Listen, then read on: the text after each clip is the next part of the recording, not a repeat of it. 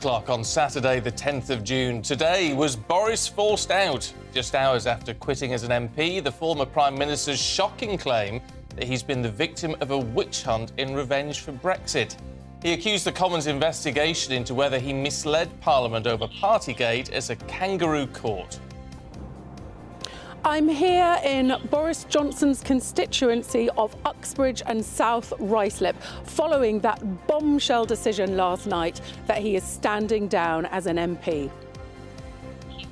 The US Justice Department has released details of the 37 criminal charges facing the former US President Donald Trump. They include keeping sensitive military and nuclear documents and conspiracy to obstruct justice. And as always, we'll bring you the latest weather update. The weather's changing this weekend. It's going to be hotter, it's going to be more humid. Now, most will stay fine, but that humidity will spark some thunderstorms, and there are Met Office warnings for today and tomorrow. Join me later for a full GB News weather update. And it's welcome back, Anne. She revealed her breast cancer diagnosis in an emotional interview this week, and today, of course, we welcome her back to breakfast. I'm Stephen Dixon. And I'm Anne Diamond, and this is Breakfast on GB News.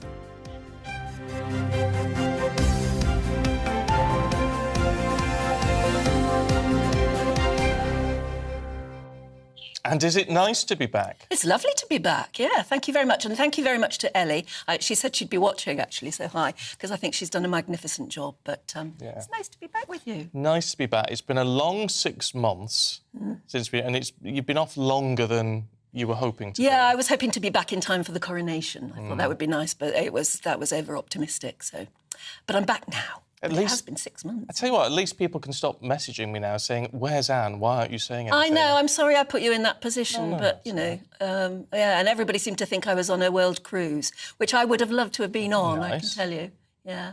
Would have been lovely. It would, wouldn't it? A long one, too, that would have been very long. So, no, that was not the case. But anyway, I am back, and it's really good to be back with you. Well, in that case, we better crack on with the news, because you're back, but someone's going. Well, I know, I couldn't believe it, because I had to go to bed early last night for the first time in a long time. So I went to bed at 8, and this all happened at about 8:05 last night, didn't it? Yeah. So I woke up this morning to this news. Yeah, former PM Boris Johnson standing down as a Member of Parliament for Uxbridge and South Ruislip with immediate effect. Now, we know, don't we, that he'd been under investigation from the Privileges Committee for allegedly lying to Parliament, with the report apparently recommending that he would be suspended for long enough to trigger a by-election. Well, the statement from Boris Johnson came just hours after the publication of his resignation honours list, which included some of his close allies and, bizarrely, his hairdresser. It is a bit bizarre when you think about it, doesn't it? And it is, of course, anyway, his resignation now is going to trigger an immediate by-election. So let's cross to Uxbridge, where our political reporter Catherine Forster is waiting for us. And that is exactly where this by-election is going to happen. And, of course, it may not be easy for the Tories this time. No, Anne, lovely to see you back. It's certainly not going to be easy for the Tories at all. Boris Johnson holds this seat with a fairly narrow majority of about 7,000, and Labour have long had it in its sights. Now, clearly, this resignation has come out of the blue. We knew that the Privileges Committee decision had been handed to Boris Johnson. We didn't know what it was, but of course their decision to recommend a suspension of over 10 days was likely to lead to a by-election. There is no guarantee that Boris Johnson would have won. There are some polls that suggest that he would, but he's clearly decided it is not a battle that he wants to fight. So Rishi Sunak yesterday morning got up hoping to avoid any by-elections. The resignation honours list, Nadine Dorries, had been removed, but it was thought that she would stay put. She was on telly saying, no, the last thing she wanted was a by-election. Then the resignation honours list came out. She then also said, I'm leaving, immediate by-election. And then at about 8 o'clock last night, as you said, this huge news that Boris Johnson was standing down, but certainly not going quietly, saying it's a witch hunt, saying it's a kangaroo court, saying that the people on the committee, bear in mind there's 7 of them, they have a Conservative majority, but the chair of the committee is Harriet Harman. She had made comments indicating perhaps that she had a view on this before it even began, saying that they had set out deliberately to get rid of him, saying he was bewildered and appalled that he could be taken out anti-democratically, and also taking a real pop at current Prime Minister Rishi Sunak, saying we need to remember what it is to be Conservative. We need to deliver on the manifesto promises, and implying that lots of those things had been junked, giving his animal welfare bill as one example. So I think this is going to be a huge headache for Rishi Sunak, although, of course, in some ways, he may be relieved that Boris Johnson is gone. But although Boris Johnson will shortly not be an MP, I think Boris Johnson is not going to go anywhere, really. And as he's already indicated, he says he's leaving Parliament, at least for now. So indications already that, as he said once before, hasta la vista, baby, he may indeed be back. We shall see. Catherine, thanks very much indeed. Let's talk to former Chief Secretary to the Treasury, David Mellor, who's here. David, good morning to you. Good morning. Anything happening today? Well, no, a little bit. Help me out. A relief for Rishi or a headache? Oh, a huge headache. I mean, this could go down as the evening, when was it, 8:05, as I was settling down to watch trash TV, and on it came. My immediate thought was, this is the evening that the Conservative Party throws away the next election. Because, you see, the character and personality of Boris, takes self-obsession to the status of high art. Boris doesn't have any interest in Sunak. He doesn't have much interest in the Conservative Party unless he's leading it. And the reality is that that he going the way he's gone, and him making clear that he isn't really going, he's going to be a sort of Nigel Farage type figure, nothing wrong with that. You don't have to be a member of Parliament in order to have a credible political career.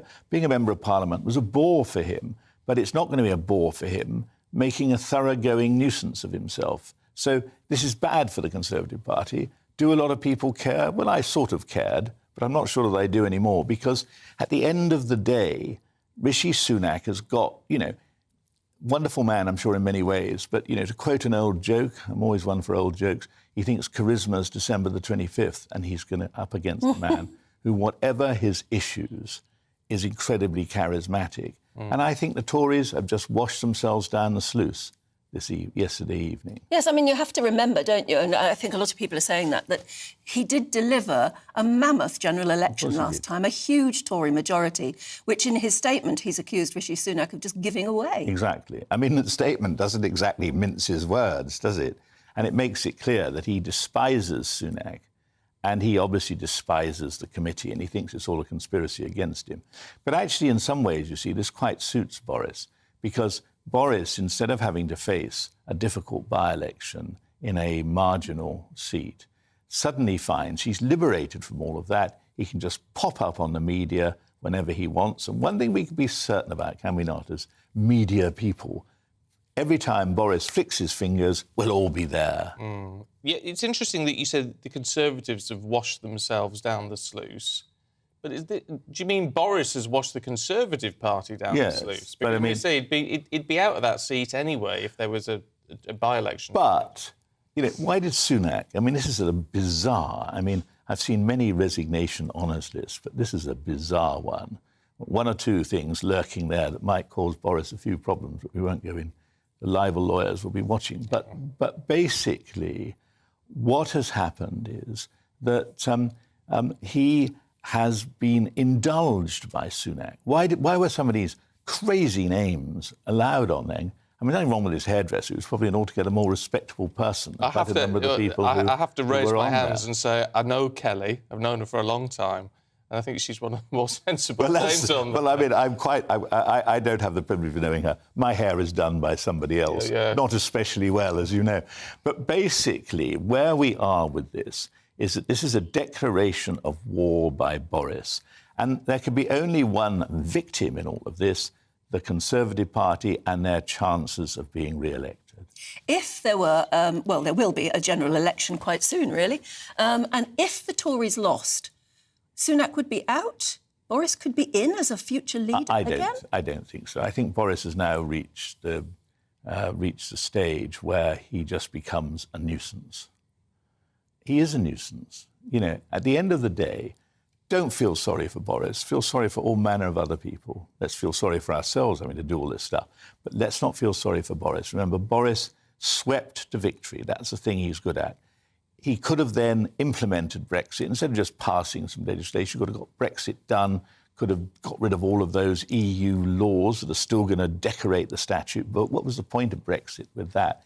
But Boris is not interested in doing the hard yards that actually mean what he has achieved makes a difference, rather than just being, we got Brexit done. That's nothing but a slogan, and increasingly an empty one. I wonder if, I mean, it sounds to me like you're aligning your views on this, at least, with the Deputy Labour leader, Angela Rayner. Oh, I doubt that. Well, no, but she said the British... That's a cruel blow so early in the morning. But the British public are sick, she says, of a never-ending Tory soap opera played out at their expense. I mean, you do agree with that, don't you?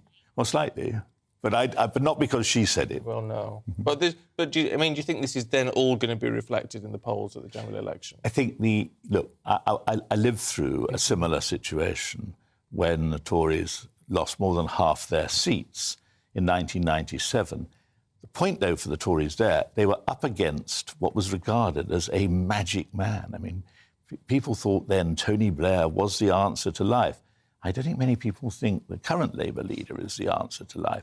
But I can't see how Sunak, who needs to be given an opportunity to show he's competent because he isn't charismatic, and, you know, I just feel people will have had enough of the Tories. And, of course, remember, in 1997, John Major had run a good administration. Ken Clarke had been a very good chancellor. But it didn't do the Tories any good because people had made up their minds a long time ago. We're washing our hands of these people. You know, somebody once said, Austin Mitchell, the late Austin Mitchell, sadly, once said about the Lib Dems, they're a bucket for the electorate to spit in. Well, you know, that's where we are. Wow.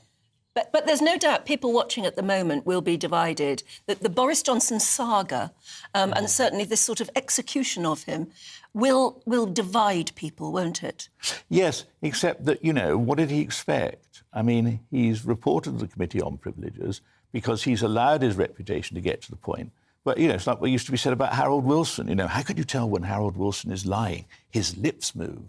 And, you know, Boris has only got himself to blame that he had zero credibility. And there's no point in blaming the people on the Privileges Committee. And, of course, the interesting thing is they're not, you know, assassins with their knives sharpened. Some of them are people I've never even heard of. They're not even household names in their own front room. And yet they did what they regarded as their duty. Boris has got to come to terms with that. But you know one thing, he won't.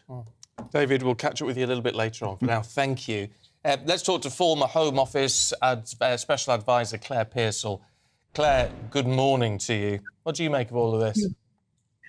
Well, what a welcome back for Anne. It's 8:05 last night. Everything went mad. The Boris Johnson saga continues. And I think it's quite interesting. My views align very much with what David has just said, that the archetypal victim here is Boris Johnson, and he is taking this timetable for himself. He is making this exit on his own terms. He doesn't have to face the electorate at a by-election.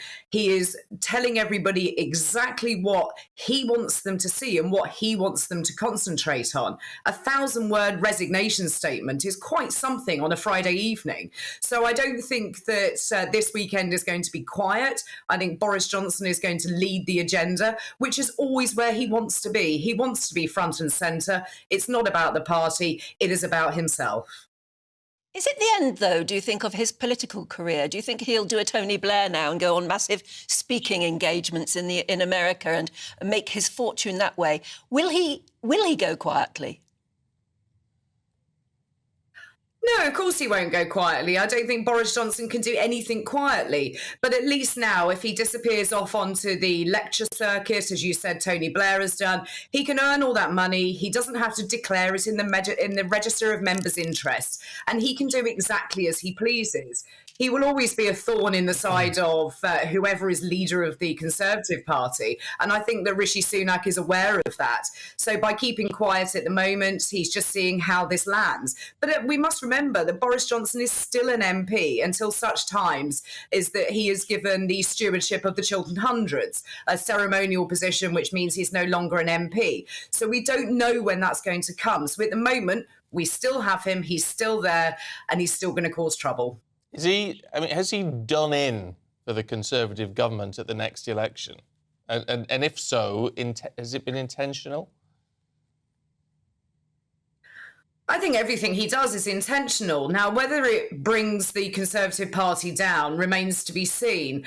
We need to look at what Rishi Sunak does next. We need to see how much the Conservative Party is divided, because we haven't seen the level of outrage from those who are real supporters, such as Priti Patel, such as Jacob Rees-Mogg. We haven't seen a level of outrage from them at the moment that would suggest that there is a real faction growing on one side. So I think everybody at the moment is trying to let the dust settle, see where we are. Nobody, certainly I don't want to see the Conservative Party disappear, and we don't want to disappear into a civil war, which is what we've been doing for the last 18 months at least. So I don't think it's the end. I think this is an incredibly turbulent time with two by-elections turning up at completely the wrong moment. We don't need them, and there is always the rumour that more will follow.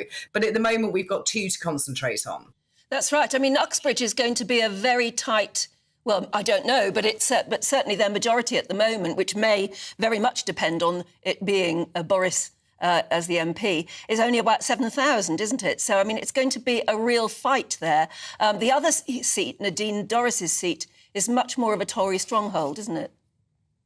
It is, and that's a majority of over 24,000. But as we've seen in the past with the likes of Chesham and Amersham and Tiverton and Honiton, both of which had very large majorities over the 20,000 mark, and we managed to lose those. The Liberal Democrats are exceptionally good at getting the ground troops out there and fighting by-elections. And I do wonder perhaps if there'll be some little deal struck in Uxbridge that the Labour Party will take the lead and the Lib Dems will then take the lead in Mid-Bedfordshire. I mean, all of that kind of jiggery-pokery is yet to be seen.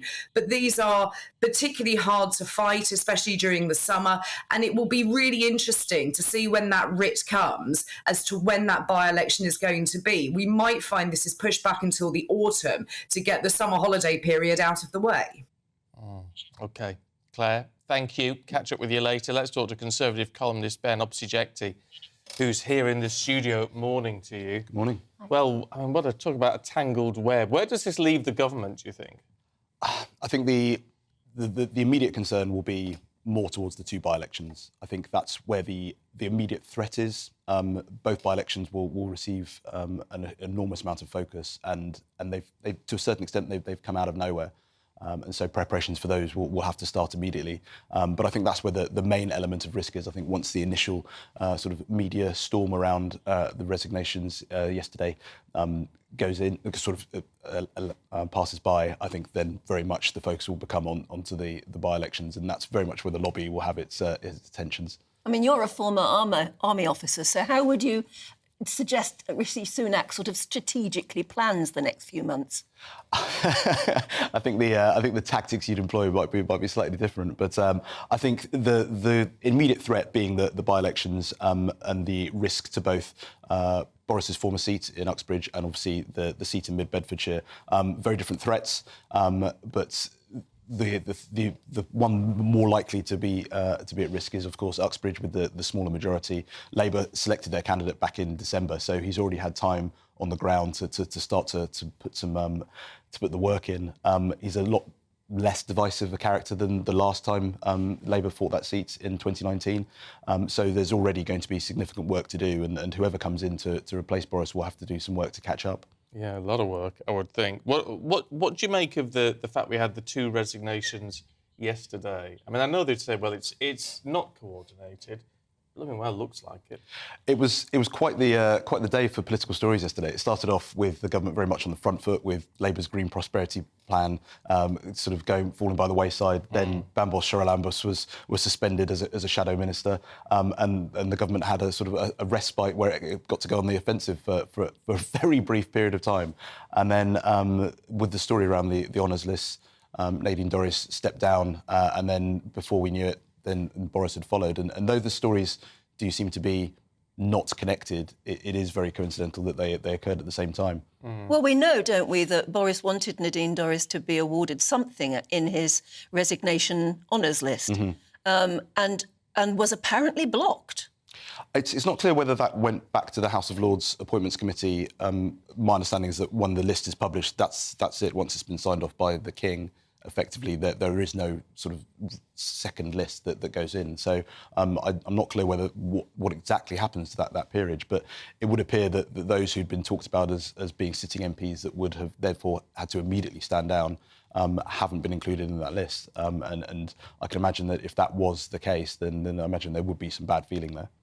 It does seem like, now, and correct me if I'm wrong, because it's very difficult to assess, but from an outside perspective, it looks almost like both Nadine Dorries and Boris Johnson have thrown their toys out of the pram and sort of gone, well, if we're not somewhere at the helm, this party is not going to succeed at the next election.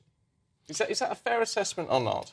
I think there is a danger that the resignations yesterday look slightly ill-tempered. The Nadine Dorries had already announced that she was going to stand down at the next election anyway, and so the selection process there would have taken place. It will now obviously be sped up. Yeah, but I mean to say, right, I'm going now. I think that the danger of... There's a slight element of mischief-making by standing down immediately. It does cause a fair amount of pain. A summer where by-elections that particularly in Nadine Dorries' seat, particularly to potentially lose that seat, given the large majority that's in place, would obviously be an extremely negative point for Rishi Sunak. And I think that would immediately raise questions from those who wanted to go down that route as towards his leadership. I don't think it should, but there will naturally be people who will fall into that camp. Mind you, she's got a book coming out in the autumn, hasn't she? About Boris. Good timing, then. Very well, I would say so, yeah, absolutely. Yeah. It'll sell. Interesting, is it? Ben Obsijekti, really good to see you. Thank you very much indeed. Thank you, yeah. Well, I'm sure you've got thoughts on that. Get in touch this morning. gbviews@gbnews.com. Right, let's have a look at the headlines then. Government lawyers are saying they may withhold Boris Johnson's notebooks from the COVID inquiry to prevent him from submitting unredacted documents. The inquiry chair, Baroness Hallett, has requested uncensored access to the former Prime Minister's WhatsApp messages, his notebooks and diaries. And the government is challenging this request in court, arguing that some of the information is irrelevant. Greggs is making progress with plans to open 150 new shops across the country. It aims to expand from 2,300 to more than 3,000 shops as part of its long-term growth strategy. It's targeting areas where it has a weaker presence, including Cornwall and the southwest. And thunderstorm warnings are in place across the UK as temperatures rise this weekend. A yellow alert has been issued for Wales and a large part of southern and central England from 2 o'clock this afternoon to 9 p.m. And the Met Office says there could be potential disruption to travel, power cuts and localised flooding.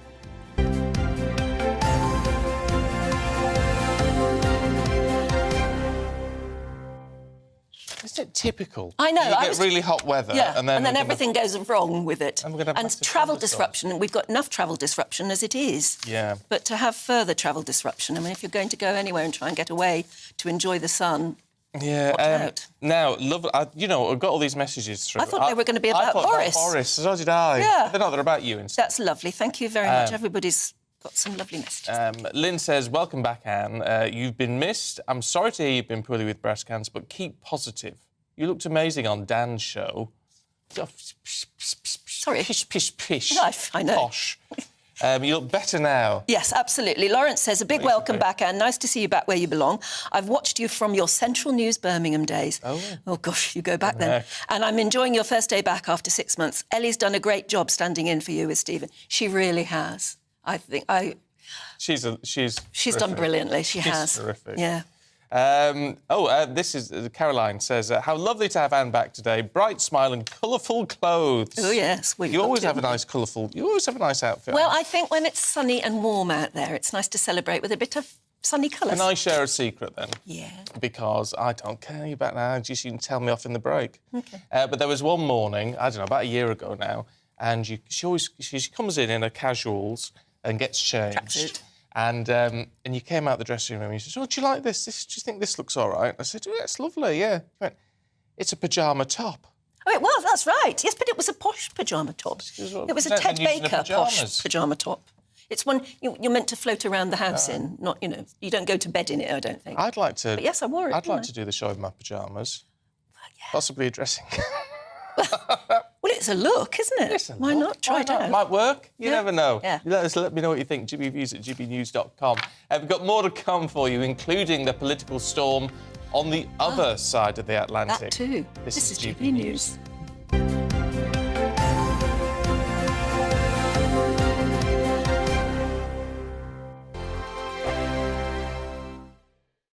First and foremost, I am a GB News fan, and I was before I was working here. Just love the fact that we're asking the questions that a lot of establishment media won't ask. With a bit of a twist, we not only want to inform you, but we want to keep you entertained. It's worth the drive because you get in and the team's all ready and waiting, they're itching to go, and it's a proper little family. GB News is the people's channel. It's the audience that makes the programme sing. We're giving our viewers and our listeners a voice. I see the thousands of your letters, tweets, emails, you name it, coming in. Britain is broken. How on earth did we get into this mess? But more importantly, how do we get out of it? The establishment had their chance. Now we're here to represent you. It's time for something different. It's time for GB News. I'm very patriotic. I believe in Britain. Our best days lie ahead. Britain's watching. Britain's watching. Join us here on GB News. The people's channel. Britain's news channel. I'm Simon Evans. Join me on GB News for Headliners at 11 p.m. What's the scoop? I'll be joined by two of the country's top comedians. That's right. As we take a look at tomorrow's newspapers tonight. We're going to get into trouble. If it's a big story, we'll be covering it. Spill some tea on him. There we go. But we'll also have some fun. I wouldn't stick up a bank. My father didn't love me. So anyway. Headliners every night from 11 on GB News, the people's channel, Britain's news channel. Westminster is going around in ever-decreasing circles, followed by the media. Britain is broken. How on earth did we get into this mess? But more importantly, how do we get out of it? Join me at 7 p.m, Mondays to Thursdays on Farage, here on GB News. We will have open, rational debate. We've got to work out how Britain moves forward from this. Join us here on GB News, the people's channel. Britain is watching.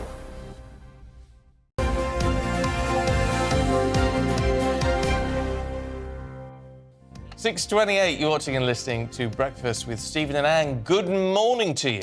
Yes, a very good morning. Now, we think it's all happening here, but Donald Trump is due to appear in a federal district court next week after an indictment containing several criminal charges, and that was unsealed last night. Yeah, now it's related to the handling of documents, including nuclear secrets, which were marked top secret and were found in the shower. In Mar-a-Lago. Yeah, some in the bathroom, some in the shower. You see, that's what's got me... Why would he take those documents back to Mar-a-Lago? I don't know. Why would he want to do that? I don't know, but it means it's the first time in history that a sitting US President's Justice Department has indicted his main political challenger ahead of an election. So what's going on? House Speaker Kevin McCarthy, claiming Biden himself kept classified documents for decades, said that it was a dark day for the United States. Well, let's cross the pond now to former advisor to two presidential administrations, Steve Gill. Thank you so much for being with us this morning, or at least it's this morning our end. This is extraordinary because it is... the first time it's ever happened. And Donald Trump could, in fact, face jail time, couldn't he? Yeah, and welcome back, Anne. I've appeared with Stephen while you were absent, but I did not bring my best stuff. Now I can bring the top shelf analysis that you deserve.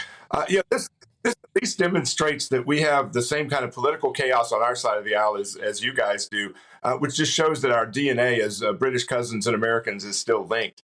I do not think that President Trump suffers any jail time as a result of this. This is a horrific third world type prosecution of the former president when, as Stephen mentioned, you have President Biden, who had documents as vice president and U.S. senator stashed in his garage with his Corvette and at the University of Pennsylvania and other locations around the country. Hillary Clinton destroyed thousands of documents, including bashing phones that were under subpoena. So I think what we're seeing is this horrific third world type prosecution of a political opponent by the Biden administration. And I think most Americans will see through this.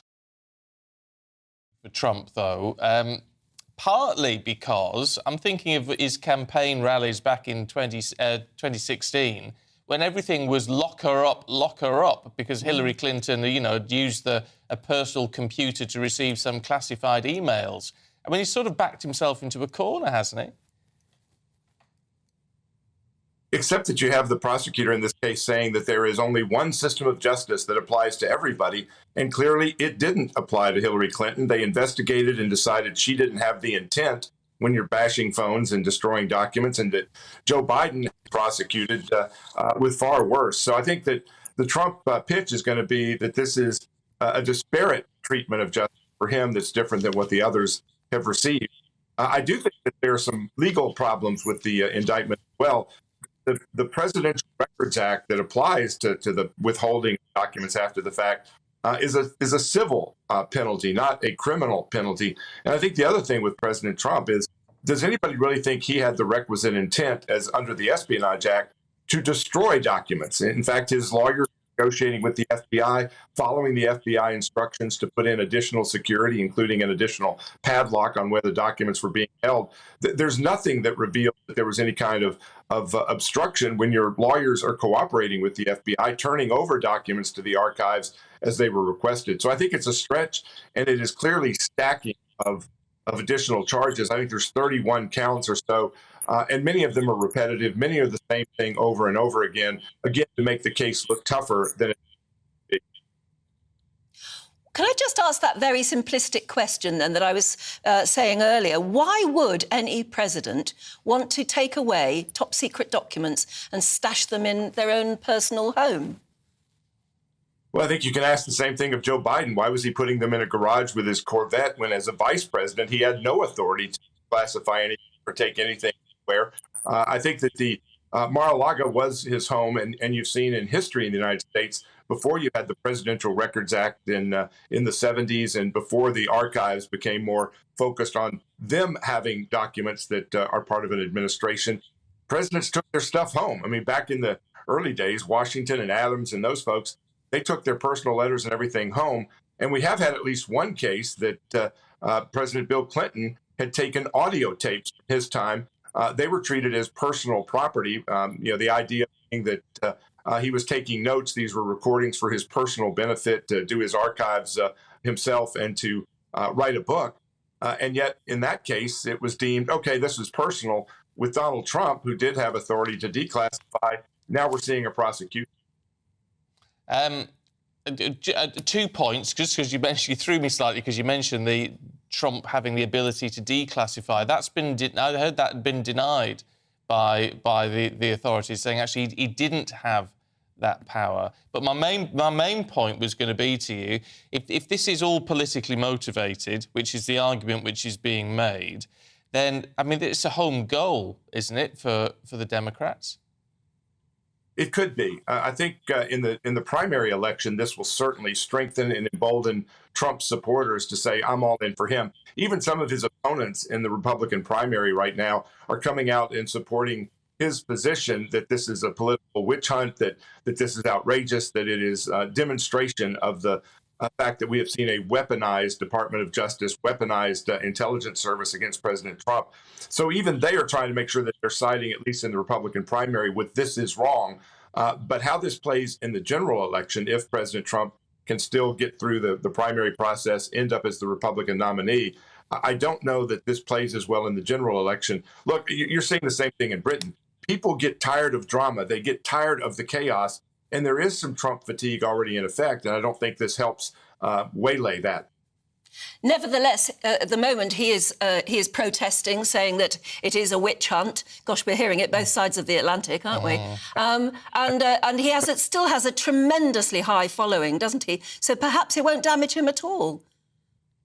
Yeah, maybe this is a hairstyle persecution. He and Boris do kind of hairstyle, but I think that it will not hurt him as much in the Republican primary, but could really, do damage. And you just need to see some movement from somebody like a Ron DeSantis. Can he get traction, close the gap with Donald Trump? A lot of Trump's support, I think, in the polls right now in the Republican primary are tied to his inevitability. He's going to be the nominee. He can be the next president.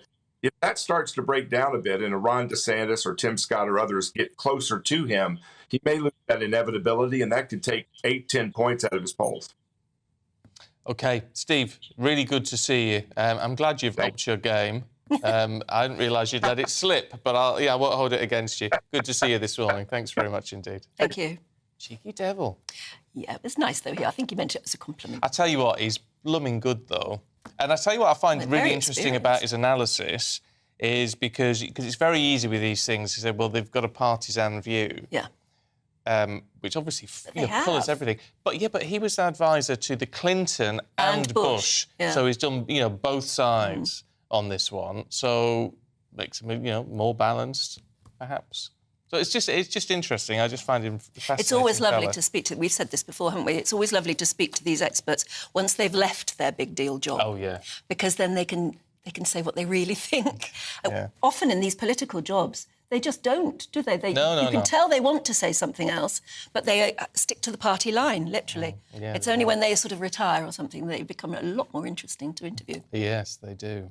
Anyway, look, let's take a step away from politics a minute and talk about something which is literally going to affect all of us today, because we are set to experience the first proper heat wave of the year this weekend, with temperatures expected to hit 29 degrees, but then followed by heavy rainfall and thunder. Yes, so it's lovely and sunny 1 minute and the next minute, wow.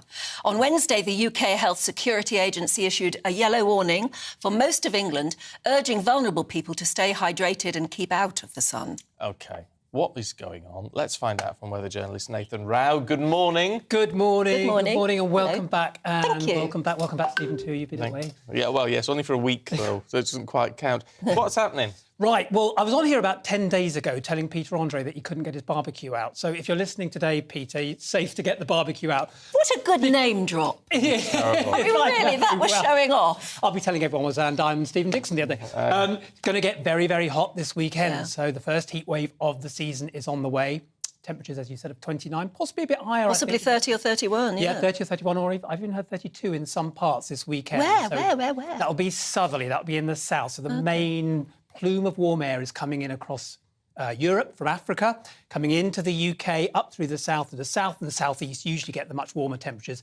The east coast is going to be a bit cooler because you've still got a bit of an easterly breeze down there. But really, for much of the country, we're looking at between about 25, maybe 30. So Why? I like it. But all right, why is it triggering these warnings, the weather warnings? I mean, obviously the heat ones we can sort of understand, but these torrential thunderstorms we're being told. But only this afternoon. Normally it takes days and days for all this to build up. Yeah.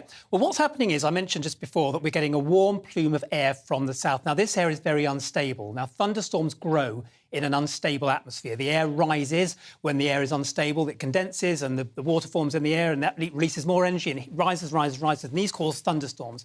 These are being imported from the continent, these thunderstorms. They're coming in on a plume. You may have heard the term Iberian or Spanish plume over the last couple of days. These are coming in from the continent, and they happen very quickly. Spanish plumes typically happen very quickly, a big burst of warm, humid, unstable weather erupting into thunderstorms, and that's what we're expecting from this afternoon. So much for Brexit. Well, yes. Just sort of throw it in. Yes, there, why not? Brexit? Yeah. I mean, you've just been in Spain, haven't you? Yeah. Was it really, really, really hot there? It was hot. I mean, interesting, the forecast wasn't brilliant, and it's not been good for a few weeks there. And there have been a lot of thunderstorms. It was great last week, actually. It was lovely. So it's that, is it? We're just getting a taste of all that. It's warmth and humidity. It causes instability in the atmosphere, and thunderstorms grow with instability, usually in very, very hot weather during the summer when you've got the sun beating down on the ground all day. That causes parcels of air to rise through the atmosphere. And as they rise, they cause these huge, sometimes beautiful cumulonimbus, big clouds with an anvil top, and they cause thunderstorms. This is slightly different, and these are going to sort of come in. They're going to be imported, but same sort of theory. But will the good weather recover then? Yeah, well, with Met Office, well, for most of us, I mean, it's going to be quite nice. If you dodge the thunderstorms, it's a nice weekend ahead. Hot, very hot, you know, if you don't like the heat. Now, the plume that I was talking about is going to stay with us until Tuesday. That's according to the Met Office. So that instability. And then they think it might get a little bit cooler. Not cold by any chance, but cooler. But from what I've been looking at, it looks like it's going to be nicely warm through the week. And the Met Office longer range forecast says that through the month, temperatures above average, risk of instability, but nothing cold or too miserable on the way. So depends on what you like. If you like it very hot, that's this weekend. If you like it sort of a bit wetter, that's coming as well. But, you know, in other countries, you get very hot weather, then you get a thunderstorm, but immediately the sun comes out again. Yes. We're not like that in Britain. We sort of hold on to a sort of tempestuous weather a bit longer, don't we? Yeah, we do. Well, Things don't settle back. No, it's all, I mean, it depends. I mean, last summer actually was very dry. We didn't have any rain, I think, for about 3 months. So we didn't have any rain at all. Thunderstorms, as I said, they are caused really when big thunder clouds build and then they sort of burn off.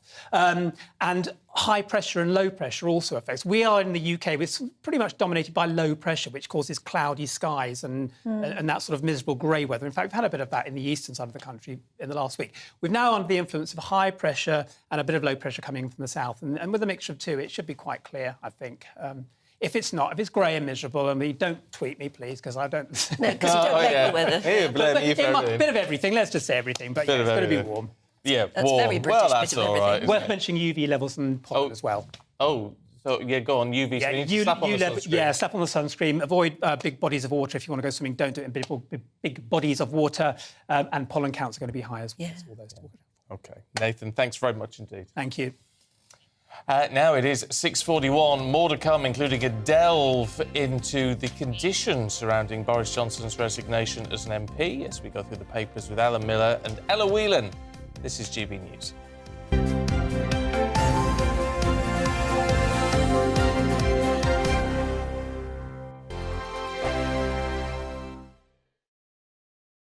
It's all about family, being in people's living rooms, all the interaction and getting to know who our viewers and listeners are. When I was young, my dad used to say, Nana, stop arguing. I wanted an outlet that would enable me to give my opinion.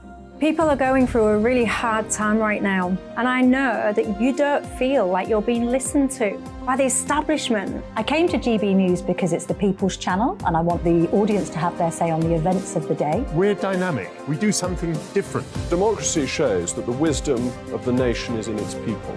I get to travel to find out what the story is from a personal perspective. The British people aren't fools. We know when we're not being told the full story. We've got to work out how Britain moves forward from this. It's the best country in the world. The establishment had their chance. Now we're here to represent your views. Britain's watching. Britain's watching. Britain's watching. We're proud to be GB News. The People's Channel. Britain's news channel. Join me, Patrick Christie's, Monday to Friday, 3 till 6. We tackle the day's news agenda like you've never seen before. It's high tempo, high octane, the most controversial topics, and the best guests. You will not be able to take your eyes and ears off it. I'm not afraid to ask the questions that you really want answered. 3 till 6 p.m, Monday to Friday on GB News, the People's Channel, Britain's news channel.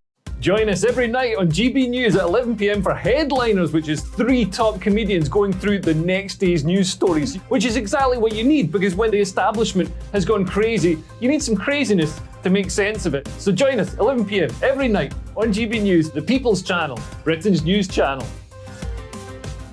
Join me, Camilla Tominey, on Sunday mornings from 9:30, taking the politicians to task and breaking out of SW1 to see how their decisions are affecting you across the UK. Bursting the Westminster bubble every Sunday morning, only on GB News, the People's Channel.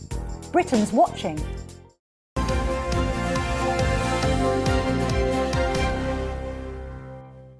.44, morning to you, watching and listening to Breakfast with Stephen and Anne. Should we take a look at today's front pages? And there is only really one story in town that's dominating the front pages, and that's Boris.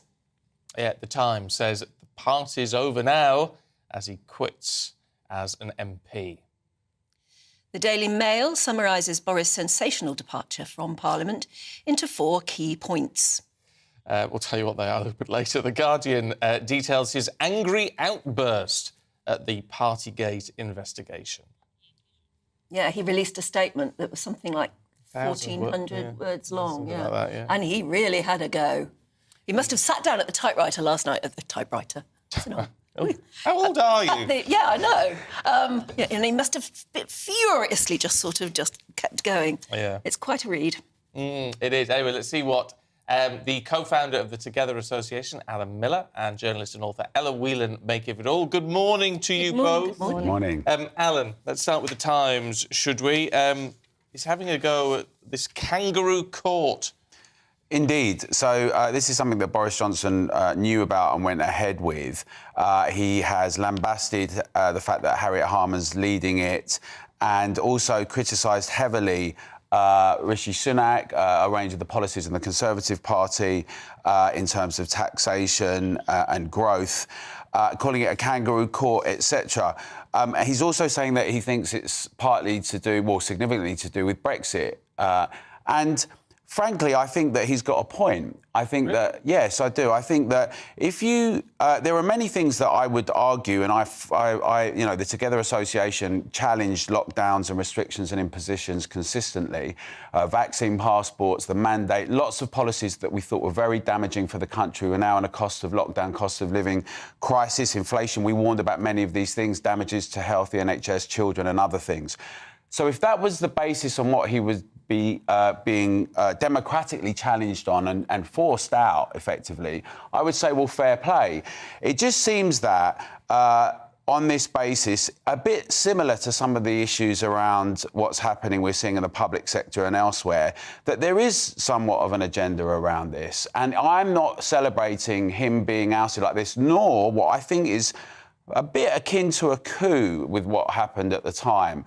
So I think that he's got some points, although obviously he's, like Boris Johnson does, somewhat self-obsessed within all of this.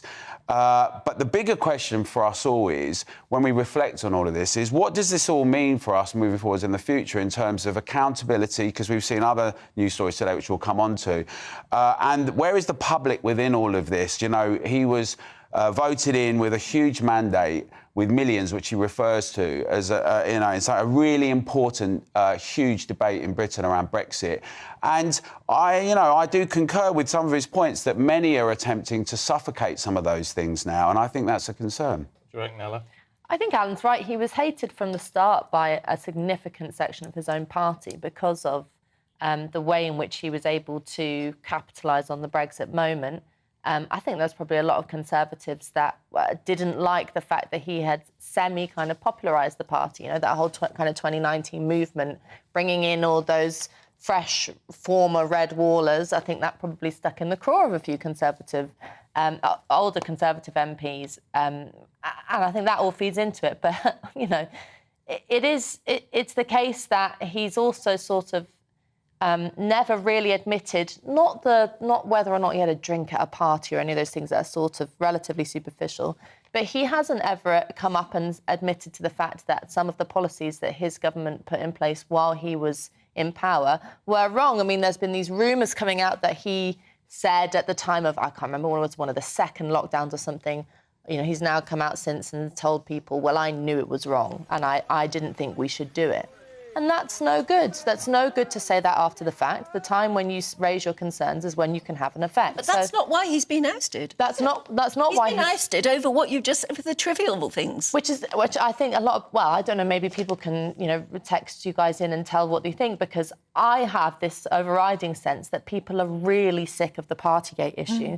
They're really sick of the more superficial elements of this. And if there is something to talk about in relation to lockdown or the pandemic, it is those more fundamental things that Alan pointed to about effects on children, effects on the economy and all the rest of it, which we have to keep reminding ourselves this inquiry is really not touching. It's not asking the big political questions. No. It's asking the kind of smaller political questions about which MP lied about this and which political aide was in the room when this happened.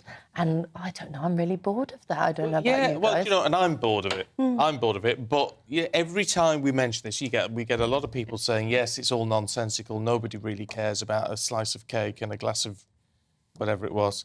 But we also get a lot of people getting in touch saying, well, this matters. Yes. We were told to do one thing. And while they were partying, my dad died. Things like that. So we can't dismiss it. No. Well, I think it's very true that there are huge ramifications and consequences for people, and he and the government should be held accountable, and the opposition for arguing for more consistently. When, frankly, they had the information. It's also, we're often told we don't know all these things, but there was a lot of data early on about the vulnerability levels of people and who are most at risk and what could and should be done. People like Professor Carol Sikora warned about things like the consequences to cancer, as well as stroke and heart disease for these measures, a COVID-only NHS system. Many of these things are in place. He has also made the point that it's not possible to actually address these issues. So he's maintaining his position that he didn't lie, whether he lied or not. But this idea that that them working together, I think what it does reflect is there is an issue that they knew that some people could work together in this context. They should have been honest about that. This is the thing that's very galling for people, and people who, particularly care homes, the way that families were treated, people were isolated and separated, absolutely unacceptable. And we need to make sure moving forwards we learn the lessons from that and prevent it and stop it. We still have over 40,000 care workers that lost their positions as a consequence of a mandatory vaccination imposition that never, fortunately, didn't happen to the rest of the NHS. We're still reeling from a lot of these things. If they're the issues that he was brought up on, I think they'll be much more credible. And we don't know, this point about whether he's lied to Parliament, that issue is important, right? You know, the idea of being honest and transparent, which they haven't been for a lot of other things. The problem is, of course, it increases complete cynicism and distrust, which isn't a positive dynamic, because people just think, there's nothing, everyone's the same, there's nothing you can do, particularly after one of the biggest political things to have happened in Britain, under Brexit, where people did get animated and passionate, and now they think, this is what happens. But I would just say that together we do say that the public, this is another reason why people need to be involved at the coalface and get involved, because it's really going to be up to us to have an influence to shape things much more. Well, yeah, I would agree with that. Ella, in The Guardian this morning, Rishi Sunak's under fire over Boris Johnson's resignation list. Yeah, well, from the coalface to the House of Lords, I think this is one of those moments where, despite the fact that politically I'm opposed to him on many, many things, and I think his behaviour is a lot of the time pretty bad, this is one of those moments where you sort of have to love the cheek of Boris Johnson, in a way, because his list of people who are up for peerages, OBEs, Order of the Bath, all these different kind of honours that a former Prime Minister, it is within the gift of a former Prime Minister to give. Some of them are quite, they're sort of relatively straightforward, but then some of them are a bit more outlandish, making his political aides, Ross Kempsell and Charlotte Owen, put up for peerages. They're going to be very young members of the House of Lords. You might say that's a good thing. You might say it's pushing it a little bit. There were some that were rejected. So, sort of infamously now, given the fact that she stepped down as an MP, Nadine Dorries was put forward as a peerage. That was rejected, along with Alex Sharman, Nigel Adams and Alistair Jack. There's also, the fact that he put some of these people who were embroiled within the Partygate scandal up for peerages. His Chief of Staff, Dan Rosenfield, and gave a CB to Jack Doyle, has raised the sort of hackles of a lot of people. And The Guardian is sort of asking the question of why Rishi Sunak allowed all of this to happen. I mean, about 7 paragraphs down, it points out that it's just convention, that's what you do. There's nothing... It's not that Rishi Sunak had a genuine kind of a choice. If he was going to reject it, it would have been a massive, massive deal. But, you do have to also remind people that, from my point of view anyway, as someone who's a Democrat, there is no good elections to the House of Lords. They are all undemocratic. And Labour prime ministers, Tory prime ministers previously have always put their friends, always put their friends into it. They don't sit there and think, what person would be good for the country? I know Sally, who lives on number 22 Allen Road, who's really good at her job. She'll be a good Lord. That's not what happens. They put their friends in. And so this is a kind of a non-story. But I think the fact that I think it's just a reminder, and particularly a reminder to Rishi Sunak, that Boris Johnson is not going away. This is a man who's going to be involved for a long time. Is it suggested, it certainly is in some of the commentary, that they didn't want to give her a peerage because that would trigger a by-election in her constituency. So what's happened is she's resigned, and still we're going to get a by-election in that constituency. Isn't that mighty mismanagement by somebody? Well, yes. Well, you might think or perhaps it's just proving the fact that Nadine Dorries is either such a big fan of Boris Johnson that they've made some kind of manoeuvres and gone together, or it's just the kind of a show of how much spite there is within the Conservative Party at the moment. And as Alan says, the same as sort of cynicism in politics at large. You don't, as much as I think it might be sort of comical to watch them fall apart, it's not good for the country that you have a government that is eating itself, that is at war with itself, that cannot do anything substantial because they're just too busy backbiting each other. Yeah, no, it doesn't really help, does it? Ella, Alan, thank you both very much indeed. We'll catch up with you a little bit later on. Loads of you getting in touch in this. Alan says, I'm no fan of Boris, but even I believe he was a victim of the establishment. I believe a new political party is about to be born. Elaine says, I don't blame him. It has been a witch hunt. It's been pathetic and I don't blame him, but what else can he do? We voted for Boris, not the Conservative Party.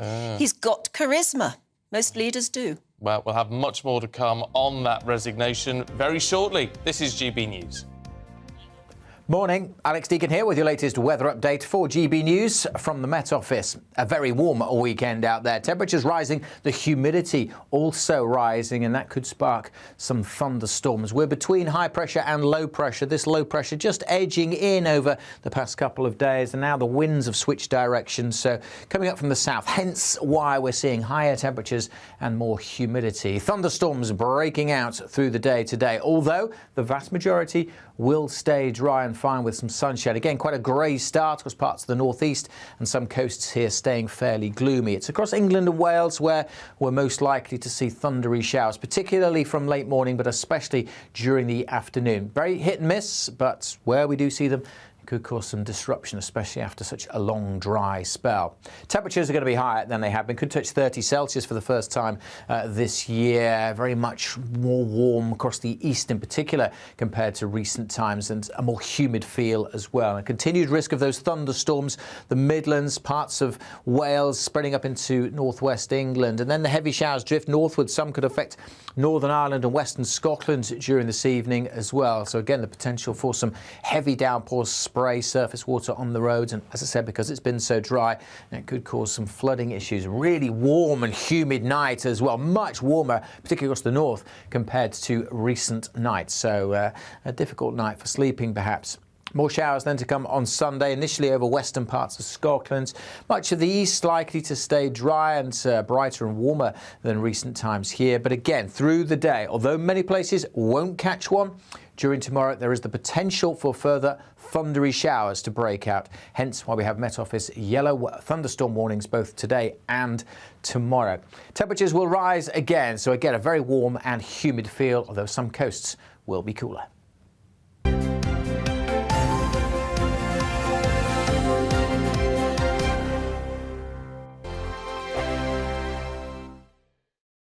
I joined GB News because I was sick and tired of not hearing my views being represented, not just mine, but so many people that I knew and spoke to. I just couldn't get my voice out there. I couldn't say anything. I couldn't do anything. Whatever the narrative was, I kind of had to follow it. GB News is there to provide a voice for those who have been ignored by the establishment media. We think different things, we've got a different style. GB News is here to be optimistic and positive about the future. It's real kind of dynamic and flowing, with the audience very much at the heart of it, like a big family.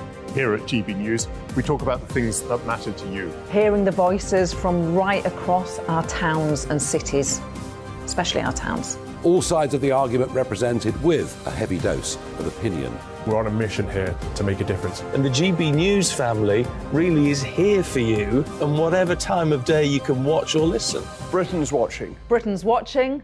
We're proud to be GB News, The People's Channel, Britain's news channel.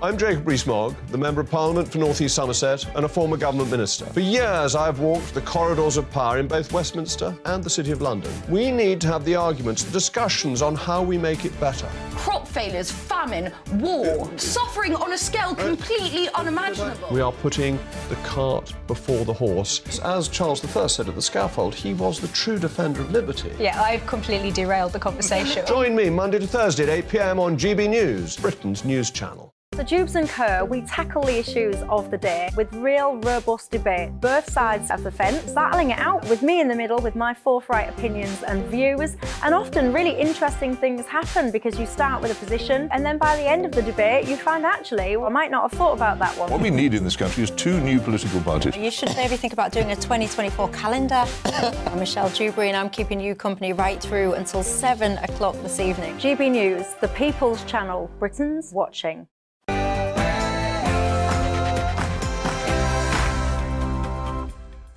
Good morning, 7 o'clock, Saturday the 10th of June. Today, was Boris forced out?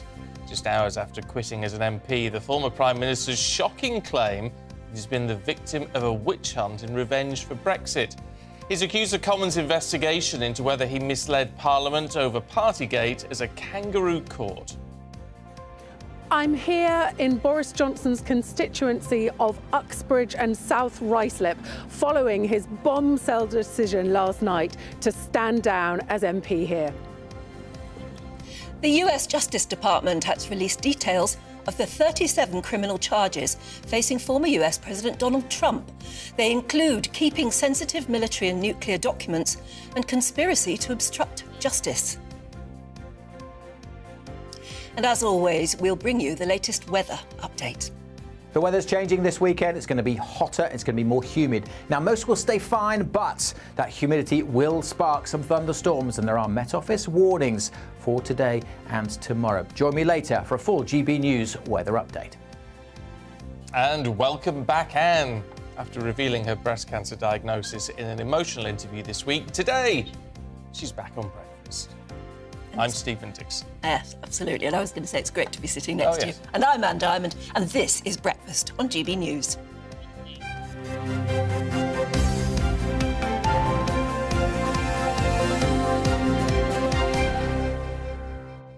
Yes, it's because the last show we did together, actually, I was a little bit under the weather. It was New Year's Day, I think, wasn't it? Yeah. I was a little bit under the weather, and so did it from home, because not that I was too ill to come in, but you needed me to stay away, because you didn't need to, do you remember? That's right, yeah. Because you didn't want, because you were going in. I've forgotten that. Yeah. So I stayed at home. And I knew I was going to, it would have been op, critical if I'd got COVID or a cold or anything like that. Yes, so, yeah. But it's been a long 6 months, but I'm very, very glad to be back. Thank you to everybody who's been here without me, particularly to Ellie, who I think has done a fantastic job. Really, it was a pleasure to watch you both. She's a bundle of fun. She really, and she's, you're not allowed to say she's a beautiful girl, are you? Not allowed to say that. Why not? Well, but everybody knows that's what we think. But not only, I just think, I sat at home and occasionally lying in a hospital bed watching and thinking, I'm very proud to be part of that team. Yeah. It was good teamwork. It's a nice family. It's felt, it's nice. It's felt a little bit like a family pulling together, which has been nice. Which is good. And now having you back. Now, what do you reckon to the heat? Because I love the heat, but you have got to be sensible. Egon has said, "Please, folks, 29 degrees is not a heat wave. Everyone pays to go on holiday to places with 30 to 40 degrees." Absolutely. It's when it happens at home, though, we're not totally prepared for it. When you go on holiday, there are hotels with air conditioning and there are swimming pools and lovely warm sea to get into. The problem with heat waves in Britain is that we don't know how to cope with them because it's happening on our home turf. And our houses are built to be warm, aren't they? You go to Spain or whatever and the houses are cooler. Yeah. Absolutely. And there's always the warnings about open water, the fact that we get carried away and jump in. And, of course, our water hasn't had time to heat up like it does in the Mediterranean or wherever. So you can suffer from cold shock as well. Yeah. And no matter how many warnings we put out and no matter how often people moan about it being a nanny state when we're telling people to be careful, things still happen, very sadly, don't they? And it was that case not that long ago, wasn't it? The children died, and they didn't drown, they had heart attacks because from that cold water shock. So just be very sensible. Yeah, and certainly if you're vulnerable at the moment, it can be very difficult. You're breathing. You just need to take a bit better care of yourself, I guess. Talking of nanny state, Mike in West Sussex says, why on earth do we need hot weather warnings? We managed perfectly for the last 500 years. Why is the nanny state trying to control us even more? It's not control, it's just sort of... Just advice, warning. isn't it? Yeah, what's wrong with that? Kenny says, 1 minute you tell us to keep out of the heat, and then you tell us to keep out of the pouring rain. You're all balmy. Oh, well, that's true. Thank you very much, Kenny, for that. Can't argue with that. I've been balmy all my life. I'm not going to stop now. Anyway, keep your thoughts coming through. GBviews at gbnews.com. And I'm sure you've got plenty of views on Boris Johnson. The former Prime Minister is standing down as an MP for Uxbridge and South Ruislip with immediate effect. Now, we know, don't we, that he'd already been under investigation from the Privileges Committee for allegedly lying to Parliament, with the report recommending, apparently, that he would be suspended for long enough to trigger a by-election. Now, the statement from Boris came just hours after the publication of his resignation honours list, which included, of course, a lot of his very close allies. Now, that constituency where there is now going to be a by-election is Uxbridge, where our political reporter Catherine Forster is waiting for us. Morning, Catherine. It must be a bit more chilly because you've put your coat on now. But what's the atmosphere generally like? Well, people are just getting up and about, but talking to people here. First lady I spoke to was like, I don't like him, I never liked him. The next person was, well, we will miss him, it's a shame, but then went on to talk about Partygate. So a real mix of feelings here, I think. And of course, there's considerable pride here that their local MP was Prime Minister, got Brexit done, etc., etc. But also a feeling that he's not always been particularly present as a local MP. In fact, quite often he's been somewhere hot on holiday, hasn't he, while Parliament's been sitting. So a range of views, but certainly the Conservatives are now going to have a massive battle to hold this seat. Boris Johnson has it with a majority of about 7,200. It's long been high on Labour's list of targets, so it will be fascinating. Rishi Sunak, of course, the last thing he would want is one by-election, and now he's got two, with the news that Nadine Dorries, also huge supporter of Boris Johnson, is also standing down, and her seat in Mid-Bedfordshire is going to be, facing a vote too. There has been some speculation that perhaps she might have done that, understanding that Boris Johnson was going to resign. It was all very curious yesterday afternoon, and that Boris Johnson might then stand in her seat, which with a majority of 24,000 would be much safer. Now, my understanding is that that will not happen because, first of all, what would the optics of that be? And also that the Conservatives are said to want a local candidate. Similarly, there were huge rumours floating around last night that somebody high profile might resign, somebody like former Home Secretary Priti Patel or Simon Clarke, perhaps.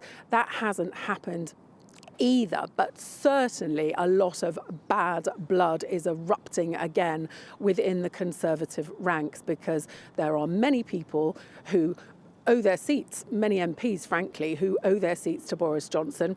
Recognise, of course, that he led the Conservatives to that 80-seat majority, got Brexit done, etc., and feel that he has unjustly been taken out. Now, the Privileges Committee has a majority of Conservative members, but Boris Johnson, in this extraordinary resignation statement of 1,000 words, makes it very clear that he feels he's been taken out anti-democratically. He said he's bewildered and appalled that it's a witch hunt, that it's a kangaroo court. He also takes a huge pop at Rishi Sunak, saying that he thinks that a lot of his legacy is effectively being junked, that people must see the manifesto commitments bear fruit and being kept to, and that the Conservatives need to rediscover what it is to be Conservative and to go for growth and to cut taxes. So a huge headache, I think, for Rishi Sunak. But for anybody thinking that Boris Johnson is just going to fade off into the sunset quietly, Boris Johnson never does anything quietly, and he's already indicated that he's leaving Parliament for now at least. So a potential for him to come back. Thanks very much indeed. Well, let's get the analysis of former Chief Secretary to the Treasury, David Mellor, who's in the studio. Morning. Good morning. What do you Anything make... happening today? Yeah, a little bit. Margaret has been in touch. She says, I totally agree with Boris. He's been forced out and I don't blame him for not going quietly. What do you think? Well, it's a point of view. It's not a point of view I agree with. But this is the thing about Boris. Boris is such a convincing fellow, particularly good at convincing himself that he's right in all these circumstances, that his fan club will go along with him. And that's why Boris is, frankly, so dangerous for the Conservatives. I mean... Nevertheless, his fan club deliver Tory votes, don't they? They do, but not when Boris tells them not to. And I think that, Rishi Sunak is an altogether different man, which is A, a compliment, B, not a compliment. Not much in the way of charisma there. Quote the old joke, thinks it's December the 25th, and basically... The problem that he will have is dealing with Boris. Now that Boris, everything has gone, Boris is not going to pretend to be anything he isn't. And what he is a big fan of Boris. He thinks Boris should still be in the Prime Minister. And there's very little he won't do. And he certainly won't be inhibited in holding back on his attacks on Sunak. And so, what was it? The good book saith, a house divided against itself cannot stand. And I think... The Tories have managed now to create an extremely difficult situation to see any happy outcome from. It's a gift for the Labour Party. Of course. And even some of the we have a number of people on the pitch for the Labour Party who, if to miss an open goal at 2 or 3 yards would not be difficult for a lot of them. But, it is going to be, you see, because, I lost my seat in 1997 when the Tories lost more than half of their seats. And the reason they did was that even though John Major, with Ken Clarke at the Treasury, had put in some very good government the last 2 or 3 years before this dreadful, overwhelming defeat, but people had just given up on the Tories. And I don't see any reason why people would feel they haven't given up on the Tories now. It saddens me to say so. And Labour will be the lucky beneficiaries without necessarily having put in the hard yards that Tony Blair put in. OK, we've got a clip from last night of Emily Thornberry, the Shadow Attorney General. Let's have a listen in. I think that Boris Johnson has brought all this on himself. But, it's a soap opera. What the public want to know about is who is going to look after their interests, who's going to be actually interested in the cost of living, in looking after our hospitals, in making sure that we fight crime on our streets. That's what should be important, not all this nonsense, not all this chaos, and not all this corruption. Yeah. Whose fault is this soap opera? I mean, it has gone on, and what we're seeing now is a former Prime Minister being forced into having to resign his seat in Parliament over whether or not they had a party occasionally in Downing Street. Yes, not over the real more important issues. But don't forget, Al Capone was done for tax evasion, not for killing a lot of people. I think the trouble... Are you suggesting then that this has been the only way they could get him, but at least they've got him? They've got him.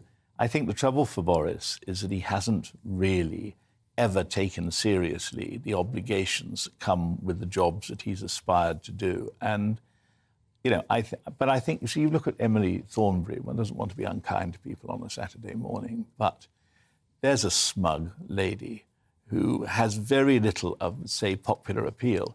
If they're going to be getting her to run Labour's attacks, they're immediately forcing the voter to say, but is she going to be any better? And this is where I think the only remote chance for the Tories is that people say, yeah, they're awful, but the other lot are worse. But I did feel last night when at 8:05, settling down for an evening of crap television, suddenly this all burst. And I thought, oh, my gosh, they've finally been and gone and done it. This is suicide. And I still think this morning it probably is. But you see, I find that really fascinating from you because obviously we've had you on, so many times. You're not a Boris fan. No. You've made that very clear, and yet you still think all this is political suicide. Well, I am a Boris fan, if what we got was a proper Boris. But do I like the fact that, he's incapable of telling the truth about most things? No, I don't.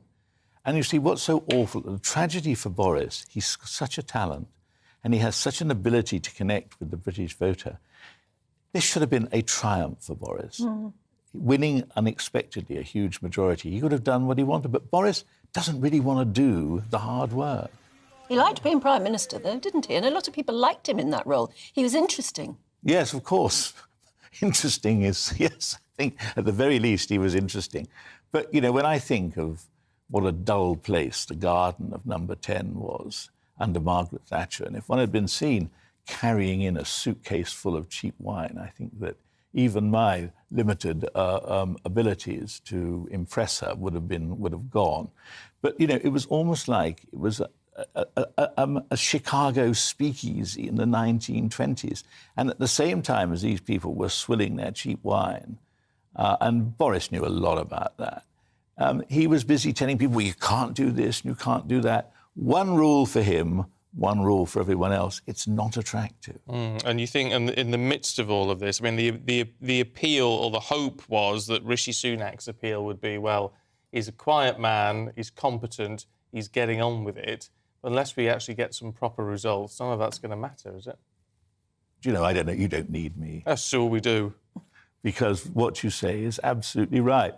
I could just see enough wriggle room that the Tories could, given a fair wind, get out of this. After what's happened now, I don't think I can, because don't forget, you've got these 2 by-elections that'll be hugely controversial. You've got Nadine Dorries, bless her heart, an unguided missile, if ever there was one. And then you've got... how am I doing, by the way? I'm not... I was told to try not to be controversial. I'm trying. I'm just glad I'm not on camera so I can smile to myself. And then there's... And Boris... I think Boris has now got to the point where he's totally and utterly reckless. And he is going to cause endless trouble for the Conservatives. Because if I scratch Boris and said, tell me the truth, Boris, it'd be an effort to get him to do so. Do you really want Rishi Sunak to win the next election? I don't think he'd honestly say yes. No, I don't think he could, no. And anyway, he doesn't... Once he is able to stand down and does trigger that by-election, he'll be able to speak his mind even more, won't he? And he'll be able to go on earning without having to declare. He might be able to borrow more money off any Tory donor friends that he's got. Surely it'll be a better life for him. But you can't get out of your mind the fact that he still thinks he's Winston Churchill and can make a comeback. Yeah, well, I mean, he wouldn't want to rule that out. But you see, this is the interesting thing. Nigel Farage has proved a lot of things. One of the things he's proved is you could be a major political figure without going anywhere near the House of Commons. Yeah, no, it's a very fair point. But that's not good, is it? No.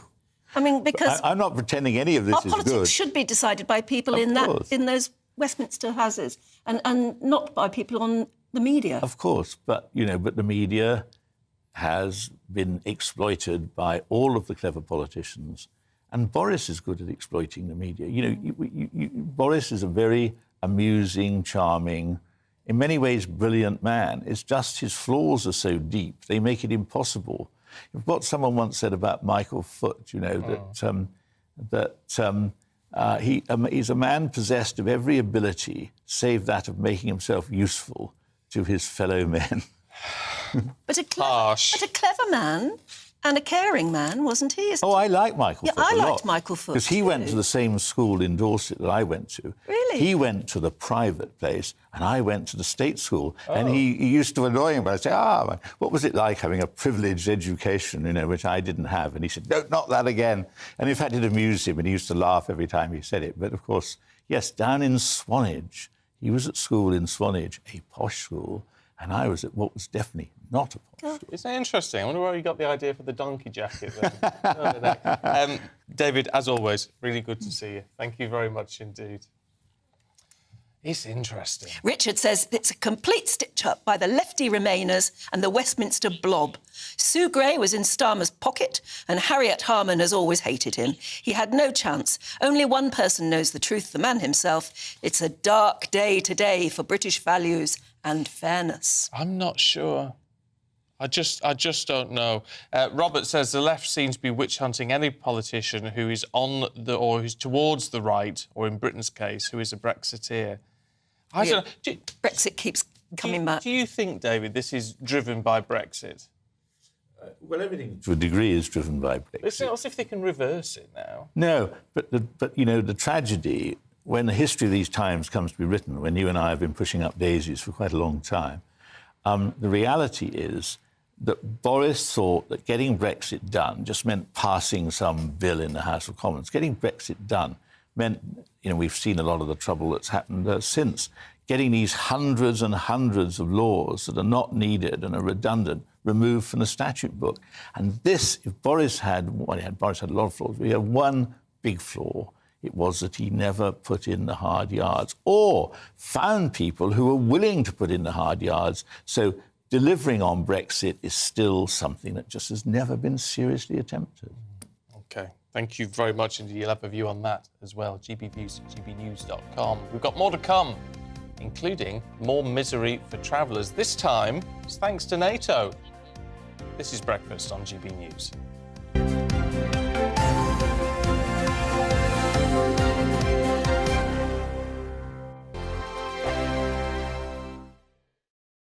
First and foremost, I am a GB News fan, and I was before I was working here. Just love the fact that we're asking the questions that a lot of establishment media won't ask. With a bit of a twist, we not only want to inform you, but we want to keep you entertained. It's worth the drive because you get in and the team's all ready and waiting, they're itching to go, and it's a proper little family. GB News is the People's Channel. It's the audience that makes the programme sing. We're giving our viewers and our listeners a voice. I see the thousands of your letters, tweets, emails, you name it, coming in. Britain is broken.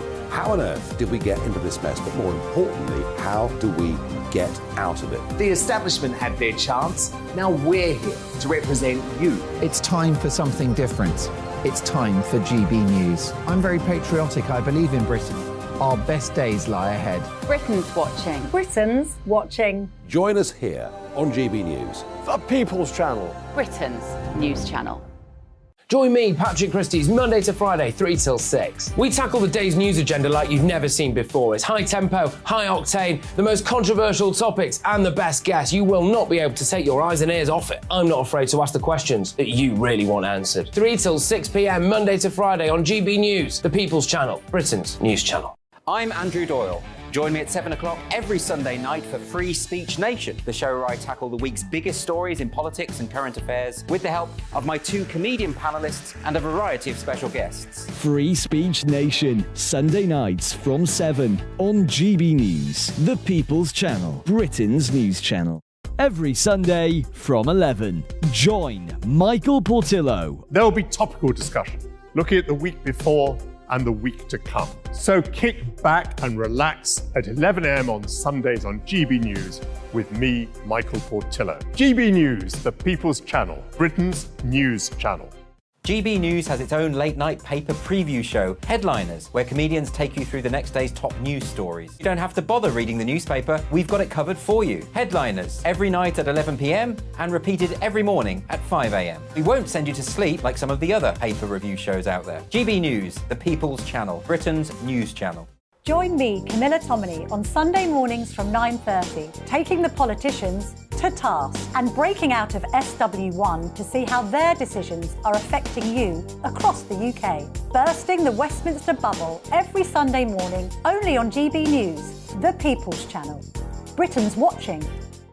Monday to Thursday nights on GB News. At 6, it's Dubes & Co. 7 o'clock, Farage. At 8, join Jacob Rees-Mogg. And at 9, Dan Wootton Tonight, followed by Headliners. On TV, radio and online. This is GB News.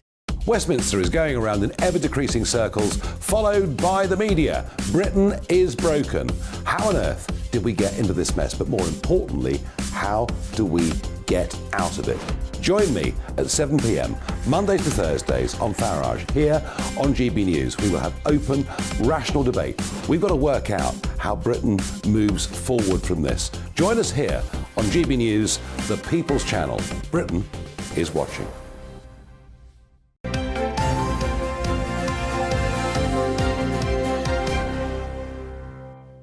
7:24. Good morning to you. This is Breakfast with Stephen and Anne. And while I think on, hug. There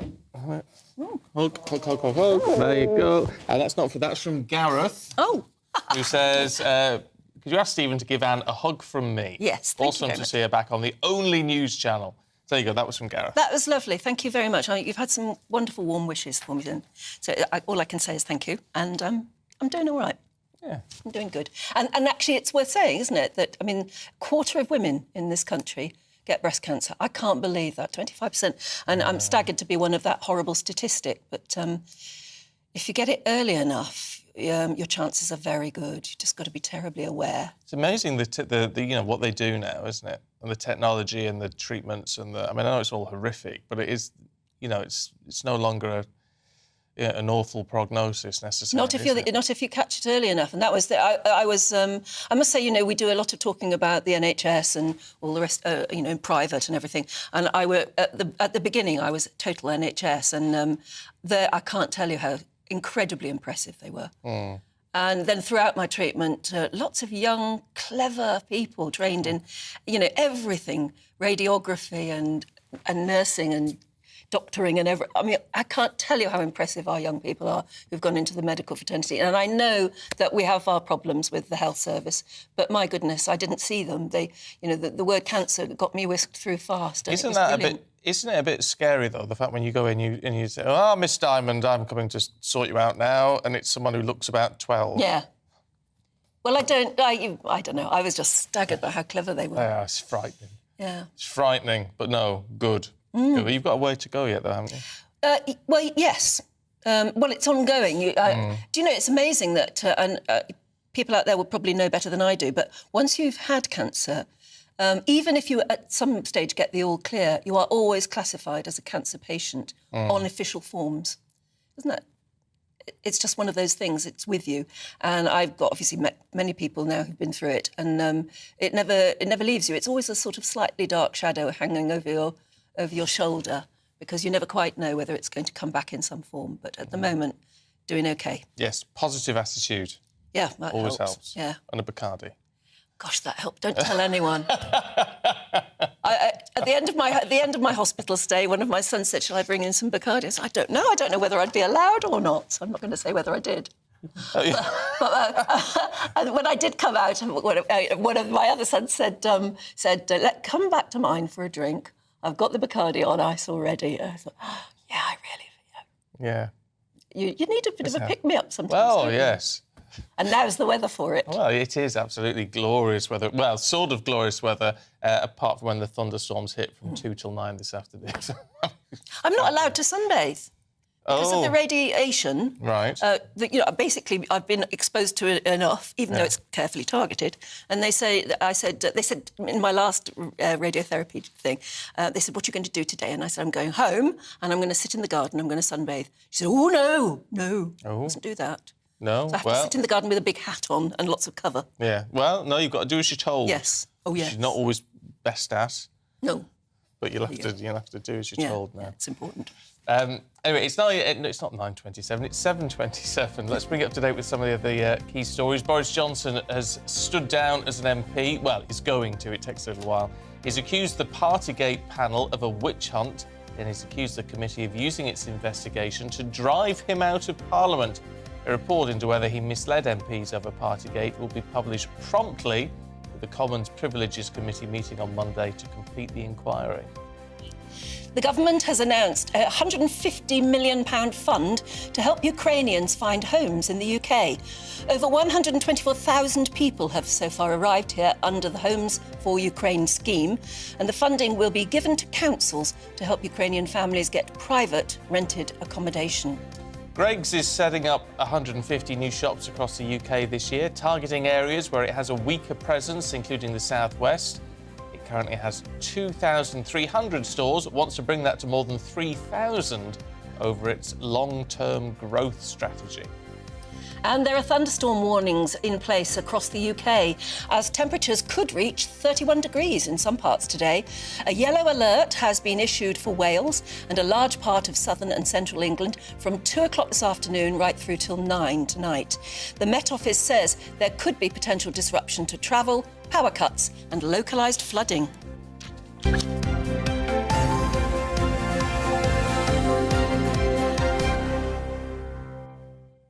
So more travel chaos, this time by the weather.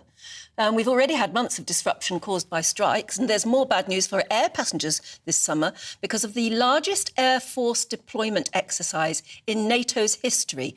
That's taking part, and it's going to create 9 days of delays starting on Monday. Yeah, about 800 flights are going to be rerouted every day as a result, but with each flight expected to be delayed between 2 and 3 minutes, is the prospect of chaos being overhyped? Simon Calder will know. He joins us. He will. Hello, it's lovely to see you. Well, and if I may, on behalf of, I guess, millions of viewers who've watched you for decades in the loveliest sense, it's so wonderful to see you back, and it's great that you're being so open and positive. And thank you for that on behalf of all of us. That's lovely to say. Thank you. But travel chaos. Yes. It never ends, does it? No, it certainly doesn't. In your long career, has it ever been so bad? I don't think we have ever seen such a convergence of chaos. So just to put things into perspective, of course, we've got 31 days of strikes at Heathrow Airport coming down the line. That's security staff belonging to the Unite Union in a dispute over pay at Terminals 3 and Terminal 5. Heathrow says it's doing its best to prevent problems there. French air traffic controllers have been causing their usual chaos, most recently last Tuesday when Ryanair alone cancelled over 400 flights, and there will be, I guess, more strikes happening. But what's beginning on Monday is going to be something entirely different, and this has actually got its roots in Ukraine and Russia. NATO gathering in 250 aircraft from right across its 25 partners, and they are going to be taking over the skies of Germany in quite a large way. And if you know about Germany, you'll know that it's in the middle of Europe, and it's really quite big. And most flights will cross Germany, I suppose, so is the whole of German airspace going to be closed down? No, it's not going to be quite like that. What you're going to get is 3 clusters. There's a cluster north, which actually spreads into the Dutch and to the Danish borders. Then over to the east, that's going to also affect a bit of Poland and the Czech Republic. And a cluster south, which is probably the most significant because it will affect flights in and out of Frankfurt, which is Lufthansa's hub. And also, if you're, for instance, flying from London to Antalya in Turkey or from Manchester to the Greek islands, you will be normally going through that. And so you will find, depending on the time of day, that your flight might be one of the 800 a day, which will be rerouted. And 300 of those are going to be impacted with delays and diversions, which are going to be about 70 miles. That might not sound much, but that's a good 7 minutes of air travel. So, and at summer, all these things add up. Yeah, look, in terms of those timings then, sort of maybe some delays getting on the plane, maybe some delays in your landing time. But are these 3 to 7 minutes? Is that likely to change? You might think, hang on, well, that's not. All of us, I think, would take if you were told by the captain, he or she says you're going to be 7 minutes late. You think, so what? Yeah. Exactly. However, these things build up. If you look at Ryanair, biggest budget airline in Europe, they have a 25-minute turnaround between arriving and departing.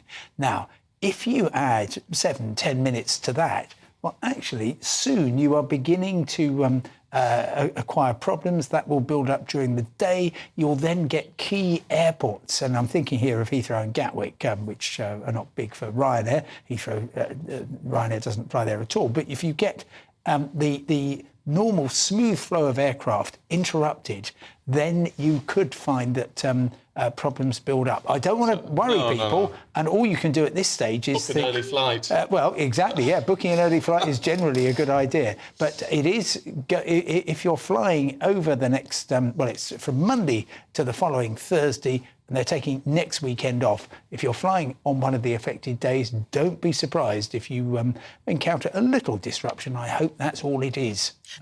Can't the captain just put his foot down and just go a bit faster?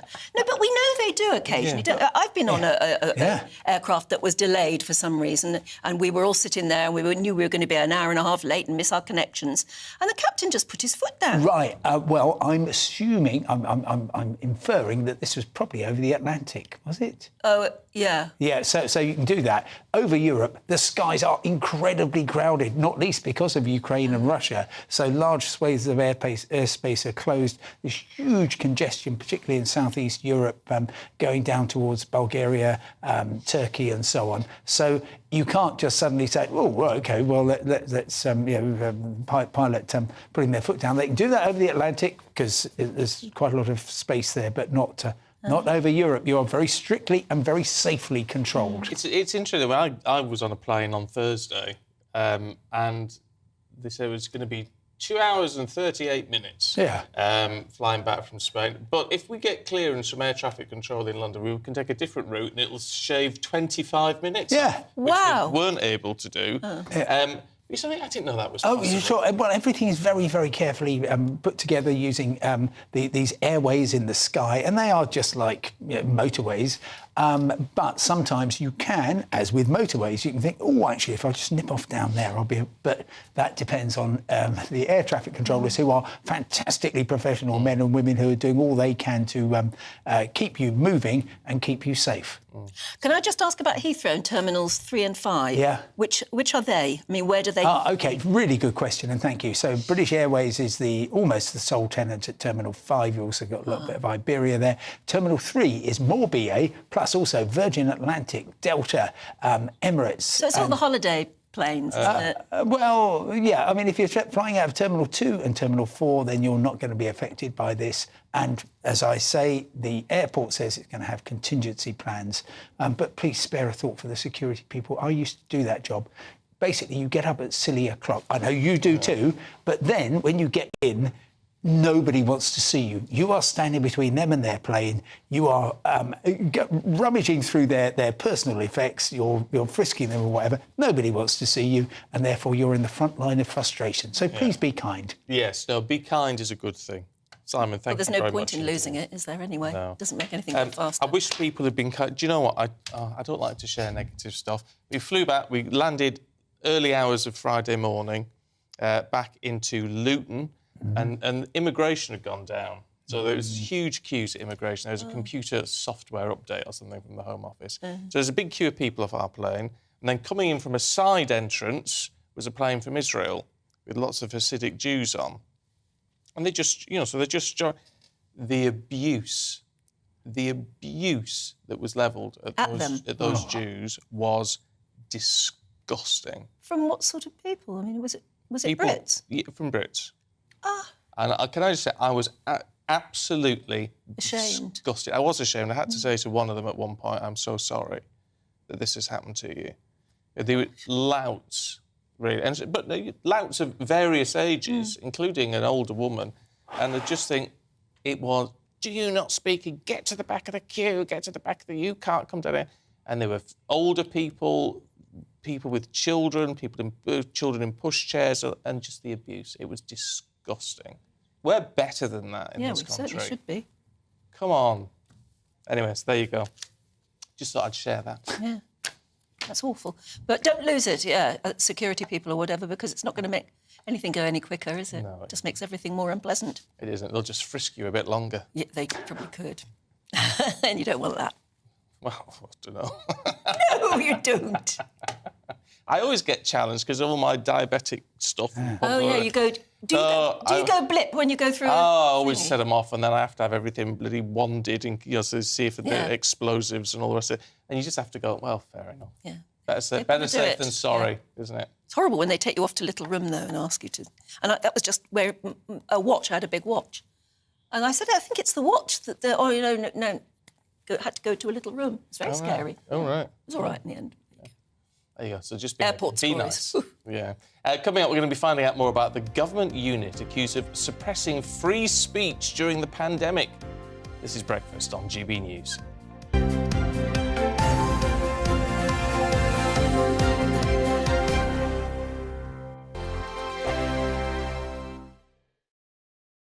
It's all about family, being in people's living rooms, all the interaction and getting to know who our viewers and listeners are. When I was young, my dad used to say, no, stop arguing. I wanted an outlet that would enable me to give my opinion.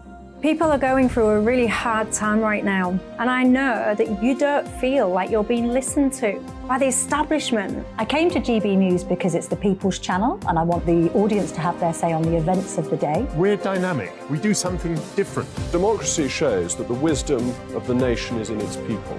I get to travel to find out what the story is from a personal perspective. The British people aren't fools. We know when we're not being told the full story. We've got to work out how Britain moves forward from this. It's the best country in the world. The establishment had their chance. Now we're here to represent your views. Britain's watching. Britain's watching. Britain's watching.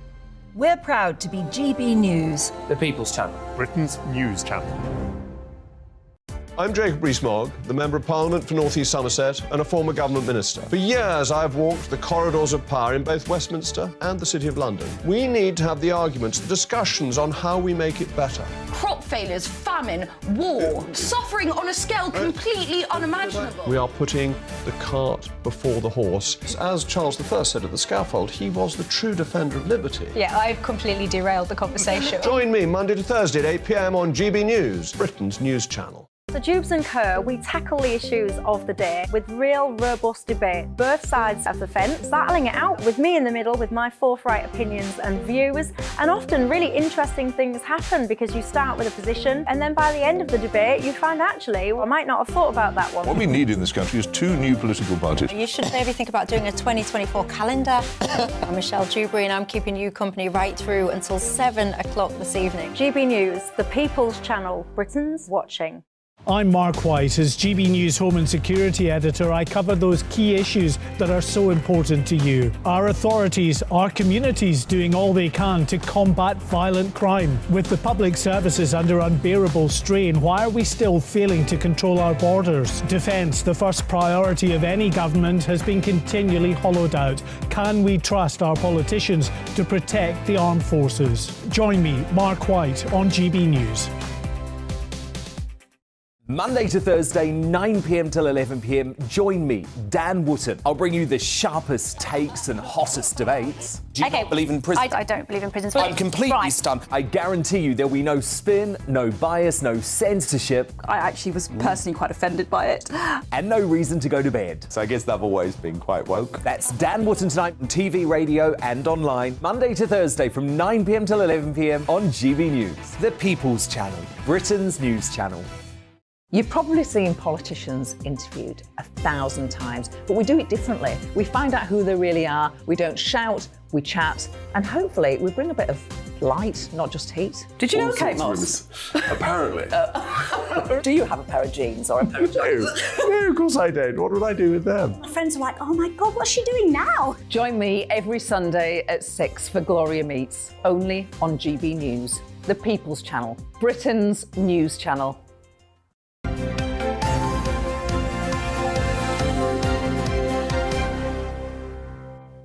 It's 7:42. You're watching and listening to Breakfast with Stephen and Anne. Good morning to you. Good morning. Time to go through the papers now. And joining us this morning, the co-founder of the Together Association, Alan Miller, and journalist and author Ella Whelan. Welcome to you both. Morning. I wonder what we should talk about. I mean, there's only one big story in town, but actually, Alan, you're looking at it from a different way, that there was a secret government unit that was about suppressing free speech during COVID. Can you explain? Yes, indeed. This is in the Telegraph, yeah? It's in the Telegraph, and it was called the Counter Disinformation Unit. It still exists. There was also a rapid response unit of the Cabinet Office, and what the Telegraph is doing in a consistently very important journalistically range of presenting these stories is delving down deeply. And we've seen that what actually happened was that 90%, on a daily basis, the person who's now been named as Sarah Connolly, who's in the civil service, who's actually heading this unit up, was in discussions with social media platforms to actually have deleted and suppressed comments, questions by a range of citizens. So effectively, a spy unit that originally was set up to counter terrorism was used against British subjects who were raising questions and asking questions and challenging things, and some of them might have said outlandish things, but, you know, we were told it's about following the science, a very strange term because science is about inquiry and critical debate and thinking about things. And and so we've seen this now. It's a very, very important story, and it's linked to, in the centre pages, we've got a situation where the BBC has also commented on this. They were actually at these meetings of the counter-disinformation unit. They said that their official statement is that they were only there as observers, but several BBC journalists have complained of a culture where you weren't allowed to talk about lockdowns, you weren't even allowed to, in terms of using their name at the start of it, you had to say restrictions and limits, that any attempt to criticise or question the ideas around them were snubbed out by the editorial team. So some really significant questions. I mean, it does raise valid points, right? And I totally agree it needs to be looked at. But you've got to be a little bit careful, haven't you? In the sense that there's a difference between, or free speech has changed, hasn't it? And I'm all for free speech, but there's a difference between being able to say these things and putting it on social media, where some people read it and believe it to be the truth. Yes, I mean, this is... Herein lies the key thing, Stephen. It's absolutely the right point. So, obviously, every discussion about free speech is predicated on the idea that us, ordinary people, the great unwashed, might suddenly get terrible ideas in their head and not be able to work it out. Of course... there needs to be, you know, we've heard a lot about fact checkers, we've heard about, and I think journalistic standards have gone down significantly. I think if news journalists were able to report the news, we've got far too much activist news, far too much opinion-based. And when we saw those press conferences, they were tub-thumping, cheerleading, who's going further, which journalists can say, why aren't you going even further? Where were the critical questions? Questions, not even saying, I think you should do something differently. That's a different position. But raising questions about something that had never been done before, the efficacy of them, the consequences, the harms, the collateral damages. Why was it the case we often were only presented with a one-sided view? And the public were terrified. We already saw things like we're going to scare the pants out of them. Surely the role within media would be to raise investigative questions and things, not just to be a PR supporter. And I think that there's two things here. One is the role of the media, but the role of the government. And David Davis has come out and said that it should be disbanded, this unit, and because the Rapid Response Unit is now defunct from the Cabinet, but the DCMS had set it up and it now still exists. Ironically, you can't make this up Orwellianly, in the Department for Science and Innovation and Technology. So we've got this CDU still in existence, and you know it applies equally to other areas around the environment and others where questions are important. Yeah, you can't suppress questions. No. Look, I want to move on just because we're a bit tight for time this hour. This is actually also in the Telegraph. Labour's scrapped the pledge on green tech and jobs. This was meant to be what was going to drive growth in the economy, wasn't it? Well, this was meant to be Labour's flagship policy. I mean, this they've been talking about this for a very long time, but in the kind of bit of a kind of heat at the moment that they now have, where they are gearing up to, well, they say they're gearing up to take power as the next party of government.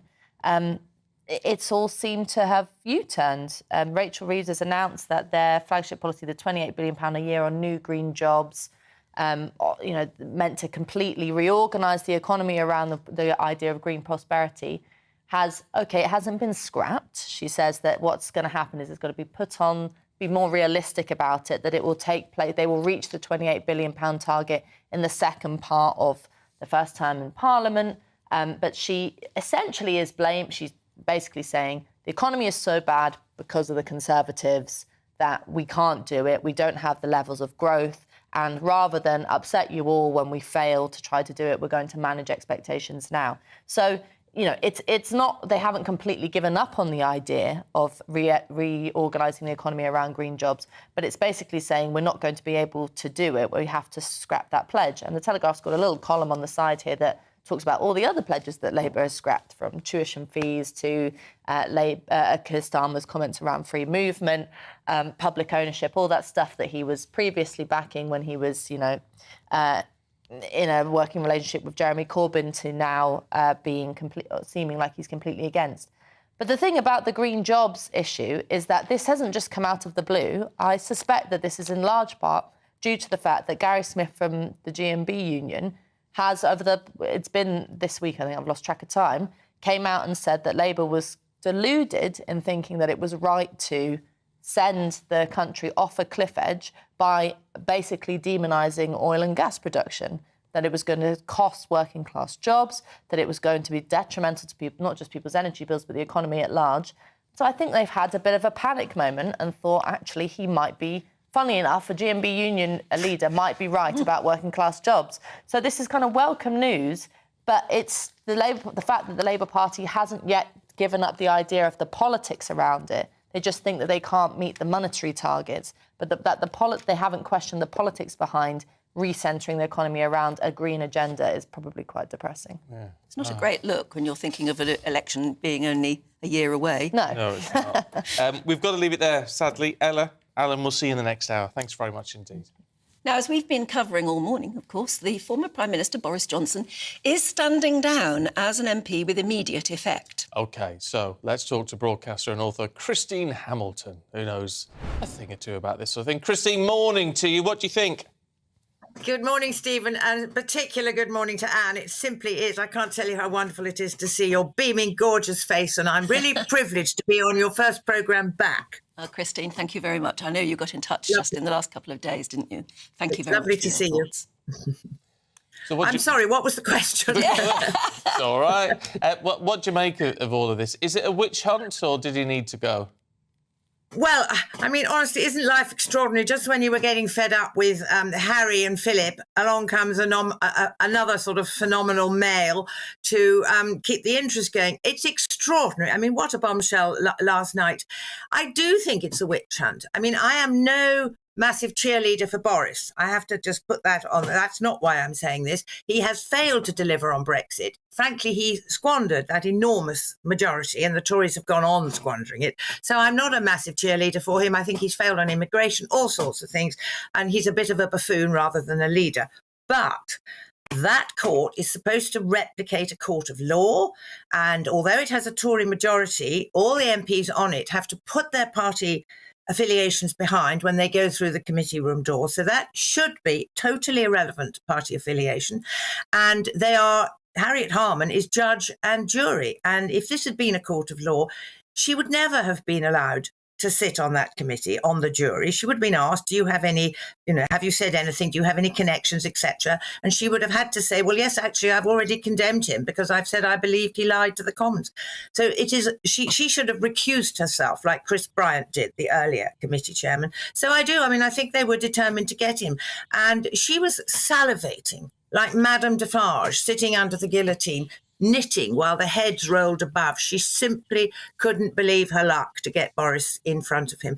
And of course, this isn't about whether he had a piece of cake in Downing Street. This is about whether he lied to Parliament about it. That is what they are discussing. Now, we haven't seen the report yet, so it's actually quite difficult without seeing the report. And if the report says that there is proof that a civil servant said to Boris, look, you must go and say A, and he actually went and said B, then all that will be different. But I really don't think that's going to be the case. So I do think it's a witch hunt. And I must say, dear Nadine Dorries, she sort of committed sooty with him, i.e. jumping on the funeral pyre of her husband, although she jumped on first. And she's obviously piqued that she isn't going to go to the House of Lords. So she thought, right, rugger this, I'm off.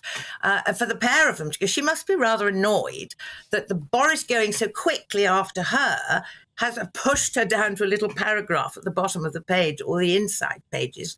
But I mean, all hell has broken loose in the Tory party. This is catastrophic for the party. A united party cannot win. I don't think they could win anyway. And it's all unravelling and, frankly, pretty fast. Yeah, they're probably going to lose Uxbridge, do you think? And even Nadine Dorris's seat doesn't necessarily look good in this present climate. Do you think it's going to be a summer of discontent?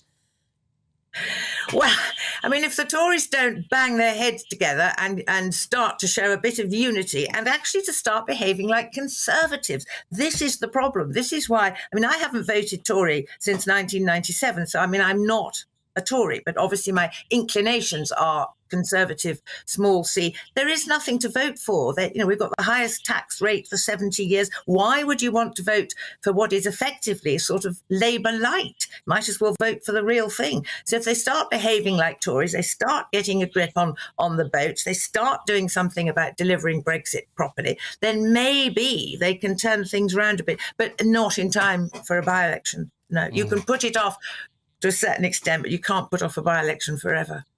Christine, always good to see you. Thank you very much indeed. Thank you. Gosh, there you are. Big news. More to come, including all the latest updates. Hasta la vista, Boris. This is Breakfast on GB News.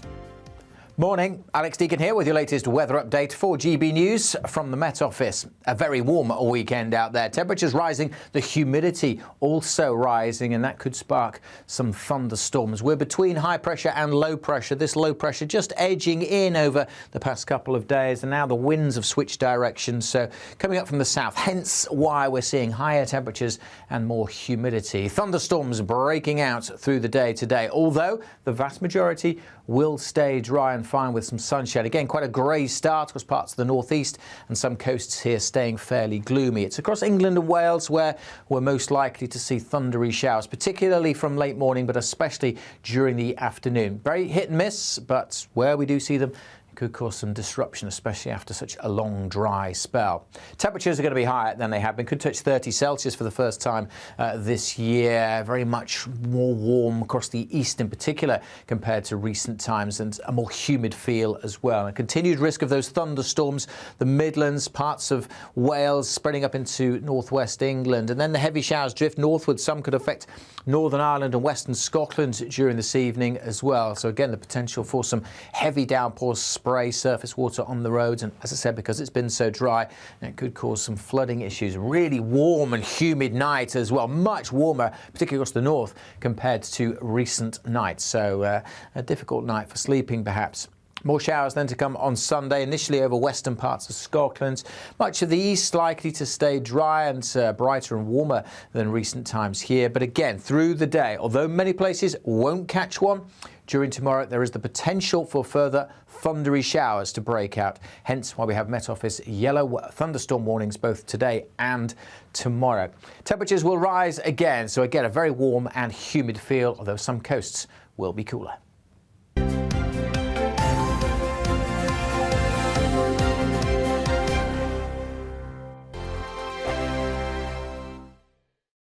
First and foremost, I am a GB News fan, and I was before I was working here. Just love the fact that we're asking the questions that a lot of establishment media won't ask. With a bit of a twist, we not only want to inform you, but we want to keep you entertained. It's worth the drive because you get in and the team's all ready and waiting, they're itching to go, and it's a proper little family. GB News is the People's Channel. It's the audience that makes the programme sing. We're giving our viewers and our listeners a voice. I see the thousands of your letters, tweets, emails, you name it, coming in. Britain is broken. How on earth did we get into this mess? But more importantly, how do we get out of it? The establishment had their chance. Now we're here to represent you. It's time for something different. It's time for GB News. I'm very patriotic. I believe in Britain. Our best days lie ahead. Britain's watching. Britain's watching. Join us here on GB News. The People's Channel. Britain's news channel.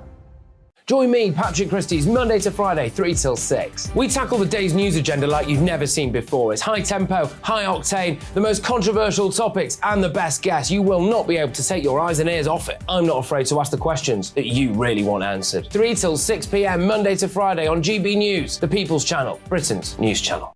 I'm Andrew Doyle. Join me at 7 o'clock every Sunday night for Free Speech Nation, the show where I tackle the week's biggest stories in politics and current affairs with the help of my 2 comedian panellists and a variety of special guests. Free Speech Nation, Sunday nights from 7 on GB News, the People's Channel, Britain's news channel. Every Sunday from 11. Join Michael Portillo. There'll be topical discussion, looking at the week before and the week to come. So kick back and relax at 11 a.m. on Sundays on GB News with me, Michael Portillo. GB News, the People's Channel, Britain's news channel. GB News has its own late-night paper preview show, Headliners, where comedians take you through the next day's top news stories. You don't have to bother reading the newspaper, we've got it covered for you. Headliners, every night at 11 p.m. and repeated every morning at 5 a.m. We won't send you to sleep like some of the other paper review shows out there. GB News, the People's Channel, Britain's news channel. Join me, Camilla Tominey, on Sunday mornings from 9:30, taking the politicians to task and breaking out of SW1 to see how their decisions are affecting you across the UK. Bursting the Westminster bubble every Sunday morning, only on GB News, the People's Channel. Britain's watching. Monday to Thursday nights on GB News. At 6, it's Dubes & Co.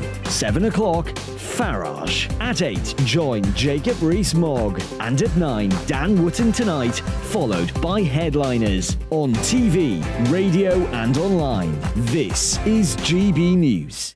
Westminster is going around in ever-decreasing circles, followed by the media. Britain is broken. How on earth did we get into this mess? But more importantly, how do we get out of it? Join me at 7 p.m, Mondays to Thursdays on Farage. Here on GB News, we will have open, rational debate. We've got to work out how Britain moves forward from this. Join us here on GB News, the People's Channel. Britain is watching.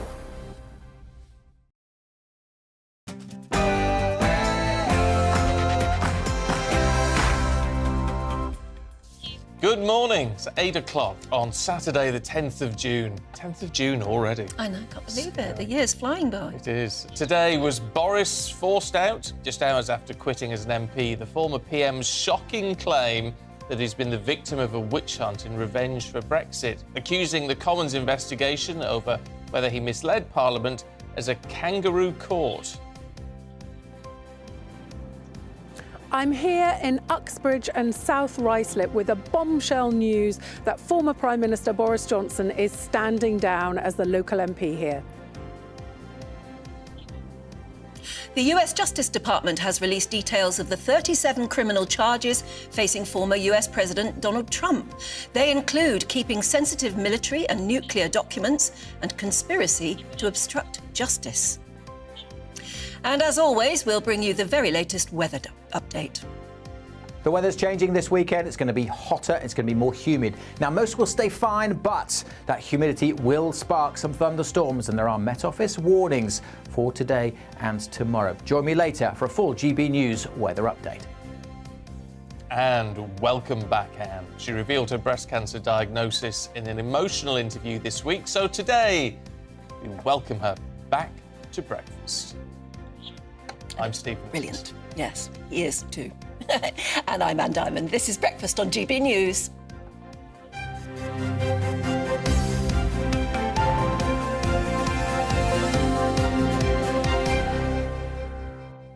Can I say so? It's not the sort of thing you could say on any other channel. Is it odd? Is it difficult? Is it uncomfortable that people are talking about your breasts? And it's all in the papers today, obviously, and obviously we're talking. I know it's, you know, we say breast cancer all the time, but people know something that's happened to an intimate part of your body. Is that really awkward, or is it just part of the course? No, I think as long as you're using the word breast cancer together, and that is, as you say, that's the concern. But just talking about, well, that's why when I'm asked details, I'm not going to give them. Maybe one day I will. My son, well, I had a sort of a discussion with one of my sons yesterday about this. He said, I don't know why you're so uptight about it. Everybody knows bits and pieces nowadays. Yeah. Everybody talks about it. I said, well, yeah, I don't know, though. I'm a 68-year-old woman who wants to hear about my bits and bobs, you know. You don't want to know the detail, unless it was brand new science and it was important that I gave that science. But frankly, what I suspected and took to the doctor is in every cancer leaflet there is. So there was nothing new for me to break at all. No, if it had been new science, like, for instance, it was in the cot death in 1991, we had totally brand new things to say and reasons to say it, then you go specific. But I don't... Who wants to talk about an older lady's boobs? Yeah. You just don't want to. It just struck me as I was sort of reading that out. I just thought, I know, it's an odd thing to It is odd, do, isn't it? Yeah. I mean, I know we're becoming a society where and it is good that we can talk about these things. I mean, 10 years ago, I might not have wanted to even say those words. I don't know. No. I mean, I'd be very reluctant if I had to talk about a testicular cancer diagnosis or something. You'd be a bit like, ooh. Yeah. And you always think, do people really want to hear that as well? Do you really want to? No. Sure you don't. I don't know. We all know what we mean nowadays. Like I said, if it was new, something that I should say and pass on to other people, then you would go into detail because that would be important. But what I took to the doctor was nothing new. It's in every breast cancer leaflet there is. Well, needless to say, it's good to have you back. Well, it's lovely to be back. And Tara says, welcome back, Anne. You look amazing in that colour. Well, yeah, actually, it's very nice and summery. And best wishes sent from Will and Debs of Holmfirth as well. Oh, wow. Thank you. So there you go. Loads of messages coming in. Do you know where I got this? No, go on. Antigua. Oh, did you? But you wouldn't go to Antigua and think I'm going to buy a jumper. No. But I saw it and I thought that's a bright colour. It was It only is a about bright $7 as well. Was it? Yeah. Oh, there you go. Like a bargain. The holiday to Antigua was more expensive, but, you know. I tell you who won't need to buy a bargain, save money. That's Boris Johnson, because he can hit the circuits. Yes, now, as previous prime ministers have done and previous presidents, they have been able to do the speaking circuit and charge millions. Millions. And he'd be good, wouldn't he? Oh, he'd be very. I don't know if have you ever heard Boris speak at Do? No, the one I heard was William Hague. Oh, he was brilliant, wasn't he? He had a very good reputation as being an orator, and he was great. I mean, and funny. And I can't think what event it was now. But, very, very good.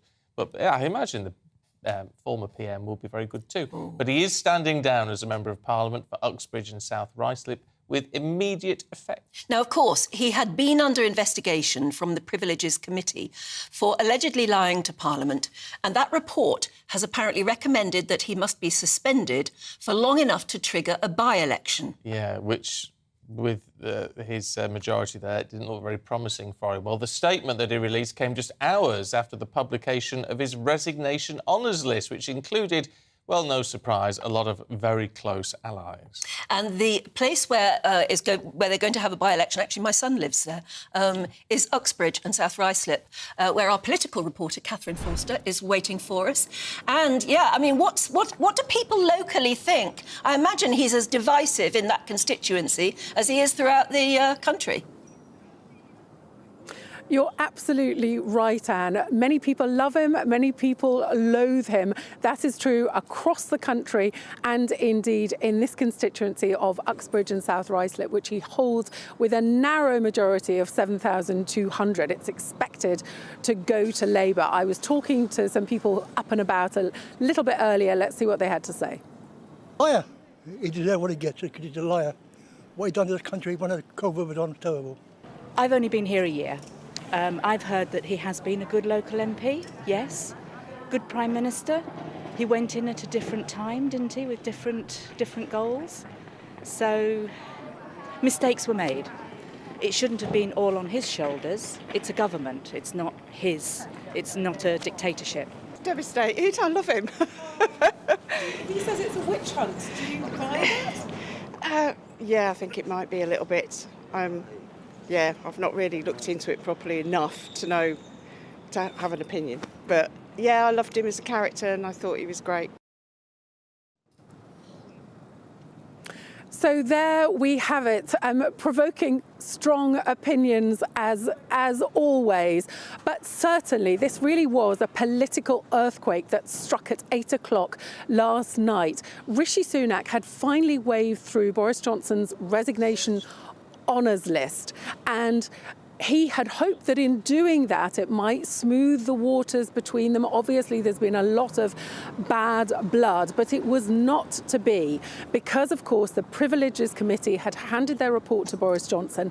They had, we now learn, recommended a suspension of over 10 days that would have triggered that by-election anyway. Boris Johnson obviously decided that he was not prepared to fight it. So he has stood down, but he has certainly not pulled any punches with his resignation statement, an extraordinary, excoriating really, 1,000 words, accusing the Privileges Committee, which does have a majority of Conservative MPs, although it's chaired by Labour grandee Harriet Harman, of a witch hunt, of it being a kangaroo court, saying that they'd not provided a shred of evidence that he had knowingly or recklessly misled Parliament, saying he was bewildered and appalled that he was being taken out anti-democratically. So certainly he's feeling very, very angry, also taking a huge pop at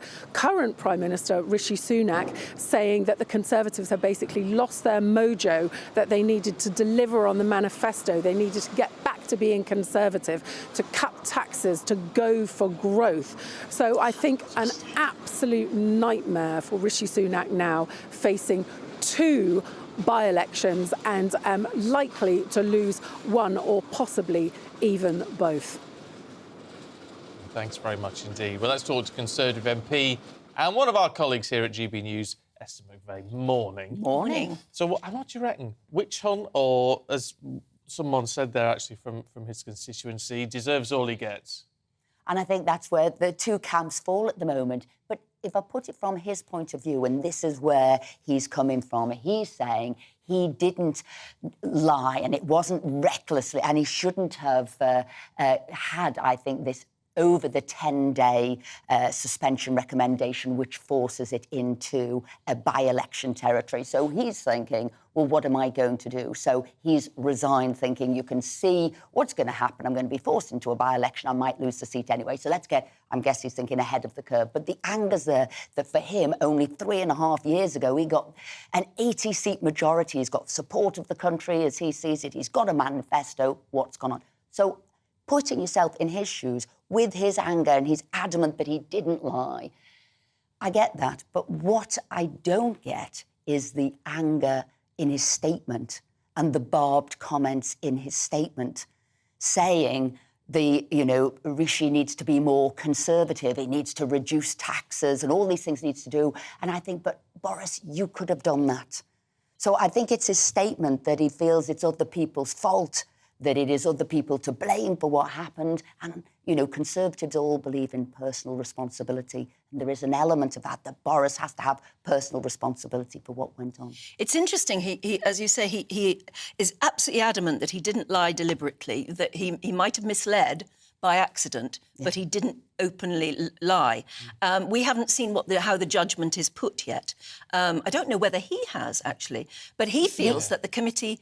He's seen the detail of their judgment. So he's had the findings. He said that there's no way the committee can have proved that I lied deliberately, and that the only answer must be that they set out from the very beginning to get him on this. Yes, and so maybe it's fallen on the reckless side rather than knowingly lied. But it is a high threshold, in a way, to know what somebody is thinking. However, that's, I think, where they've come in with the recklessly misled. So he should have known, he could have known, but he recklessly misled.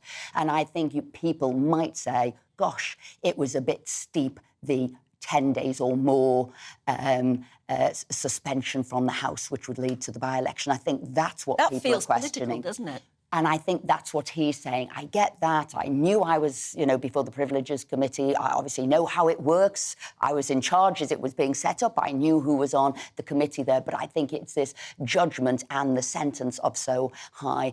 And whilst it could go to members of the House to vote it down, I don't believe anybody any side of the House, Conservative, Labour, SNP, anybody would have voted down what the Privileges Committee came up with, knowing what happened in the past with Owen Paterson. It would have been a free vote, and I think everybody would have thought, you know what, let the process lead our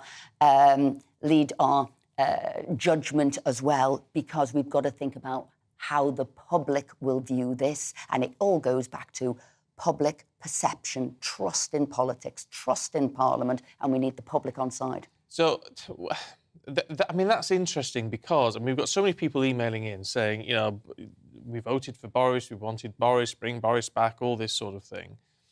And yet, is there a sense, I mean, in terms of public perception, he's a man now who has decided, well, I'm going to go rather than be pushed, if you like. But he almost seems to be like he's trying to take the government down with him with some of the comments he's made. I mean, a lot of people saying, I mean, David Mellor was saying, well, the party's committing suicide now. He's forcing the party to commit suicide for the next election. Well, I was thinking about that. Is it better he's in the House unhappy or out of the House unhappy? And it's a difficult one either way. He's not going to face a by-election. Other people will. You've seen the likelihood it could fall to Labour, so that's not going to be positive. It is going to be difficult for Rishi. There'll be another by-election with Nadine Dorries. Other people say other MPs might stand down. I put a question mark next to how many, maybe one more if that. There is a sense for some people, an unfairness, which is what I said. He felt an unfairness that he'd given the manifesto. This is what the Conservative Party won on.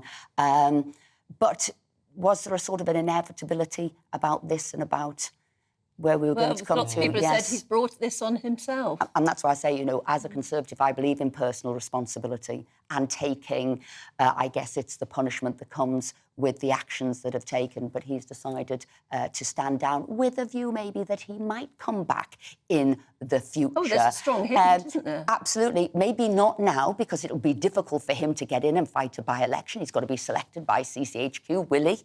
But maybe the time after that he might come back, and maybe it's better that he hasn't lost a by-election. Yeah. Esther, thanks very much indeed.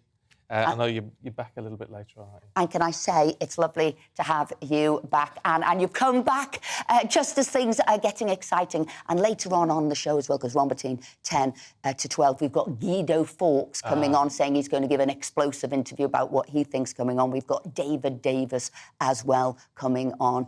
And we've got Archie Norman talking about his time in business and Parliament. Oh, that's exciting show. How it's going to be interesting. Yeah.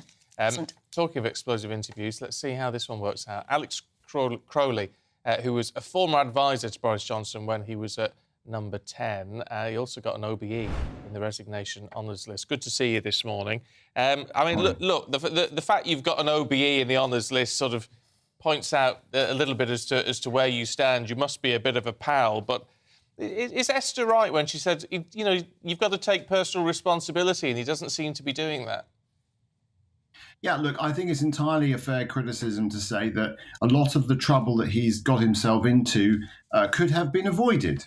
In fact, this whole situation could have been avoided if the original Partygate scandal had been handled perhaps a bit better in the first place. It wasn't, and this is where we are now. It's very interesting to see what he did yesterday, and I think it speaks to his way of being, is that he doesn't like losing. His main USP in politics is that he's a winner. And so faced with the prospect of perhaps fighting a by-election, perhaps losing a by-election, definitely doesn't fit into the brand. And so we've seen him do this a few times in his career. We saw him do it earlier in the year. We saw him do it in 2016. When he thinks he can't win, he prefers the tactical retreat. And wants to sort of live to fight another day. And that's clearly what he pointed to in his statement. What do you think he'll do next? Well, obviously he'll want to lie low for a bit, I would have thought. It does depend on what the Standards Committee report actually says. I assume they will now publish it. And if it is extremely damning, of course, it does present further problems for him. Because, of course, if he does want to come back in the future, he will have to, as Esther said, he will have to be selected as a Conservative candidate all over again. Now, if the report is very, very damaging, there may well be a temptation from CCHQ, from the Prime Minister now, to not allow him to stand as a candidate. And that, of course, could lead to a whole other series of events. Now, I shouldn't think they would go down that route because, of course, that keeps the fire burning. And if you're the current Prime Minister, you want this argument to go away.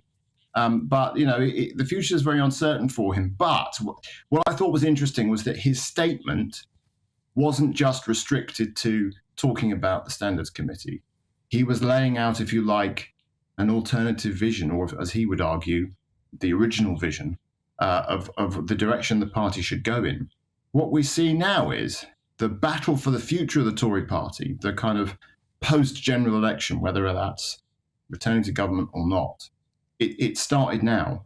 He is saying this is where the party needs to be. And I think a lot of the stuff in that statement will resonate hugely with a lot of Conservative Party members, and it will resonate hugely with a lot of people perhaps watching this programme who voted Conservative in 2019, but don't feel as if we've had a Conservative government.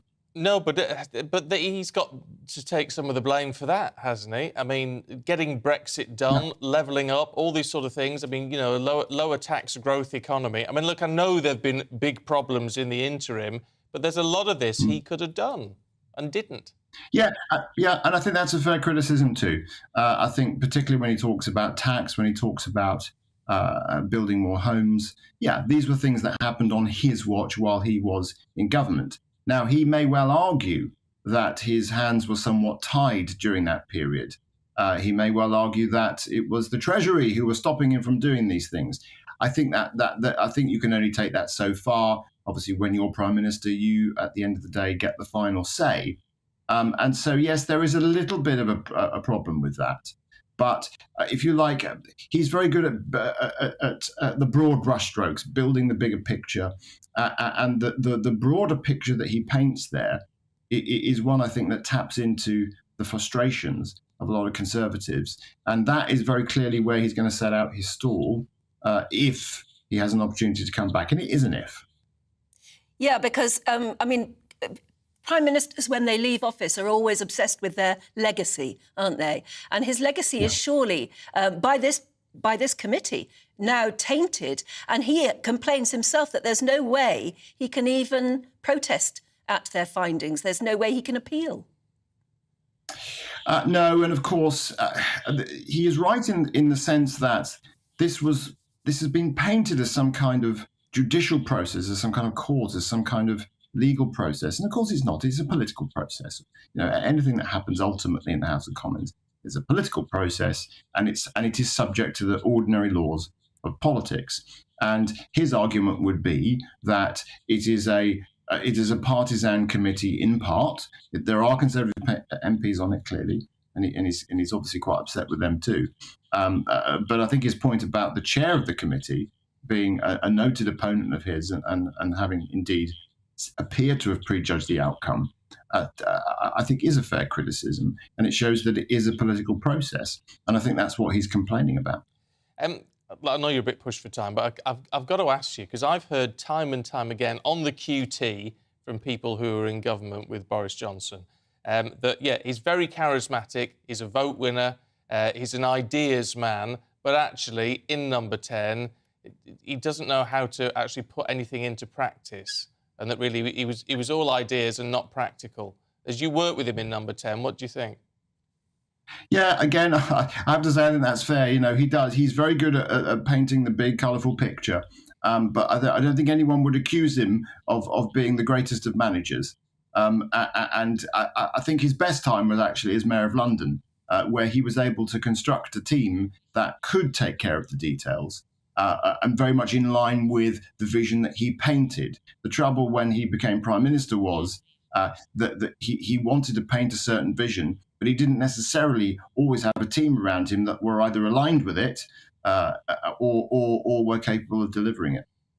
Alex Crowley, really good to see you. Thanks very much indeed. 1, 2, 3, 4, 5.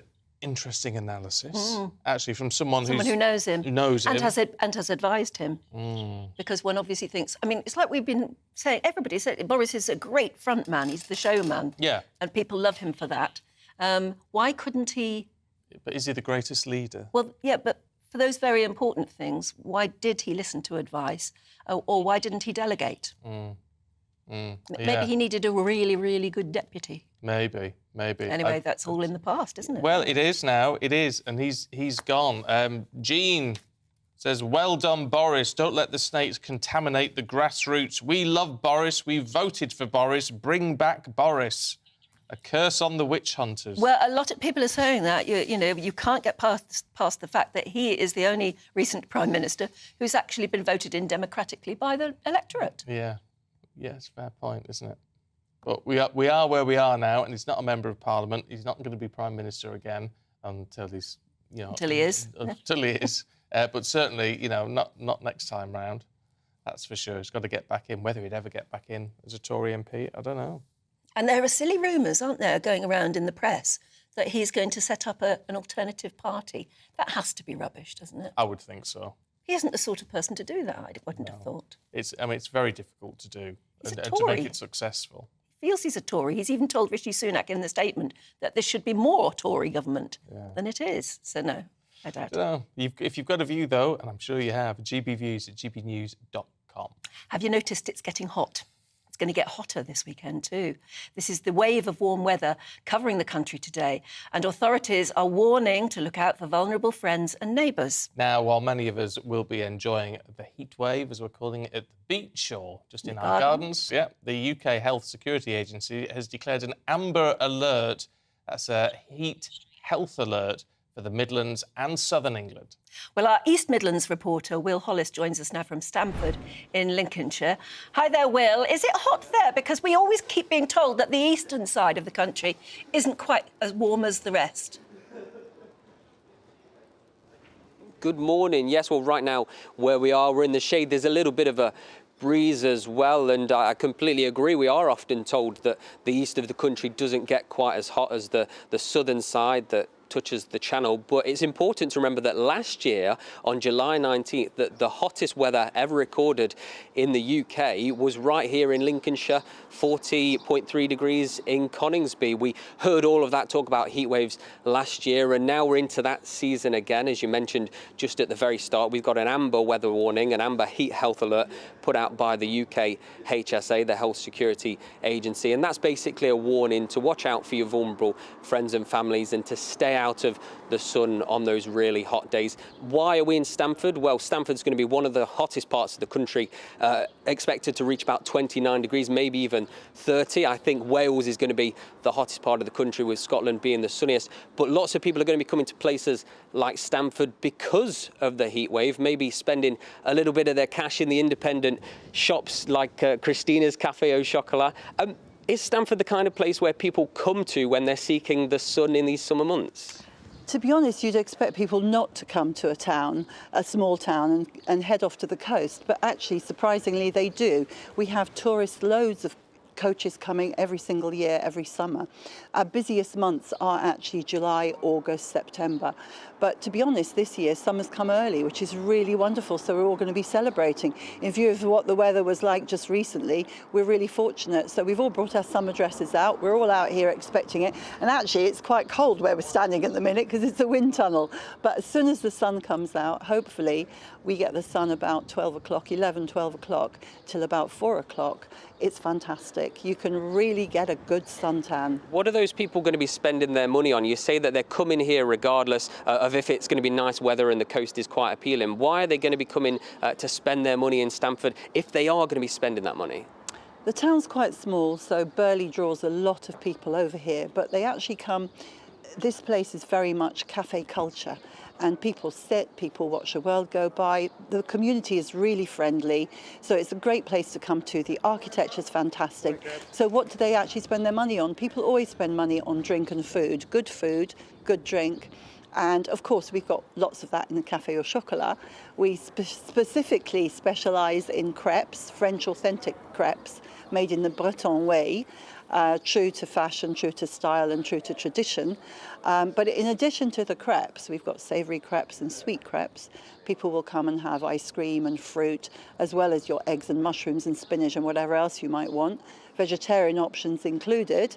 But what they're coming for is cold drinks, really, on a day like this. So if you fancy fresh orange juice, pressed orange juice, if you fancy ice cream milkshakes with a load of flavours, or a glass of Prosecco, I might say, or a glass of wine or cider, then this is the place to come. And are they going to be sitting inside or outside very quickly? To be honest, over here, people do sit outside while the sun's there, but I think after about 15, 20 minutes in the heat of day, it's too much. So do come in and enjoy our air conditioning. We shut the door and it's like a fridge in there. And so you've got the best of both worlds. That's the kind of advice that the UK Health Security Agency is giving, to stay out of the sun, particularly around 11 o'clock till 3 o'clock. They say forecasted temperatures this week will primarily impact those over the age of 65 or those with pre-existing health conditions. If you do have any friends, family or neighbours who you know are more vulnerable to the effects of hot weather, it is important that you check on them. Of course, we're talking about the heat wave right now, that amber heat health alert, but if you're watching the weather, you'll know that thunderstorms could be on the way as well, particularly for the south of England and for Wales, but by tomorrow it should be creeping up into this part of the country as well. Stephen and Anne.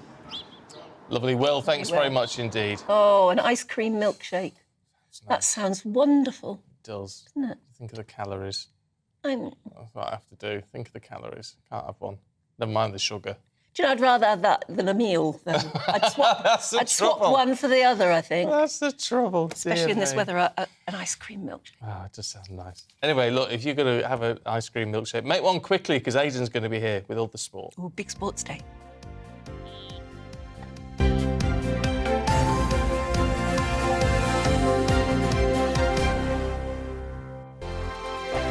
It's all about family, being in people's living rooms, all the interaction and getting to know who our viewers and listeners are. When I was young, my dad used to say, Nana, stop arguing. I wanted an outlet that would enable me to give my opinion. People are going through a really hard time right now, and I know that you don't feel like you're being listened to by the establishment. I came to GB News because it's the People's Channel, and I want the audience to have their say on the events of the day. We're dynamic. We do something different. Democracy shows that the wisdom of the nation is in its people. I get to travel to find out what the story is from a personal perspective. The British people aren't fools. We know when we're not being told the full story. We've got to work out how Britain moves forward from this. It's the best country in the world. The establishment had their chance. Now we're here to represent your views. Britain's watching. Britain's watching. Britain's watching. We're proud to be GB News. The People's Channel. Britain's news channel. I'm Jacob Rees-Mogg, the Member of Parliament for North East Somerset and a former government minister. For years, I've walked the corridors of power in both Westminster and the City of London. We need to have the arguments, the discussions on how we make it better. Crop failures, famine, war, suffering on a scale completely unimaginable. We are putting the cart before the horse. As Charles I said at the scaffold, he was the true defender of liberty. Yeah, I've completely derailed the conversation. Join me Monday to Thursday at 8 p.m. on GB News, Britain's news channel. So Jubes & Co, we tackle the issues of the day with real, robust debate. Both sides of the fence, battling it out with me in the middle with my forthright opinions and views. And often really interesting things happen because you start with a position and then by the end of the debate you find actually, well, I might not have thought about that one. What we need in this country is 2 new political parties. You should maybe think about doing a 2024 calendar. I'm Michelle Dewberry and I'm keeping you company right through until 7 o'clock this evening. GB News, the People's Channel, Britain's watching.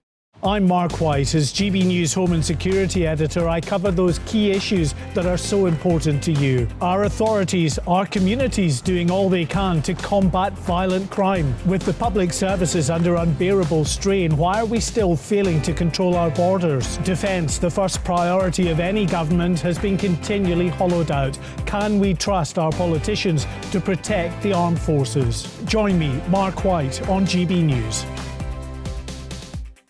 Monday to Thursday, 9 p.m. till 11 p.m. Join me, Dan Wootton. I'll bring you the sharpest takes and hottest debates. Do you not believe in prisons? I don't believe in prisons. I'm completely stunned. I guarantee you there'll be no spin, no bias, no censorship. I actually was personally quite offended by it.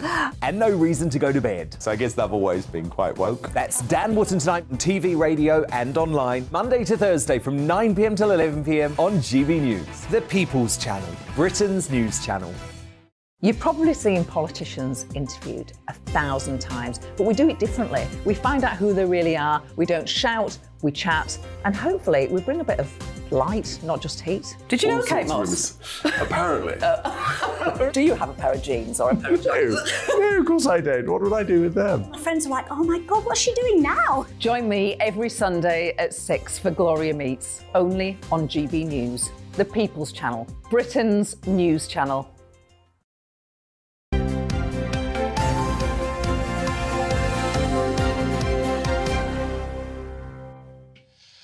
Oh, welcome back. It's 8:33. You're watching and listening to Breakfast with Stephen and Anne. We were just looking at the views.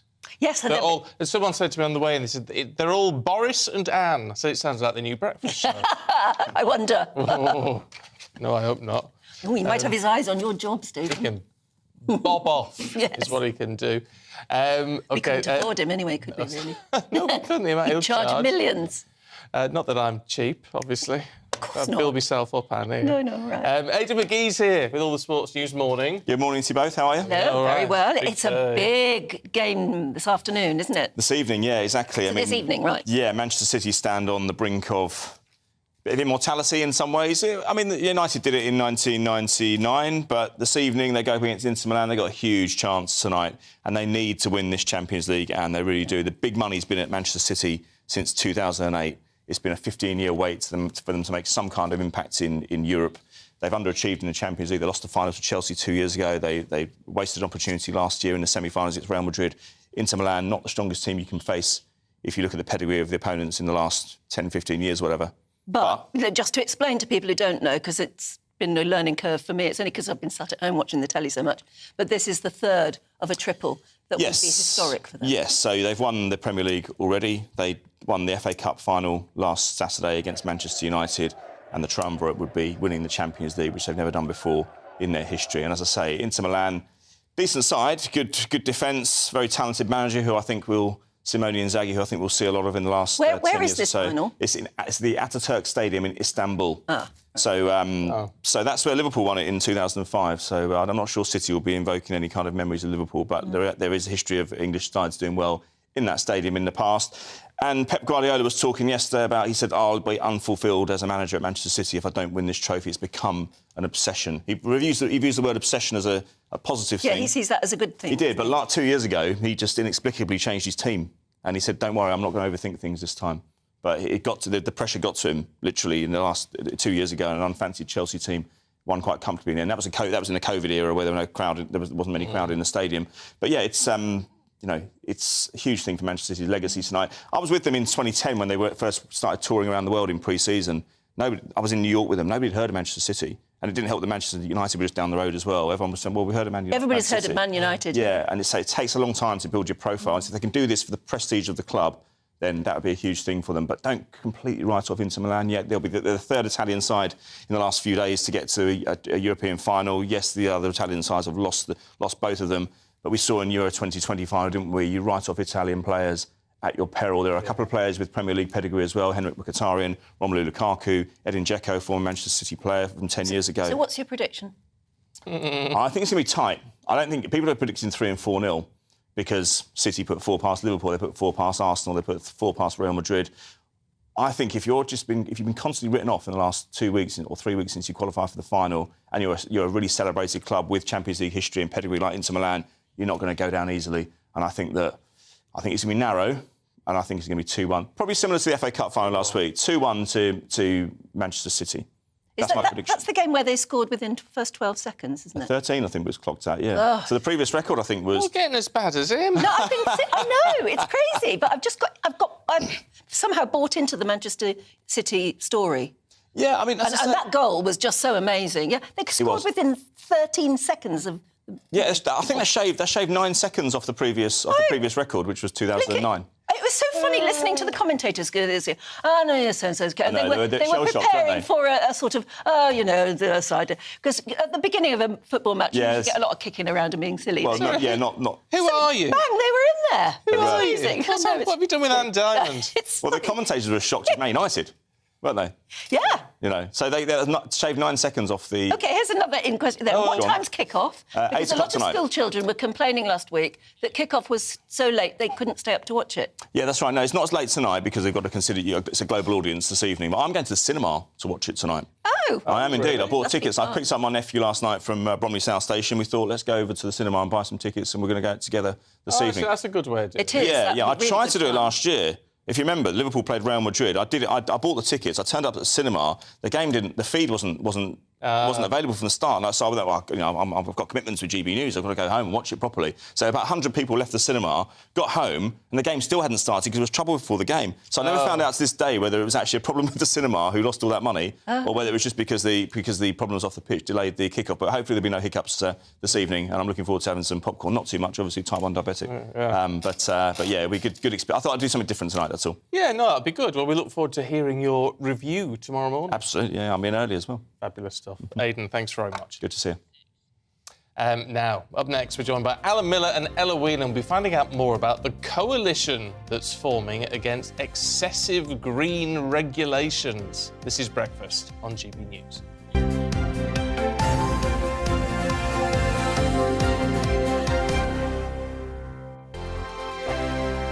First and foremost, I am a GB News fan, and I was before I was working here. Just love the fact that we're asking the questions that a lot of establishment media won't ask. With a bit of a twist, we not only want to inform you, but we want to keep you entertained. It's worth the drive because you get in and the team's all ready and waiting, they're itching to go, and it's a proper little family. GB News is the people's channel. It's the audience that makes the programme sing. We're giving our viewers and our listeners a voice. I see the thousands of your letters, tweets, emails, you name it, coming in. Britain is broken.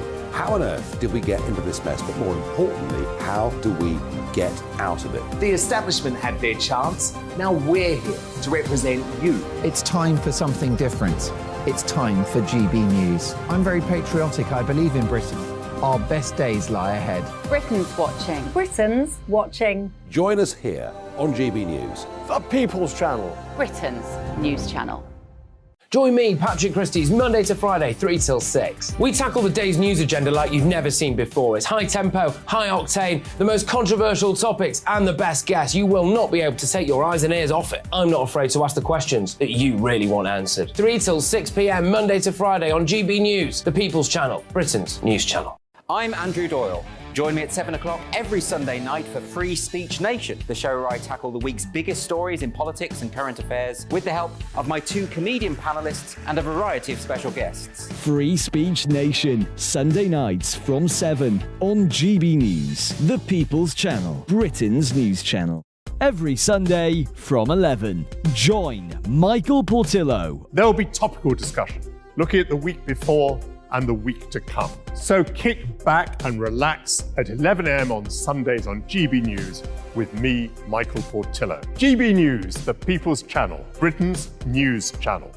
GB News has its own late-night paper preview show, Headliners, where comedians take you through the next day's top news stories. You don't have to bother reading the newspaper, we've got it covered for you. Headliners, every night at 11 p.m, and repeated every morning at 5 a.m. We won't send you to sleep like some of the other paper review shows out there. GB News, the People's Channel, Britain's news channel.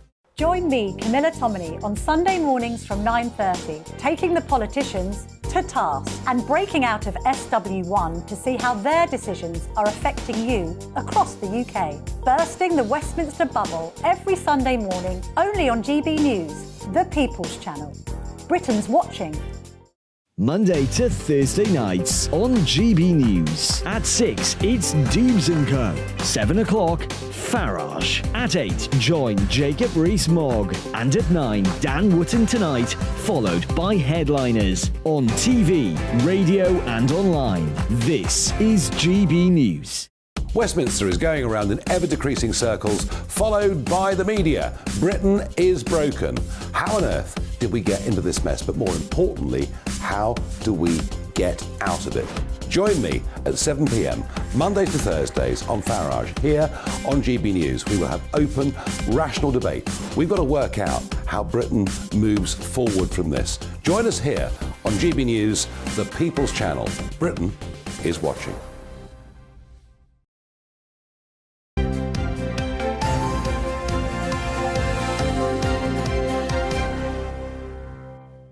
8:42, good morning. This is Breakfast with Stephen and Anne. Let's go through the papers now. Joining us this morning is the co-founder of the Together Association, Alan Miller, and journalist and author Ella Whelan. And thank you very much for being with us again. What are we kicking off with? Oh, Ella, the Daily Mail. Well, yes, I don't want to embarrass you, Anne, but it has to be said that you are in a lot of the papers this morning with a very nice double spread there. In the Daily Mail with a picture of you and your dog Ellie, which is lovely. And it's very awkward for me to sit here and try and tell your story for you, and I'm sure everybody watching will be delighted to have you back and know what you went through. But I think it is just remarkable. Everybody's picked up on the fact that you've been going through so much for the last 5 months and are back at work so soon. So welcome back, and we wish you all the well. What's that? The Mirror? The Mirror. I've got a picture of you and Nick Owen. You could have had a picture of me and you in there. Yes. Yes.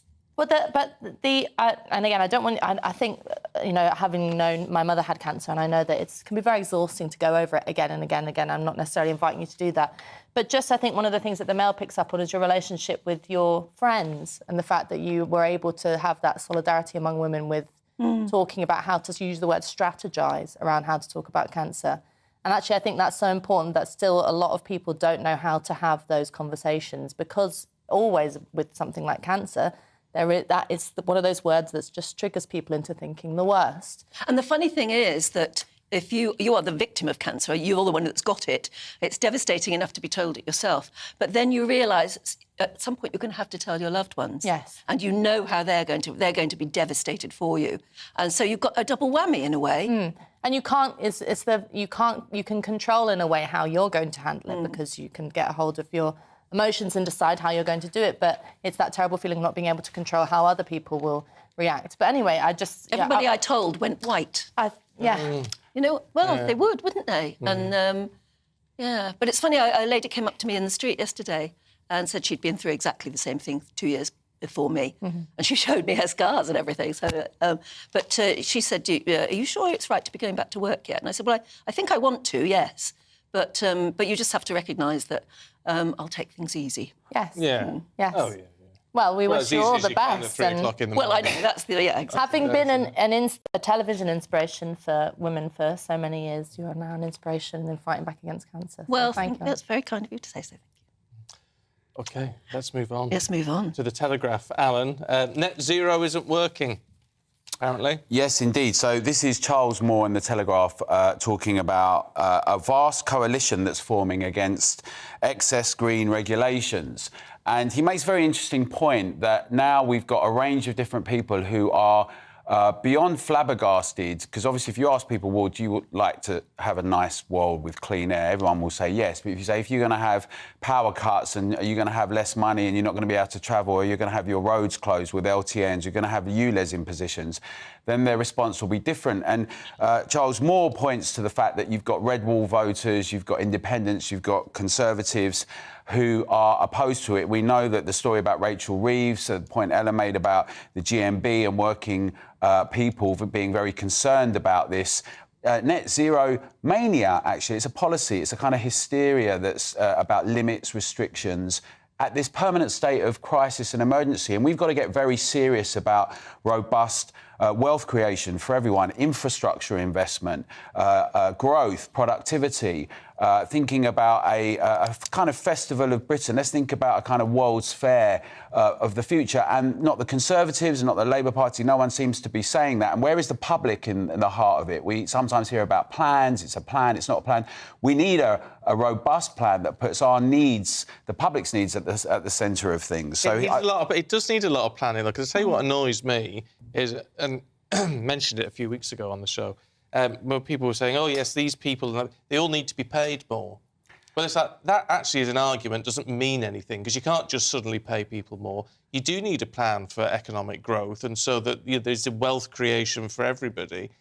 They said that's the kit, but that's going to take time. So... Well, things do take time, but like when Nick Clegg said, "Oh, imagine if we all go to nuclear and then we won't have independence until 2020." The point is that we have to invest in infrastructure. We have to deal with our lack of ambition.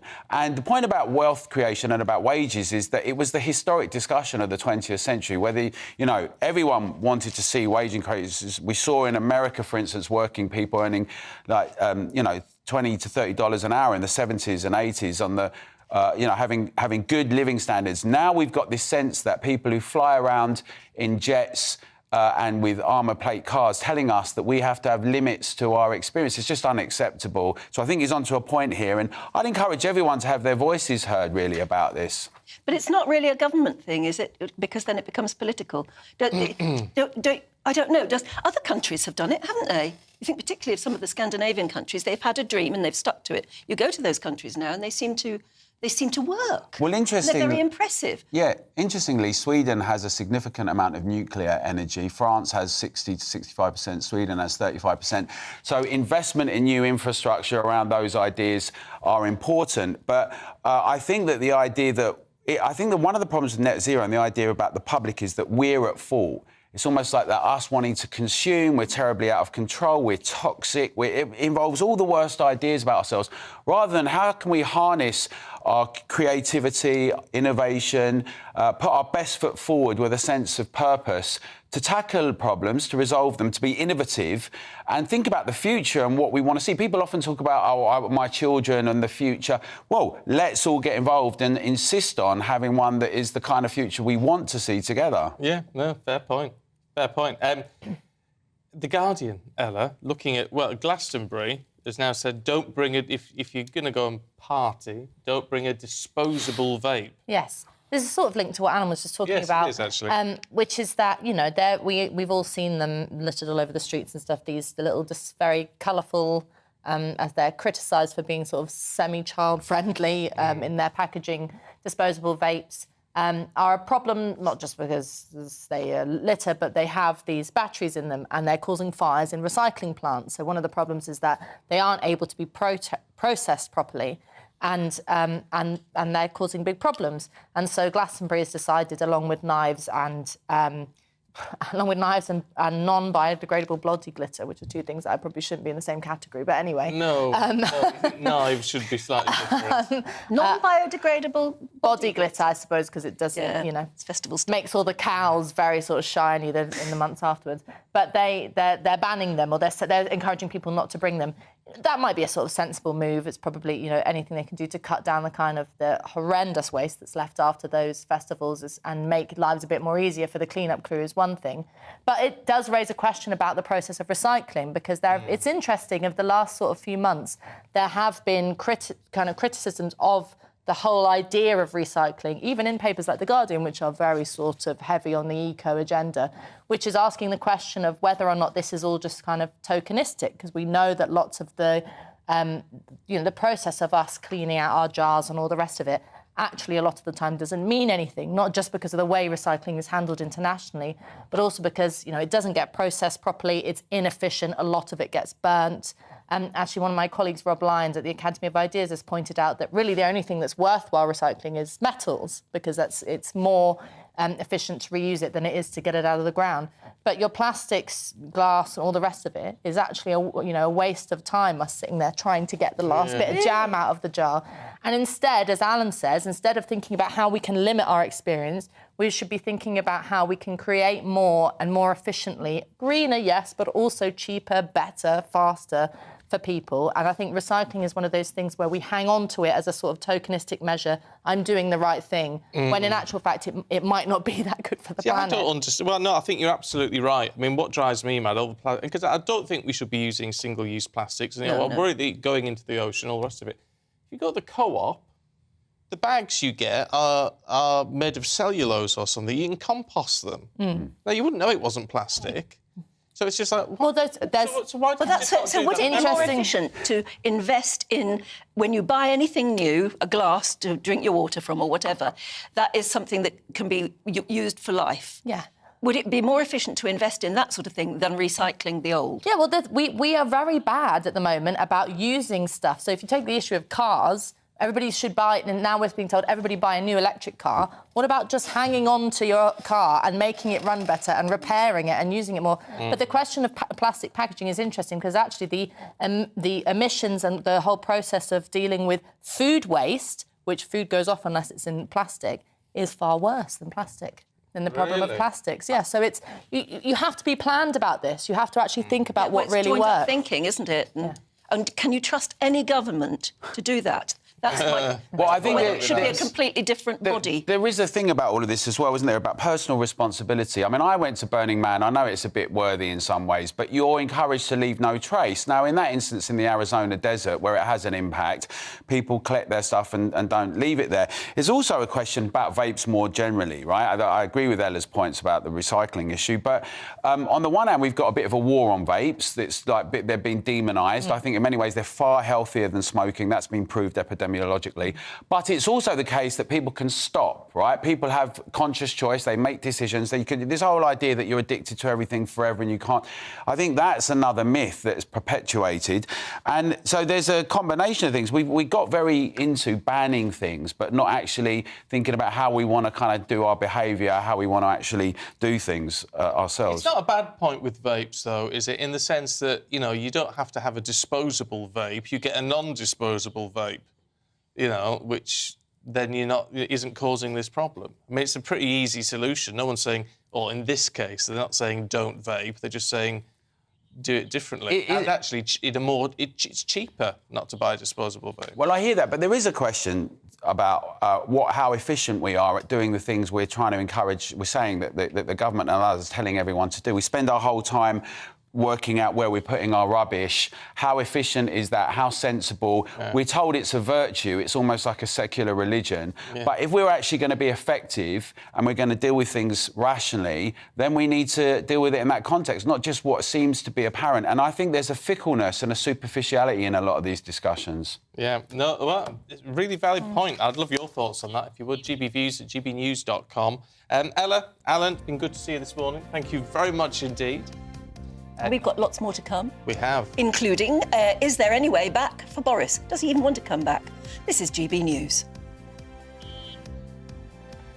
Morning, Alex Deacon here with your latest weather update for GB News from the Met Office. A very warm weekend out there. Temperatures rising, the humidity also rising, and that could spark some thunderstorms. We're between high pressure and low pressure. This low pressure just edging in over the past couple of days, and now the winds have switched directions, so coming up from the south, hence why we're seeing higher temperatures and more humidity. Thunderstorms breaking out through the day today, although the vast majority will stay dry and fine with some sunshine. Again, quite a grey start across parts of the northeast and some coasts here staying fairly gloomy. It's across England and Wales where we're most likely to see thundery showers, particularly from late morning, but especially during the afternoon. Very hit and miss, but where we do see them, could cause some disruption, especially after such a long, dry spell.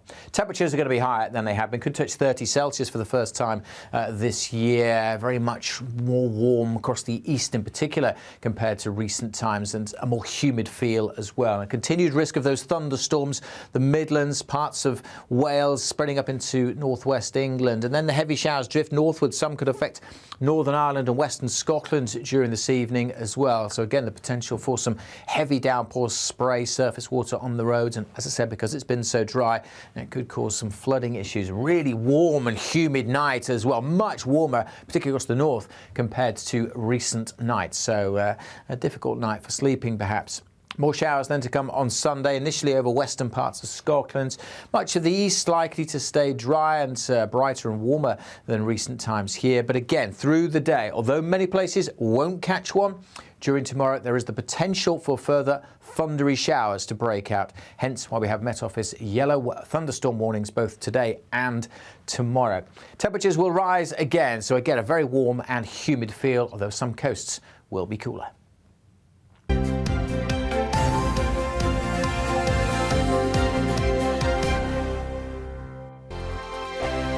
It's all about family, being in people's living rooms, all the interaction and getting to know who our viewers and listeners are. When I was young, my dad used to say, "Nana, stop arguing." I wanted an outlet that would enable me to give my opinion. People are going through a really hard time right now, and I know that you don't feel like you're being listened to by the establishment. I came to GB News because it's the People's Channel and I want the audience to have their say on the events of the day. We're dynamic. We do something different. Democracy shows that the wisdom of the nation is in its people. I get to travel to find out what the story is from a personal perspective. The British people aren't fools. We know when we're not being told the full story. We've got to work out how Britain moves forward from this. It's the best country in the world. The establishment had their chance. Now we're here to represent your views. Britain's watching. Britain's watching. Britain's watching. We're proud to be GB News. The People's Channel. Britain's news channel.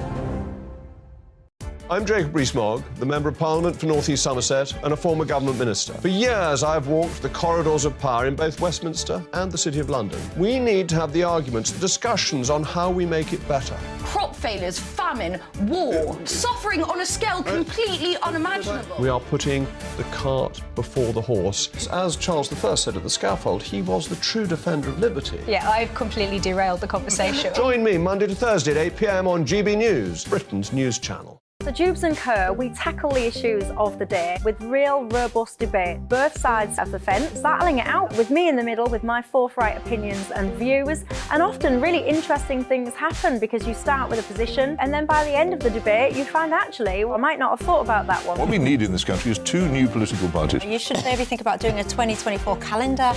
I'm Michelle Dewberry and I'm keeping you company right through until 7 o'clock this evening. GB News, the People's Channel, Britain's watching. I'm Mark White. As GB News Home and Security Editor, I cover those key issues that are so important to you. Our authorities, our communities doing all they can to combat violent crime. With the public services under unbearable strain, why are we still failing to control our borders? Defence, the first priority of any government, has been continually hollowed out. Can we trust our politicians to protect the armed forces? Join me, Mark White, on GB News. Monday to Thursday, 9 p.m. till 11 p.m. Join me, Dan Wootton. I'll bring you the sharpest takes and hottest debates. Do you not believe in prisons? I don't believe in prisons. I'm completely stunned. I guarantee you there'll be no spin, no bias, no censorship. I actually was personally quite offended by it. And no reason to go to bed. So I guess they've always been quite woke. That's Dan Wootton tonight on TV, radio and online. Monday to Thursday from 9 p.m. till 11 p.m. on GB News. The People's Channel, Britain's news channel. You've probably seen politicians interviewed 1,000 times, but we do it differently. We find out who they really are, we don't shout, we chat, and hopefully we bring a bit of light, not just heat. Did you know Kate Moss? Apparently. Do you have a pair of jeans or a pair of jeans? No, of course I don't. What would I do with them? My friends are like, oh my God, what's she doing now? Join me every Sunday at 6 for Gloria Meets, only on GB News, the People's Channel, Britain's news channel.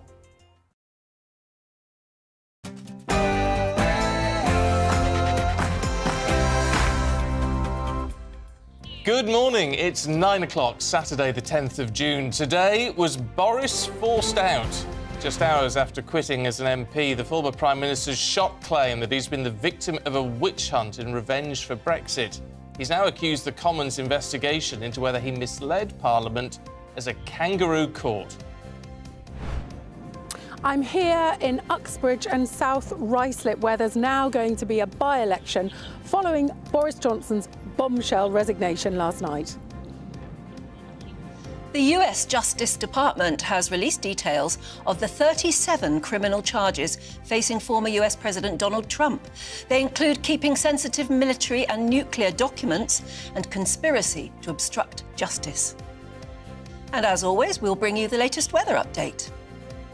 The weather's changing this weekend. It's going to be hotter. It's going to be more humid. Now, most will stay fine, but that humidity will spark some thunderstorms, and there are Met Office warnings for today and tomorrow. Join me later for a full GB News weather update. And welcome back, Anne. After revealing her cancer diagnosis this week, today, you welcome her back to breakfast. We look younger now than we did then, and that's... We do, don't we? We do. It's fabulous. Congratulations. Good morning, I'm a younger Stephen Dixon. And I'm Anne Diamond, I'm feeling a lot older. This is Breakfast on GB News.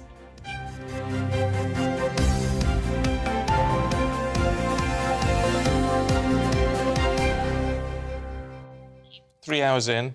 Yeah. Because it is I mean, and anyone who does shift work, never mind coming, having gone through what you've gone through, it's a tough one when you've got to start on a shift pattern again. Yeah. I tell you what, though, I woke up this morning, it was total news to me, the news that has been leading all morning about Boris Johnson, because I went to bed, I had to go to bed early, as we do, and it's the first time in many months I've had to actually think, no, I must be in bed very early.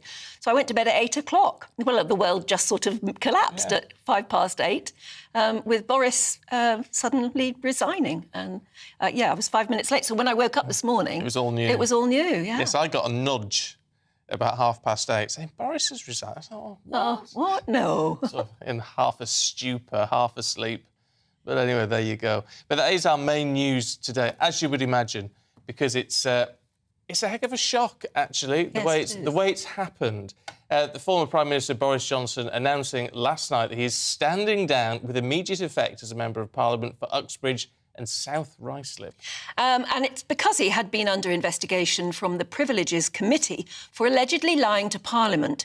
And that report apparently recommending that he would be suspended for long enough to trigger a by-election. Which is only 10 days, actually. It's not like a... But anyway, that's been their conclusion, apparently. That's their punishment for him, which would mean, basically, that they would trigger a by-election. Yeah. I mean, he'd already been in the news, actually, yesterday, because just hours earlier, the list of his resignation honours was published, which included, of course, some close allies. Yes, so the constituency that is now going to face this by-election, and it will be quite a fight there without Boris, is Uxbridge. And our political reporter, Catherine Forster, is waiting for us. A bit of a shock to everybody in Uxbridge and South Ruislip.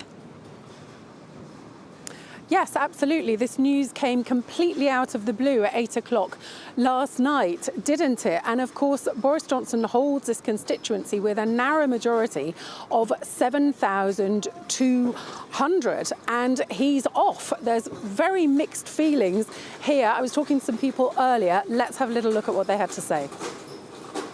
Liar. He deserves what he gets because he's a liar. What he's done to this country when the COVID was on, terrible. I've only been here a year. I've heard that he has been a good local MP, yes. Good Prime Minister. He went in at a different time, didn't he, with different goals. So mistakes were made. It shouldn't have been all on his shoulders. It's a government. It's not his. It's not a dictatorship. Devastated. I love him. He says it's a witch hunt. Do you buy that? Yeah, I think it might be a little bit. Yeah, I've not really looked into it properly enough to know, to have an opinion. But yeah, I loved him as a character and I thought he was great.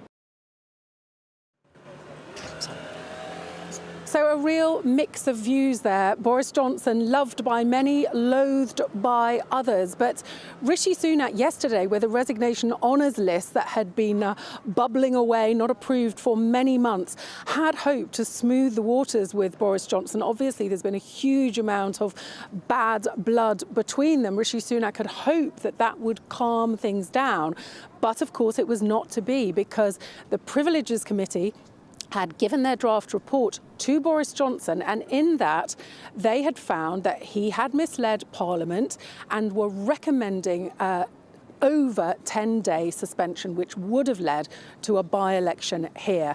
Now, Boris Johnson saw that and decided it was not a fight he was prepared to have. We will never know whether he would have won or not, but whoever's going to stand for this seat now for the Conservatives has to put their submission in by 5 o'clock on Monday. But certainly Boris Johnson wrote an incredible 1,000-word resignation statement basically saying he has done nothing wrong. He said that the Privileges Committee, which is 7 MPs, of course, with a majority of 4 Conservatives, chaired by Harriet Harman, that was a kangaroo court, that it was a witch hunt. They haven't provided, he says, a shred of evidence that he had knowingly or recklessly misled Parliament. Now, the Privileges Committee has pushed back very hard on that, as you would suspect. They're now meeting on Monday.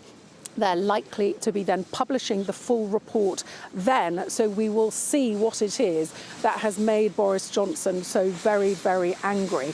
But certainly, he says he's bewildered and appalled that he feels he's been pushed out undemocratically, and in a real headache for Rishi Sunak, with this all, Tory infighting breaking forth again after a few months of Rishi Sunak managing to keep a bit of a lid on the various Conservative factions. Boris Johnson takes a huge pop at Rishi Sunak himself, says that the government needs to get its mojo back, to cut taxes, go for growth. So I think even though Boris Johnson is leaving office for now, we haven't heard the last of him by any means. OK. Catherine, thanks very much indeed. Well, let's talk to the Professor of Politics at the University of Strathclyde, Sir John Curtis. Sir John, good to see you, as always. A lot of people jumping on this comment where he said, I'm leaving all this behind for now. Is there any way he can make a comeback, do you think? The honest truth is, I think it's going to be very, very difficult for him to do so. The fundamental difficulty that Mr. Johnson faces is that highly charismatic and, at least at one point in time, highly effective campaigner that he was, in the wake of the Partygate allegations, row, etc., a very significant section of the public have decided they no longer believe what he says. Indeed, if you take a YouGov poll that was published only 2 or 3 days ago, in that poll, only 5% of people said they did not think that Mr. Johnson had lied to the House of Commons over the various Partygate gatherings.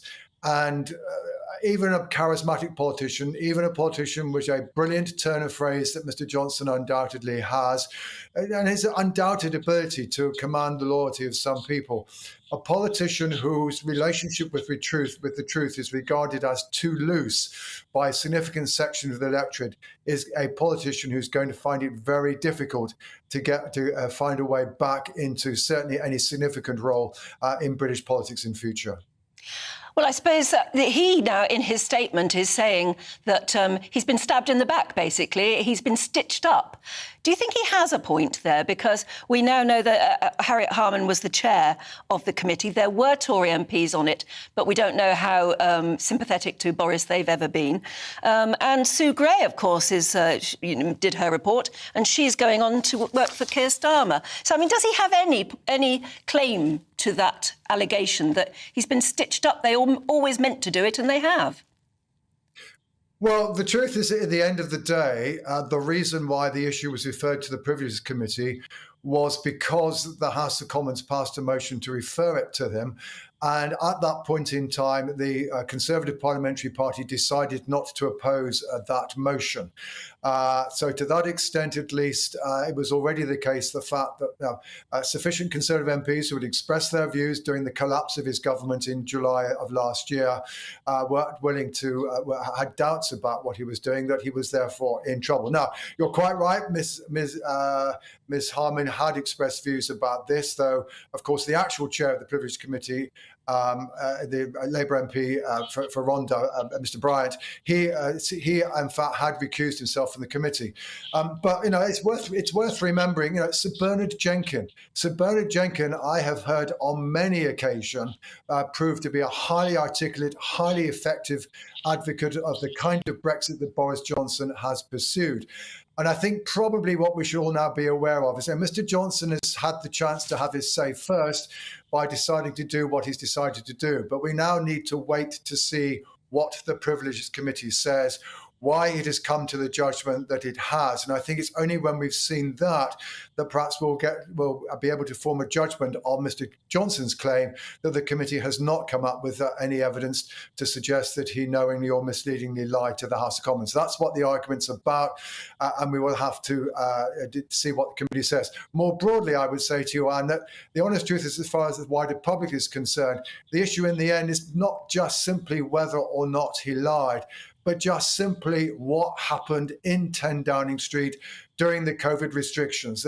This was an issue where many people made major sacrifices, and one from which they are still struggling emotionally. People who couldn't visit their loved ones in a care home who have dementia, people who couldn't attend the funerals of their husbands or wives.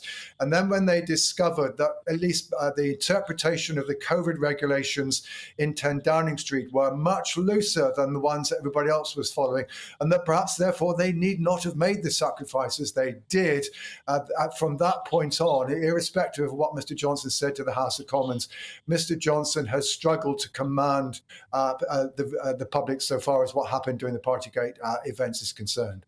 Where does this leave the Conservative Party? Where does it leave Rishi Sunak? Because it's difficult. A lot of people this morning have said, well, this is really damaging for Rishi Sunak. Wouldn't it be more damaging if Boris Johnson was still on the sidelines with his supporters trying to get him back into number 10? It seems a really difficult one to balance out. Yeah, I think you're right. I mean, undoubtedly in the last 12 hours since just before Anne went to sleep, the debate, as it were, amongst those of us who comment from the sidelines rather than having a stake in the game, has been, well, will this, on the one hand, again cause discontent within the Conservative Party, stir up some of the concern there is about either Mr. Sunak's ability to win the next election or whether or not he's too willing to compromise on what some regard as the essential principles of Brexit, and that Mr. Johnson, as a result, is going to be the ghost at Mr. Sunak's feast? Or will this actually, in the longer run, enable Mr. Sunak to draw a line between his administration and that of Mr. Johnson, and indeed, of course, also that of mistrust? Certainly, if the Conservatives are going to win the next election, they are going to have to try to distance the current administration from those of either of Mr. Sunak's two predecessors, because frankly, I think both of those two administrations, in the long run at least, have proven to be negatives for the Conservative Party. So it may be that in the longer run, we discover this is more helpful to Mr. Sunak, and that perhaps the opposition parties, perhaps at the back of their mind, are thinking, well, we're now going to lose the big character that we've been able to attack with fairly considerable abandon, that once he's gone, public interest in Mr. Johnson may well diminish to such an extent that he's no longer an influence on how people vote. Oh. But I think we got the message, actually. We did get the message. I mean, fascinating, absolutely fascinating. It's just so we need to put another 50p in the meter there, Sir John. But thank you very much indeed for your time. It's been interesting. We heard from Emily Thornberry a little bit earlier on. She was speaking last night. In the last few minutes, the Labour Deputy Leader, Angela Rayner, has been reacting to the news. Reaction to the resignation of Boris Johnson. Well, I think Boris Johnson has shown himself to be a coward once more. You know, he's not held his hands up to and taken responsibility as he should do. The Privileges Committee, a well-respected committee that are made up majority of Tory MPs, and he's just tried to trash them and say, I've got no responsibility, I've done nothing wrong. He's a man that can never hold his hands up to what he's done, and I think he's an absolute disgrace. And, you know, good riddance, he shouldn't have been in Parliament in the first place. A man like that has no business being anywhere near the Prime Minister's office, and the fact that he's tried to stuff the Lords now with all of his cronies that helped him out, who assisted him when during lockdown people couldn't see their loved ones and he was partying in number 10, just shows me the measure of the man, really. And the fact that he's ran away from responsibility now shows you really that he's not a man to be taken for integrity in his word. And the fact that Rishi Sunak has helped him by approving these peerages, to me, shows you how weak Rishi Sunak is. Interesting, though. I mean, outgoing Labour Prime Ministers have done the same thing, haven't they? Yes, I do think it's a bit of a lame point attacking Rishi Sunak for approving the honours list, because it's convention, isn't it, that you just wave it through, and that's happened for time immemorial. Although we think there was a complication over Nadine Dorris's, because it looks as though it is rumoured that Boris had written her up for a place in the... And Alok Sharma. Yeah. And somebody else. And for some reason, those didn't happen. But that might have been a Conservative headquarters decision about not wishing to trigger a by-election, which they've done anyway, really, haven't they? Anyway. We're joined now by Conservative Home columnist and GB News presenter Emily Carver. Hi there. Thank you very much. My goodness, what time did you go to bed last night? 'Cause I missed it. Well, I was out having a lovely time, an evening in central London, and yes, saw this news. Wow. I was going to do a debate on Sunday about whether Boris Johnson should hang up his gloves, and now it's already beaten me to the punch, so there you go. Yeah, so what do you reckon? Is he... I mean, obviously, he jumped before he was pushed. I mean, that's inevitable, isn't it? Yes, I think there was some truth to what Angela Rayner said just then, but also quite a lot of hyperbole. I mean, to say that Boris Johnson should have never been in Parliament and should never have been Prime Minister. He won an 80-seat majority, come on. People voted for him, unfortunately, Angela, and people did support him. Yes, but it is quite clear that he probably jumped before he was pushed. The Privileges Committee publishing its report, then Rishi Sunak giving a free vote to Parliament. It could have very much gone to a by-election anyway. This way, he gets to walk out. When are we Monday, able apparently. to read it in detail? Monday, I think. Because I'm finding fascinating this narrative that's starting, that somewhere, maybe they allude to it, that someone somewhere in 10 Downing Street decided that the rules didn't have to be as stringent as they were making the rest of us follow. And that they did sort of take a decision of sorts that said, look, we don't need to be quite that rigid here.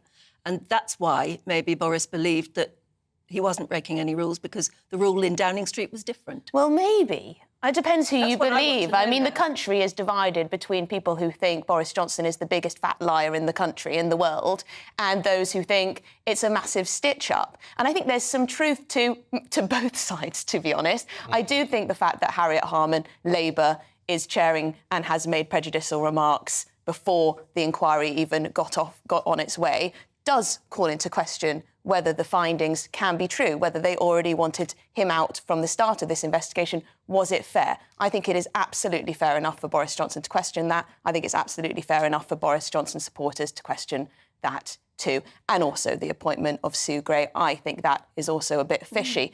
But then you get into the realm of conspiracy and what is true. Is there a massive establishment Remainer coup? This is what Boris Johnson alludes to in his statement. He says, I am not alone in thinking that there is a witch hunt underway to take revenge for Brexit and ultimately to reverse the 2016 referendum result. That sounds weak to me. Is it weak? Is there an element of truth to it? But it does sound like he's going into conspiracy. Perhaps people have now just decided that it was time for Boris Johnson to go and that someone else had to take the reins for many, many reasons. It sounds a bit Trumpian, I'm afraid, as well, doesn't it? Well, exactly what's going on at the other side of the pond. So this is the difficult thing, isn't it? Because he is saying that all of this was going on behind the scenes, that people are out to get him. And it is very hard. I don't wish to dismiss that entirely because I think there is an element of truth. But I can see how people say, oh, my God, he just sounds like Trump. He can't get over the fact that actually he's made mistakes himself and he's lied time and time again. But what's also interesting in his statement is that he takes the time to specify things that he thinks Rishi Sunak and his government is doing wrong. Now, you see, that I find particularly interesting because obviously he's levelling a broadsword at Rishi Sunak. But there is a criticism which says with some of these elements, not all, he could have done it when he had the keys to number 10. Why didn't he? Well, particularly on the tax burden, he says we need to cut business and personal taxes. Well, I think I'm right in thinking that Boris Johnson resided over the biggest increase in tax burden for decades. So would he have done it now if he'd been in charge? I'm not so sure. After all of the spending that went on during the pandemic, would he really have been cutting taxes right now? Don't know, but that's what he's saying. But now, if Rishi Sunak does lose, gets a derisory result, and the Conservative Party are out for years, he can say, well, I told you we should have done this. We should have made the most of Brexit. We should have been pushing for a free trade deal. We should have been promoting animal welfare, etc., etc. He could say, you got it wrong. I was right all along. But I think he will be back. Unlike John Curtis saying no, you think Ruth has been in touch. Morning, Ruth. Says Boris needs to create a new party or stand with reform at the next election. He's Tory through and through, though. Is he, though? Well, he's a different sort of Tory. I mean, he's I think I kind of agree with you, Anne, on that. I'm not sure if he'd want to go for another smaller party. I mean, the Conservative Party is the Conservative Party. I don't think he'd want to go with a smaller one because it would feel like a bit of a step down, wouldn't it? But I think he will very much be challenging the government, challenging Rishi Sunak at every turn outside of Parliament. He'll be writing his columns, he'll be talking in the press, he'll be doing all sorts to try to say that I'm right, you're wrong, and I would have been the better Prime Minister. In the wake of all of this, I mean, look, he's gone, there's going to be fallout and all the rest of it. You mentioned Harriet Harman. Alex has been in touch. Hi, Alex. Says, this shows the stupidity of the current system in Westminster to put a leading Labour politician who's been a huge critic of Boris in charge of an investigation into his conduct is naive, to say the least. Actually, there's going to have to be questions about Harriet Harman about this, aren't there? And Sue Gray. I think so, and I think I agree with that. It does seem, if you just think about it, take a step back and think, why on earth would you put a politician, a political politician, in charge of what should be an independent inquiry into someone's conduct? But who would do it otherwise? Would you get some kind of barrister? Then there might be accusations that they're, politically biased too. Who could you get that could be completely 100% independent, non-biased? Try a bit harder than putting in a former deputy leader of the Labour. And there is that. Yeah. There is that. Interesting. Emily, thank you very much. Thank you. I like Nigel's take on it. Hi, Nigel. He says, Boris was like a dog chasing a bus. When the dog catches the bus, he doesn't know what to do with it. Boris chased Brexit, caught it, and then didn't know what to do with it. He's a campaigner, not a leader. He's lazy and easily distracted, and that's what led to his downfall. Keith says the British people gave Johnson a chance, but unlike his hero Churchill, he blew it. He brought all of this upon himself. Just shut up and move on. So you split. You asked, and Gary in Dalbeattie, good riddance to bad rubbish. He'll not be missed. But, He's already being missed by some people. He is a very divisive figure, isn't he, from that point of view? He is. But he united enough to get an 80-seat majority last election. Yeah, he did. He did. Anyway, keep your thoughts coming through on that one. gbviews@gbnews.uk. Oh, I should just say, actually, because we keep mentioning the lockdown and the Partygate and all the rest of it. Lisa says, as a nurse who worked through COVID, I find it offensive when I hear people's comments that they're sick about Partygate. We watched many people die. We watched many people suffer. Yeah. And that needs to be remembered as well. Of course it does. Was there one rule inside number 10? Openly accepting that it was a different rule than what they were telling the rest of the country. That's what we need to know. Look, more to come, including Andrew Pearce joins us for more analysis.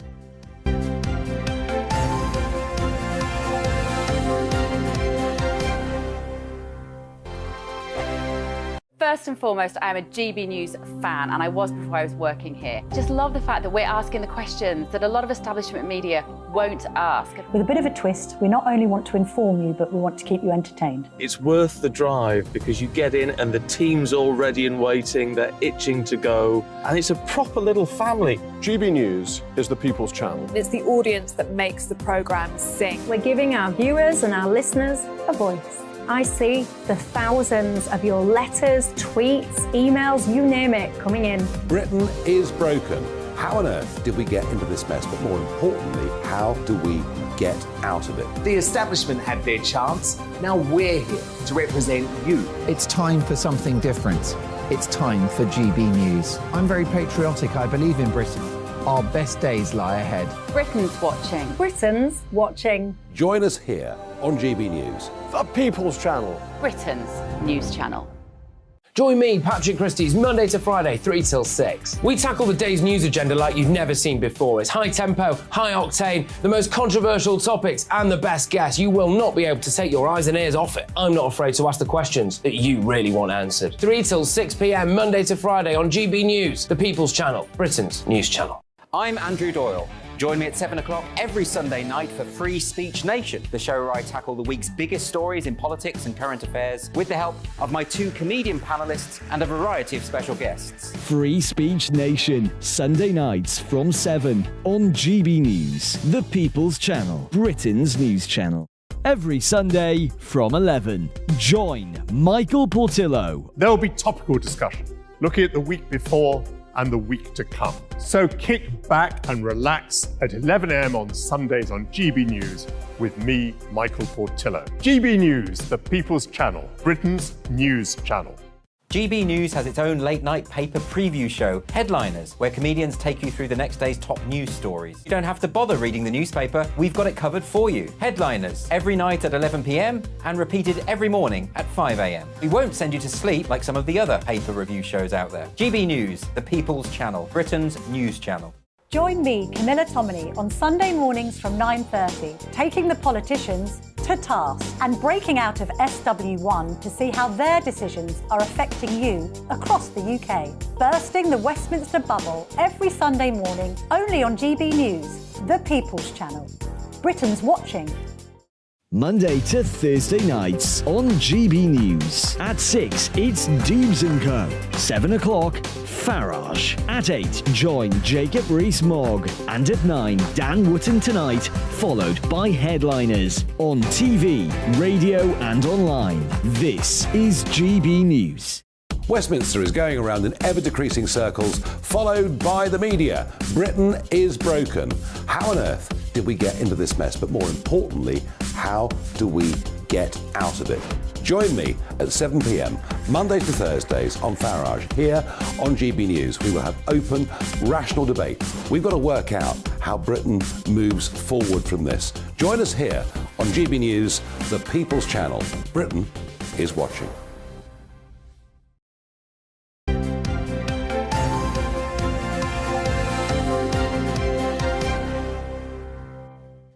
9:27 morning to you. We were talking in the papers about recycling, and you know, and how you don't actually know what happens with all your recycling. Does it work? Is it efficient? Is it actually You never done hear, at do you? all? No, don't know. You never hear the full story. Kevin's been in touch. I see, I like this, Kevin. Why not turn the clock back? Use glass bottles, pay a deposit, take it back to the shop where it goes to the bottling plants, wash and reuse like the old milk bottles. No more using loads of energy to turn it into something else. Yeah, I mean, that's a sensible I don't know why we idea. don't do that anymore. No, you could do it with plastic once. You know when they started up the Body Shop? Who was the lovely lady? Oh, Anita Roddick. Yeah. No. Yes. Yes. But the whole point of the Body Shop was that you took your own container or you bought one once and then you went back and had a refill in the shop. And that concept has completely gone, hasn't it? Yeah. And I think it's a really good idea. And you used to get sixpence or whatever to take the bottle back and leave it. Donkeys years ago in France, never had them over here, but in France you could take your wine bottles back to the supermarket and they went in a little machine and it clocked them off and counted them and gave you money back. So my dad tells me.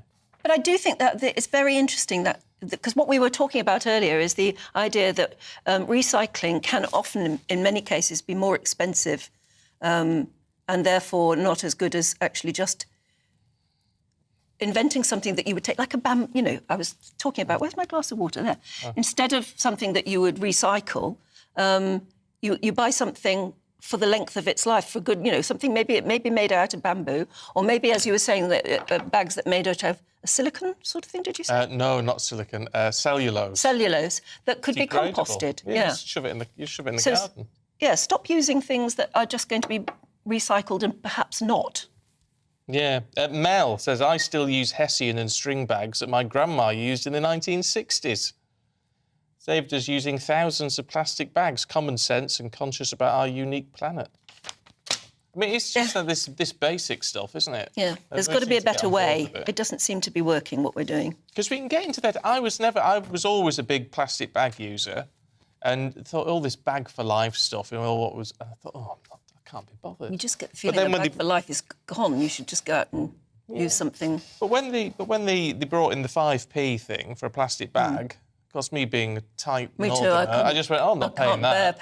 I'll pay that. So then they've got me back. I mean, the first bag I got was for the 2012 Olympics, still going strong. Good Lord, really? So, yeah. So, I mean, it's just you need a little bit of an incentive. Oh, in the olden days, we used to go out with a basket, you know, go to the grocers with a basket. Did you? No, I didn't. But maybe my granny did. But no, it was. I can imagine you be on one of them bikes, you know, the big bikes with a big basket on the front. Oh, yes. I never had one of those. Yeah. But it's a lovely idea, isn't it? Yeah. But it is, maybe we ought to go back to rather more of those old-fashioned ways. The other thing is, if you're in the States and you go to the supermarket, you get given things in a great big cardboard bag. Yeah. Or not, brown paper bag. Really tough brown paper, but compostable. It was always a struggle to get things into the car, but, it's better than plastic carrier bags. Without a handle, though, you see them on That's the right, TV yeah, shows, you have to hold them like that. Yeah. But maybe we need to start doing stuff like that. We were talking about the weather as well, because it's going to be roasting hot today and for the next few days, but also thunderstorms as well. Linda with a Y, like my mum. Please remember to tell people not to leave animals in cars.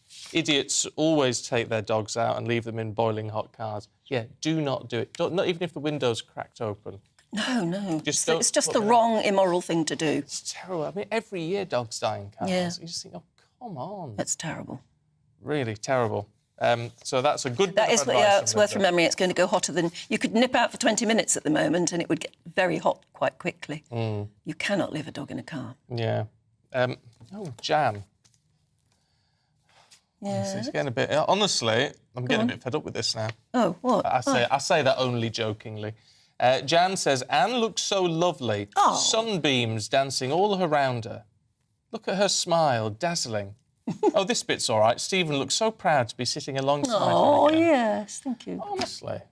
It has been 5 months away, but it's lovely to be back. And I still want to say that Ellie did a blinking brilliant job while I was away. She really did.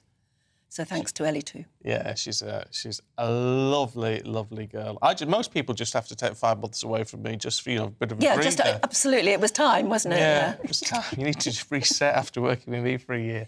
Dear me. No, it's been brilliant. It's been brilliant to come back today to such a big story as well in the news. Yeah, it gives us something to On talk both about, sides of the Atlantic, we've got Boris Johnson complaining about the fact that he's been witch-hunted out of office here.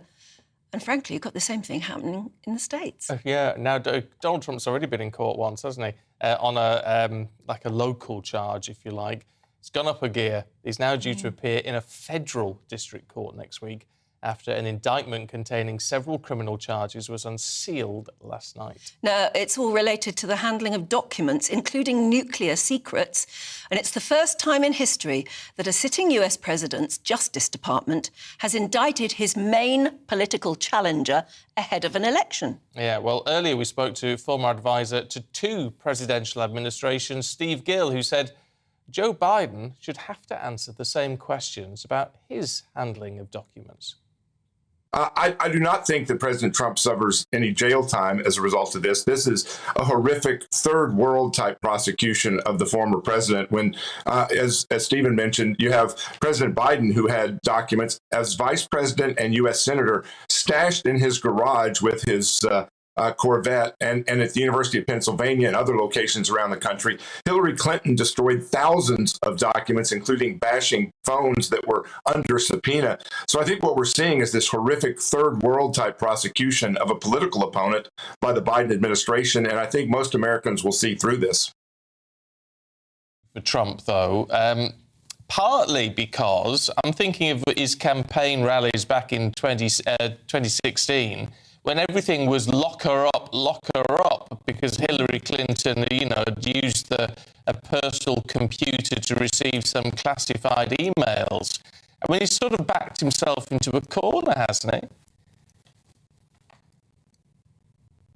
Except that you have the prosecutor in this case saying that there is only one system of justice that applies to everybody, and clearly it didn't apply to Hillary Clinton. They investigated and decided she didn't have the intent when you're bashing phones and destroying documents, and that Joe Biden prosecuted with far worse. So I think that the Trump pitch is going to be that this is a disparate treatment of justice for him that's different than what the others have received.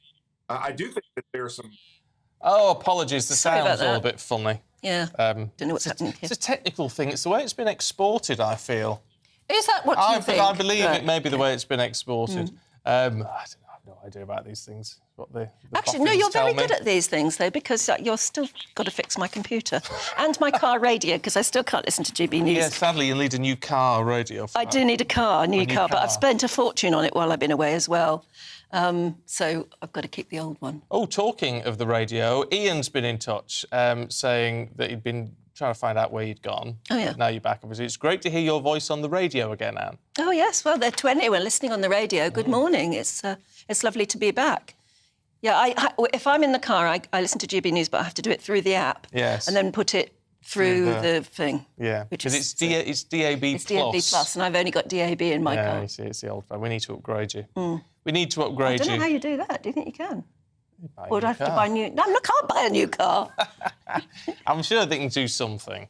I'm sure there's a way of doing it. So there you go. Maybe Boris Johnson can buy you one, since he's going to have loads and loads of money now. He made £6 million or something in the first 6 months after not being Prime Minister. What, just through speaking? And things. Yeah. Who knew that I suppose if you've been a former leader, I know this has happened in the States with former presidents, and Tony Blair certainly made himself a millionaire through the speaking circuit. Yeah, that'd be nice, wouldn't it? To be paid that much just for getting up and giving a speech. Mind you, the other day, where I was... football news. Oh, I was listening to something about football, and there was one particular player, Aidan will put us right in a while, who gets paid 200 grand a week.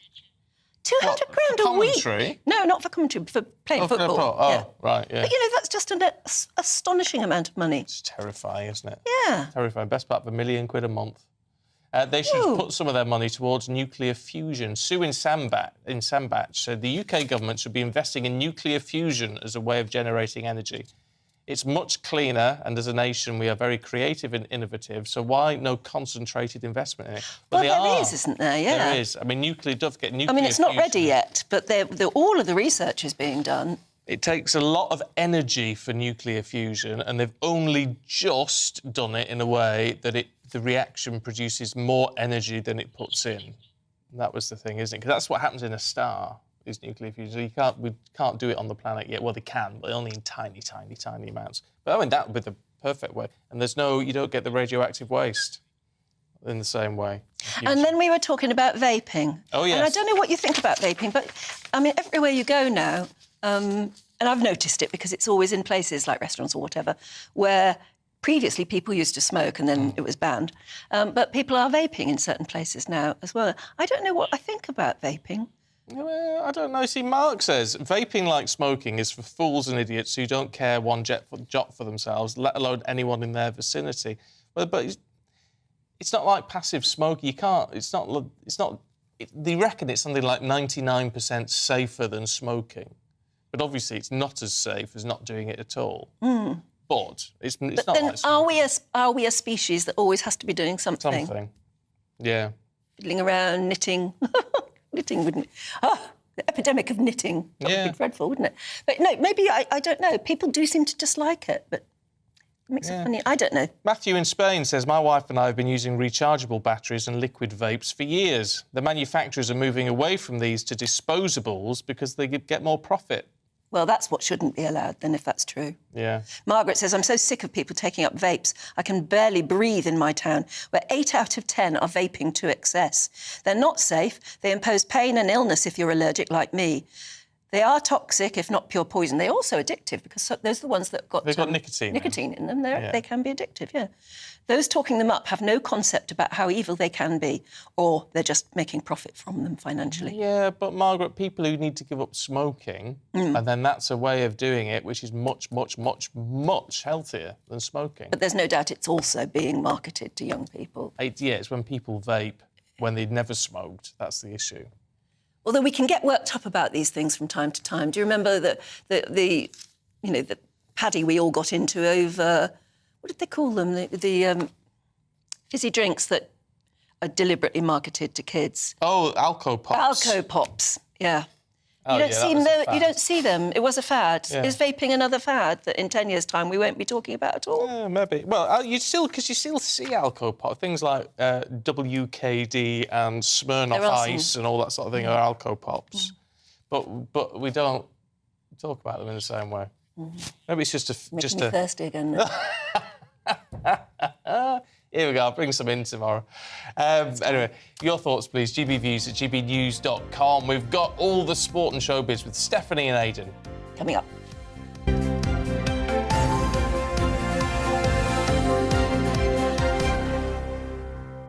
It's all about family, being in people's living rooms, all the interaction and getting to know who our viewers and listeners are. When I was young, my dad used to say, "Nana, stop arguing." I wanted an outlet that would enable me to give my opinion.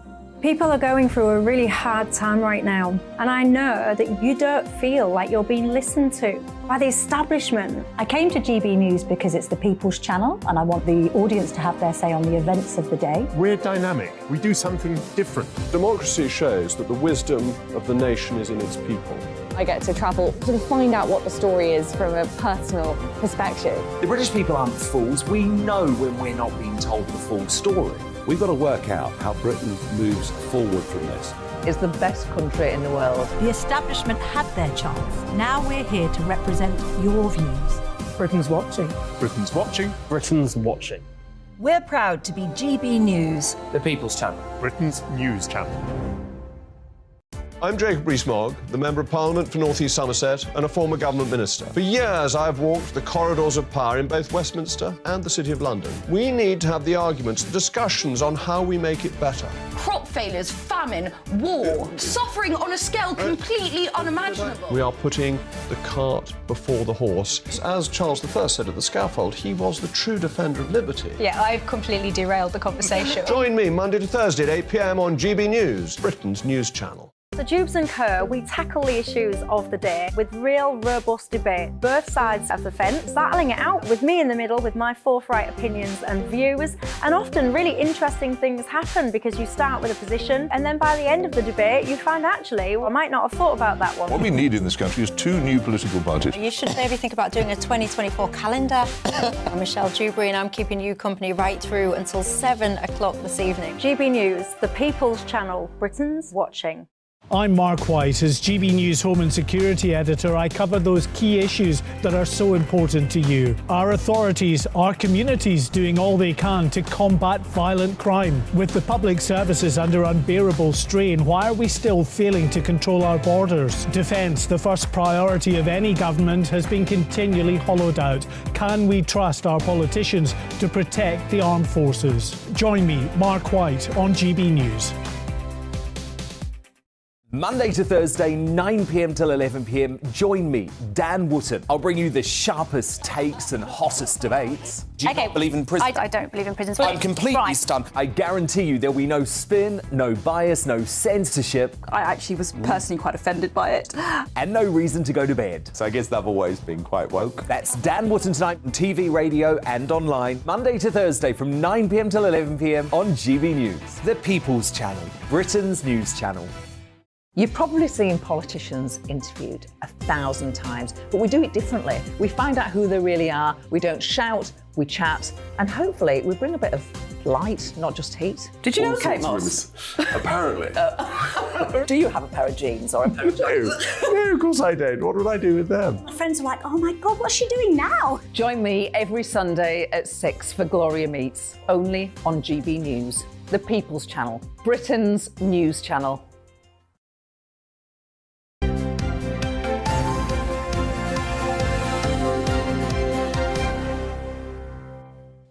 9:44, this is Breakfast with Stephen and Anne. Time for the sport and the showbiz this morning. Aidan McGee is here and Stephanie Tetch. And they're both smelling. And I know we don't have smelly vision or even smelly radio, but I'm telling you, they both smell divine. You've got the same. I gave Steph a scoosh of my. Oh, scoosh. Yeah, scoosh. You know, very a scoosh nice. is a You just always smell so good, Aidan. I'm just like, oh, I want to smell like Are you allowed to Aidan say? I don't think we're allowed to say. No, probably not. We're not. But I'll tell you what, well, we'll start with Aidan. Yeah. So in the meantime, Stephanie, you can have some cake. Good, because I haven't had any breakfast this morning. I know, I'm because starving this too. is Joseph brought this. Yeah, in. this was very thoughtfully bought by Joseph as a sort of I just need a bit of champagne. Oh, well, excuse fingers. That's all right. I'm sure they're nice and clean. Thank you very much indeed. There you go. There are forks. So it's nice to. I'm not gonna, I can't eat this while I'm doing the sports. No, you'll have to work. You'll have to work because there's a lot to talk about today. There is indeed. Yeah, I mean Manchester City are on the verge of winning the treble this evening. So the treble would be the Premier League, which they've already won, the FA Cup, which they won last Saturday against Manchester United, and tonight in Istanbul, 8 o'clock. I'm going to the cinema to watch it. They can win the Champions League for the first time in their history. They were in the final 2 years ago. They messed up against Chelsea unexpectedly. Pep Guardiola, their coach, overthought things. He made a few changes to an already successful team, and it played into Chelsea's hands. But they'll never get a better chance tonight, Anne, against an Inter side who are not particularly even fancied. I might watch it, actually. You should. Well, I've bought into the Manchester City story. It's lovely to see them doing so well. Yeah, they just spent loads of money, that's all. That's not, but they must have existed in the shadow of Manchester United for so long. You see, I'm a United fan, so I'm finding it quite hard to support City tonight. I don't actually want them to do the treble. Well, they spent £1.4 billion, I think it is, in transfer fees in the last 10, 15 years, whenever it is. So it's not exactly a fairy story. But I believe this is the best collection of footballers at one club on the planet right now. This is their time. It feels like their time. They've recently put 4 past Liverpool, 4 past Real Madrid, 4 past Arsenal. I don't think they'll put 4 past Inter this evening. I think if you are an Italian club with significant pedigree like them, you won't have taken kindly in the recent weeks to being completely written off ahead of a showpiece final. Inter have won Champions Leagues in the past as recently as 2010. So I think it might play into their hands, nice and quiet for them in recent weeks. Nobody's been talking about them. Their manager's going to be around for a little while yet. He's 47 years old, Simone Inzaghi. He's won 7 finals. So somebody who's that used to winning usually imparts that kind of mentality on their team. They've got players who played in the Premier League in the recent past. Henrik Mkhitaryan was at Man United. Edin Dzeko won the Premier League title with Manchester City, so he's going up against his former club. And Romelu Lukaku, who's a Chelsea player still on loan. So I've paid $11.99 to go and watch it at the cinema this evening. I fancied a different experience. Your money's worth. I know, so I'm taking my nephew. So, I think it's just so lovely for the fans as well. It is. I was going to ask Aidan, what would it do for Man City if they do win tonight? Does it bring more cash to them? They don't really need cash, Steph, but it's an interesting question because this is about prestige. They've underachieved in Europe. The big money's been in there since 2008. They've been 15 years waiting for a European trophy. They've been playing in the Champions League since 2011. I was there in Munich when they made their debut. One of their players refused to come off the bench. They were in absolute disarray at the time. But they did win the Premier League that year, and everyone just assumed that the Champions League would follow. Pep Guardiola is a coach, one of the most celebrated coaches in world football. He hasn't won it since 2011. So he's got something to prove as well. He's talking about an obsession.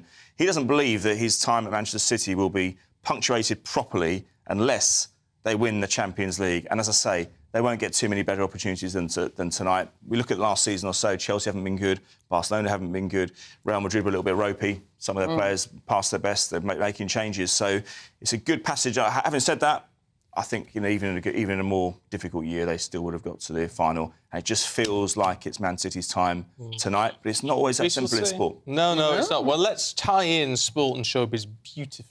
Yes. With Gladiators, we've got the new pictures. They are ready to make a comeback. Obviously, we're not going to be seeing them back on air till later on this year, but they've released a promo picture of the new 16 Gladiators, and we've got names of people such as Electro, Bionic, Diamond, Giant, Fire, Legend. So this is the first look we're having at the 16 competitors who will be going up against ordinary members of the public. I love the fact that the thing says, the skimpy outfits popularised by the iconic former cast have been ditched. No, I still see a lot of lycra there. I think it looks like... that could have been from the 90s. Yeah, it looks the same to me. Yeah. Are there more Gladiators? I think it looks like there's more 16 because I think before there used to only be about 10 or so. But there's been a lot of drama with the filming of the scenes in Sheffield because, the BBC had given out 10,000 free tickets, and in the actual Sheffield Utilita Arena, it can only fit 3,000 people. So people during the half-term were turning up with their children, and a lot of people had to be sent away. Oh, that's bad. Because they used to do it at the NEC in Birmingham, didn't they? So they've been filming in Sheffield, which has been quite interesting, but it won't be back on air till later on this year. Right. It'd be, it's going to be worth it. It's one of those shows. It was to watch. It was terrific fun. I think they got the format right. It's one of those shows where you can get the whole family watching, and it's an active show. Who are the actual presenters? Bradley Walsh and his son. Oh, so that's really? Yeah, I was hoping that they would get Eureka Johnson back. Actually, it would have been nice to get a bit of an old. Bradley Walsh and his son did a tour thing on their bus. Did, years ago. It was quite watchable. Yeah. But what I like about Gladiators is that all the competitors end up becoming the stars of the show, and they end up having their their own little brands. Yeah. So. Oh, I mean, it's good. I could have done it, obviously. we had Wolf, didn't we? Remember last We year? did have Wolf on the show. And Rhino. And Rhino. But I used to take my kids regularly to go and see it being filmed in the NEC in Birmingham. You know, you have such terrific fun. You come home with your foam finger, you know. Just wonderful fun. Love it. Love it. It was a good family. Yeah. And it's nice to see a return to that. Yeah, it is. A sort of old-fashioned values. Very thing. old-fashioned. What's going on with tennis? We've got tennis. There's a bit of controversy in the tennis. Yeah, a little bit. I'll come to that controversy about the diabetes in a second, but just for now, Novak Djokovic chasing 23 Grand Slams to put him one ahead of Rafa Nadal. We know Rafa Nadal pulled out of the French Open, which is a tournament where he's imperious. Usually he's won 12 or 13, I think it is in total. So a big opportunity for Djokovic, but he was up against the world number one, Carlos Alcaraz, yesterday, 20-year-old Spaniard. They were one set all, and then Alcaraz cramped up in the lower half of his body. He was asked afterwards, bear in mind he's the world number one, he's a US Open champion. He said, what caused the cramp? Assuming it was a medical reason. He said, no, it was just the fear, the tension, the psychological imposition of playing against Novak Djokovic. Having someone that good and that famous and that with that kind of pedigree behind the net. And I've never actually heard a top-line sportsman or sportswoman say that before. To get cramped so badly. I mean, we've seen before interviews with Nadal, actually, and Andy Murray, where cramp, while they've been doing a press conference, cramp has completely overtaken them. Right, okay, There's one very famous sequence where Andy Murray just disappears underneath the table. Lactic acid, isn't it? I think that's what it is. Yes, I think it is. Down by the knee. But, I mean, it was 1-1. He was in the tie. So, and just lost 6-1, 6-1. And eventually... What did he do? Sort of faint or just collapse? No, I've seen it before where they just can't stretch to get to the top. They can't... What happens is if the opponent recognises that their opponent has a problem with cramp, they change their play. They start hitting the ball wide and making them run around, and it exacerbates the problem. And it's almost like a lion seeing some wounded prey. Yeah, of course. And when you experience as Djokovic, you're gonna take that. In the other semi-final, we saw Casper Ruud, who's going to face the Norwegian. He's in his first Grand Slam final. He's going to face Djokovic. But the guy he beat, Alexander Zverev, the German, he's had problems. This will be interesting to you, Stephen. Actually, he's had problems because he's a type 1 diabetic, which I only found out this week, and he wasn't allowed to take medical breaks to have shots of insulin. Wow. And because the tournament directors weren't au fait with the condition, I mean, it's fairly prevalent, isn't it? It's not a new thing, type 1 diabetes, and he was having to use them as bathroom breaks, which you're only allowed to take one of or two, I think, in the course of a match. And so, the tournaments have been accused of being a little bit behind the curve here. And he put him at a bit of a disadvantage. I think that really needs to be looked at. It's education, isn't it? Yeah. That's what it comes down to. It is. But the final's tomorrow. Yeah. And we've got the women's final today, of course. Oh, right. I'm wandering off. Oh, there you go. Now. I wonder why you kept disappearing. I know. Better take that out. It's an advert. Oh, so there you go. This is from the team. Oh, that's lovely. It's Thank so you very good. much. I don't want to cover it. Your face. It's so good to have the diamond of the team. Good to have you back. Yeah, it is. Thank you. Thank you. There you go, there's a card. Thank you. It's the new set dressing, ladies and gentlemen. Welcome back with love from your GB News family. That's very, very kind. Thank you to the whole team. That's lovely. And thank you to Ellie, who I know is watching and did such a grand job while I was away. Yeah. But it's nice to have you back. That is beautiful. Thank you. It's lovely to be back. And at least you've only got a 2-day week this week. I know, yes, I started well, didn't I? It's good that you came back with nothing going on as well, isn't it? Well, absolutely, yeah. I mean, what's going to happen tomorrow? Yes, a quiet day. But it's quite nice. It gives us plenty to talk about, doesn't it? Thank you very much. Which is good. But they're lovely. They are. They are indeed. I've had a week off on holiday. No one gives me flowers. Yeah, but you've been on holiday. You've been on holiday, love. I know, been on holiday. I know, Even though everybody said I was on a world cruise, which would have been very nice. I wasn't. No, sadly not. Sadly not, but you're back, fighting on. That's the way forward. And we will both be back tomorrow morning. Yes, we will. We'll do it all over again. We will. Esther and Phil are here next with Saturday Morning.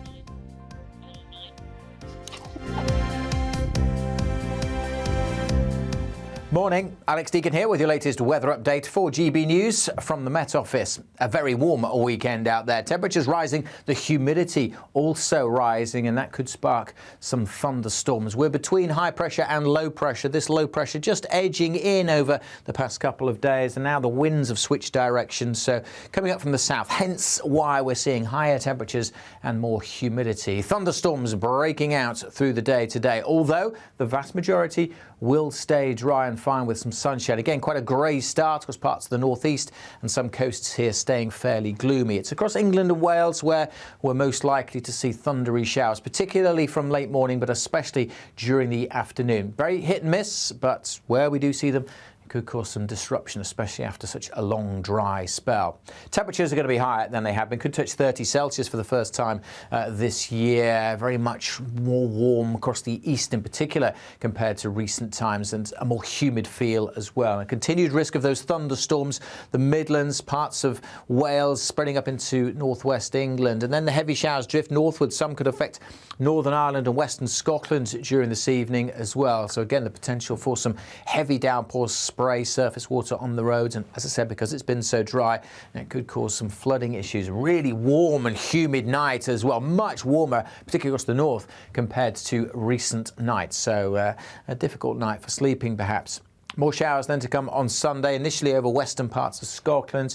Much of the east likely to stay dry and brighter and warmer than recent times here. But again, through the day, although many places won't catch one, during tomorrow there is the potential for further thundery showers to break out. Hence why